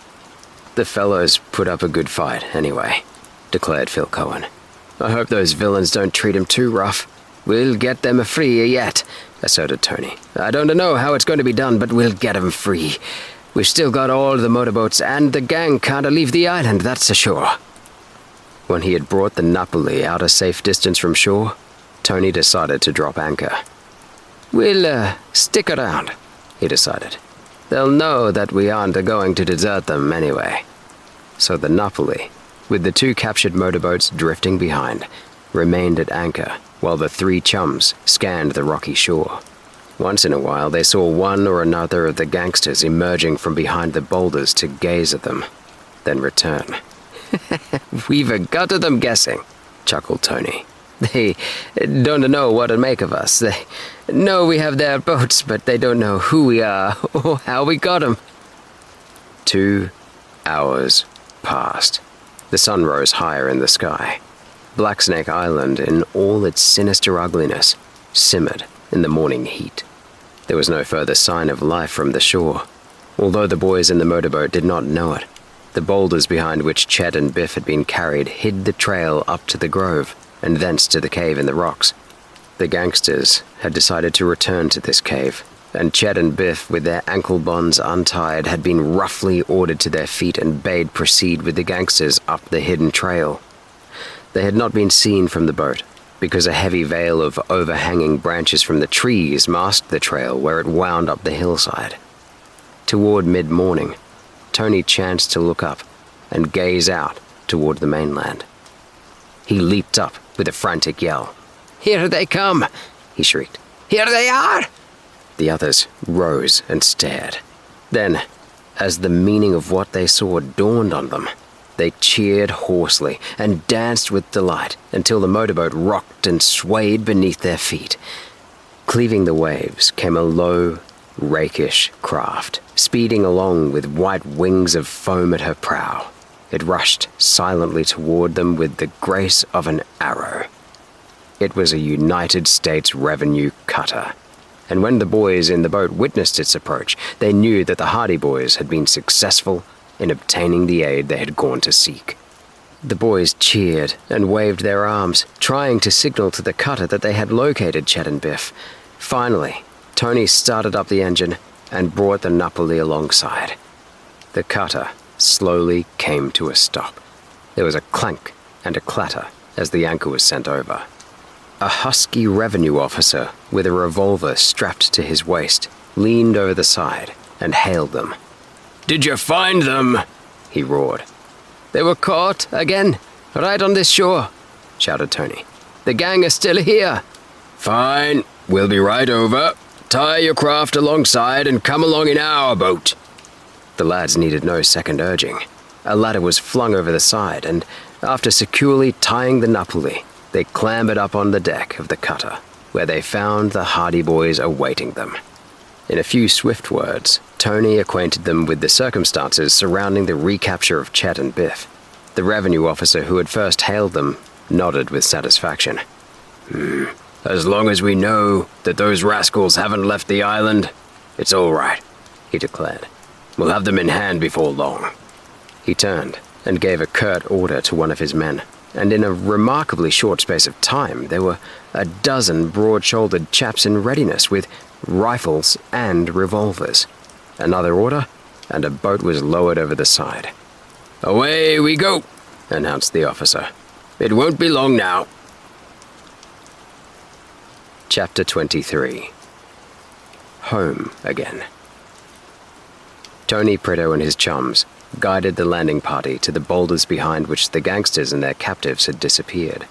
But when Frank Hardy saw that the prey had flown, he assumed the role of guide. "They've gone up to the cave," he said. "I know the way." With Joe, he went in advance of the party. Tony, Phil, and Jerry came behind, with the officer and his men, their faces alight with anticipation of a battle, clambering up the hillside in their wake. The sturdy, tanned men were alert and ready for the approaching fight. Through the grove, down the leafy trail, the Hardy Boys led them, and at last they came within sight of the clearing. The great rock and the dark entrance of the cave were in sight. There was no sign of any human being. "Deploy," ordered the officer. The men scattered. The Hardy Boys and their chums, being unarmed, were obliged to watch from the shelter of the grove, because they realized that there would probably be gunfire. The men began to make their way across the open space, running from rock to rock, keeping well scattered, all eyeing the entrance to the cave. Suddenly, a shot sounded from the cave entrance. Almost simultaneously, one of the revenue men fired. The boys had seen no one in the cave, but the keen eyes of the rifleman had, and when the body of a man slumped forward out of the cave, falling on the rocks, with a revolver clattering from his nerveless fingers, his judgment was verified. And this, to the disappointment of the watchers, was the end of the fight. For the gangsters, like so many of their kind, were cowardly, and they became unnerved at the fate of the first of their men who had shown fight. Out of the cave entrance came a man bearing aloft a white handkerchief in token of surrender. He was followed by the others, with hands upraised, and behind them came Chet Morton and Biff Hooper, their wrists still bound, but their faces alight with joy, in contrast to the surly visages of the gangsters. "Well, well," declared the officer in charge as he confronted the rascals, noting the frowning red-haired man. "If it isn't Red Hawkins and his gang. And you too, Pete. We've been looking for your hangout for the past 3 months, and for you as well. Put the cuffs on 'em, boys." In a few moments, the gang was securely handcuffed. The man who had been shot was attended to, and it was found that he had been wounded, but after a brief examination and the rendering of first aid, the officer reassured the victim that he would live to face trial with the rest for the abduction of Chet and Biff. "And if that charge falls through, which it won't," he assured them all, "we have a list of other charges against you as long as your arm." But the Hardy Boys and their chums were oblivious to this scene. They were too busy staging an impromptu reunion. Chet Morton and Biff Hooper, freed of their bonds, were busy shaking hands all around and trying to explain to their excited comrades some of the adventures they had gone through since leaving Bayport. Then the Hardy Boys were called on to explain how they had encountered the revenue cutter and how they had told their story and prevailed on the revenue men to come with them to Blacksnake Island to effect the rescue of their chums. "But we can talk it over better on the way back," declared Frank. "Coming back with us?" asked the officer. "We're taking these men to Rock Harbor, but you're welcome to come along." No thanks. We'll be going back in the motorboats." "I see. Well, we'll take this gang back to the ship. Forward, march, you!" he shouted to the crestfallen gangsters. So the party returned to the shore, and Red Hawkins and his 4 men were herded into the boat. They had said not a word, but on their way back to the cutter, Red turned to the Hardy Boys and snarled, "Well, you've got me, but our men in the West got your father. We've got that much satisfaction anyway." With that, he lapsed into silence, realizing that his words had the immediate effect of dampening the spirits of the Hardy Boys and their chums. Back at the revenue cutter, Frank and Joe said goodbye to the officer and his men, leaving Red and his gang in their charge. The motorboat had been towed behind the ship, and they resumed their places in the sleuth and cast away. Tony Prideaux and the others took their places in the Napoli, while Chet and Biff returned to the envoy. One of the captured boats turned out to be none other than Biff's own craft, which the gangsters had been using while they were prisoners in the cave. Thus the journey home began. Although there was rejoicing in the other boats, and much good-natured badinage was passed about, the Hardy Boys found it difficult to be cheerful. Red's words had brought back to them their fears concerning the safety of their father, and they dreaded the news that might await them when they returned to Bayport. "If there's no news from him, I think we should go to Chicago and search for him," said Frank gravely. "I'm with you in that, but perhaps it won't be so bad. Red may have only been trying to frighten us." "I hope so. If that was his object, he sure succeeded." "At any rate, we found the missing chums. Another feather in our cap, eh?" grinned Frank. "If Dad does come back safely, he won't have any reason to be ashamed of his sons." The Mortons and the Hoopers will be glad. The whole city will be in a fuss over what happened to Chet and Biff." This proved to be the case. When the 3 motorboats returned to Barmard Bay and finally docked at Bayport, they found a cheering throng awaiting them, for the news had been sent to the city by the revenue men from Rock Harbor, and the anxieties of the boys' families were set at rest. The Hoopers and Mortons in particular had been almost frantic with worry, and Chet and Biff were given a welcome befitting heroes of an expedition given up for lost for many years. Nor were the Hardy boys and their chums forgotten in the welcome. Chet and Biff gave full credit to the Hardys for the part they had played in the roundup of the gangsters. When Frank and Joe were finally able to break away from the crowd and make their way back home, the news of the exploit was beginning to spread rapidly through the city. When they came within sight of the familiar house, they broke into a run. They raced up the front steps. They flung open the front door and burst into the hallway, almost knocking over Aunt Gertrude, who was dusting. "Land sakes!" she exclaimed. "Can't you boys ever learn to come into a house properly? Oh, I never seen the like of it in all my born days. Go right back out that door and come in again like gentlemen." "Home again," exclaimed Frank with a grin. Then he turned anxiously to his aunt. "Any word yet from Dad?" "He's in the library," sniffed Aunt Gertrude. "In the library?" exclaimed the boys in astonishment. "Yes, in the library. And what of it? Where did you expect he'd be? Up in the attic?" But the Hardy boys did not wait to reply. With a whoop of delight, they rushed through the living room and into the library, where they found Fenton Hardy seated at the table. Their father got up quickly as they rushed at him, and in a moment, all 3 were shaking hands and chattering in gladness and relief. "We heard you'd been caught by the gang," gasped Frank. Fenton Hardy smiled. "It was the other way around," he corrected them. "The gang was caught by me, and we caught the rest of them." "Not Red Hawkins and his crew?" The Hardy boys nodded. Their father gazed at them in incredulous astonishment for a moment. Then he slapped them heartily on the back and indicated the chairs nearby. "And I thought they'd clear out when they knew Baldy and the others were behind the bars. Why, this rounds up the entire pack. Tell me about it. But, first of all, have Chet and Biff been found?" The boys nodded. "We found them on Blacksnake Island. That's how we rounded up the gang.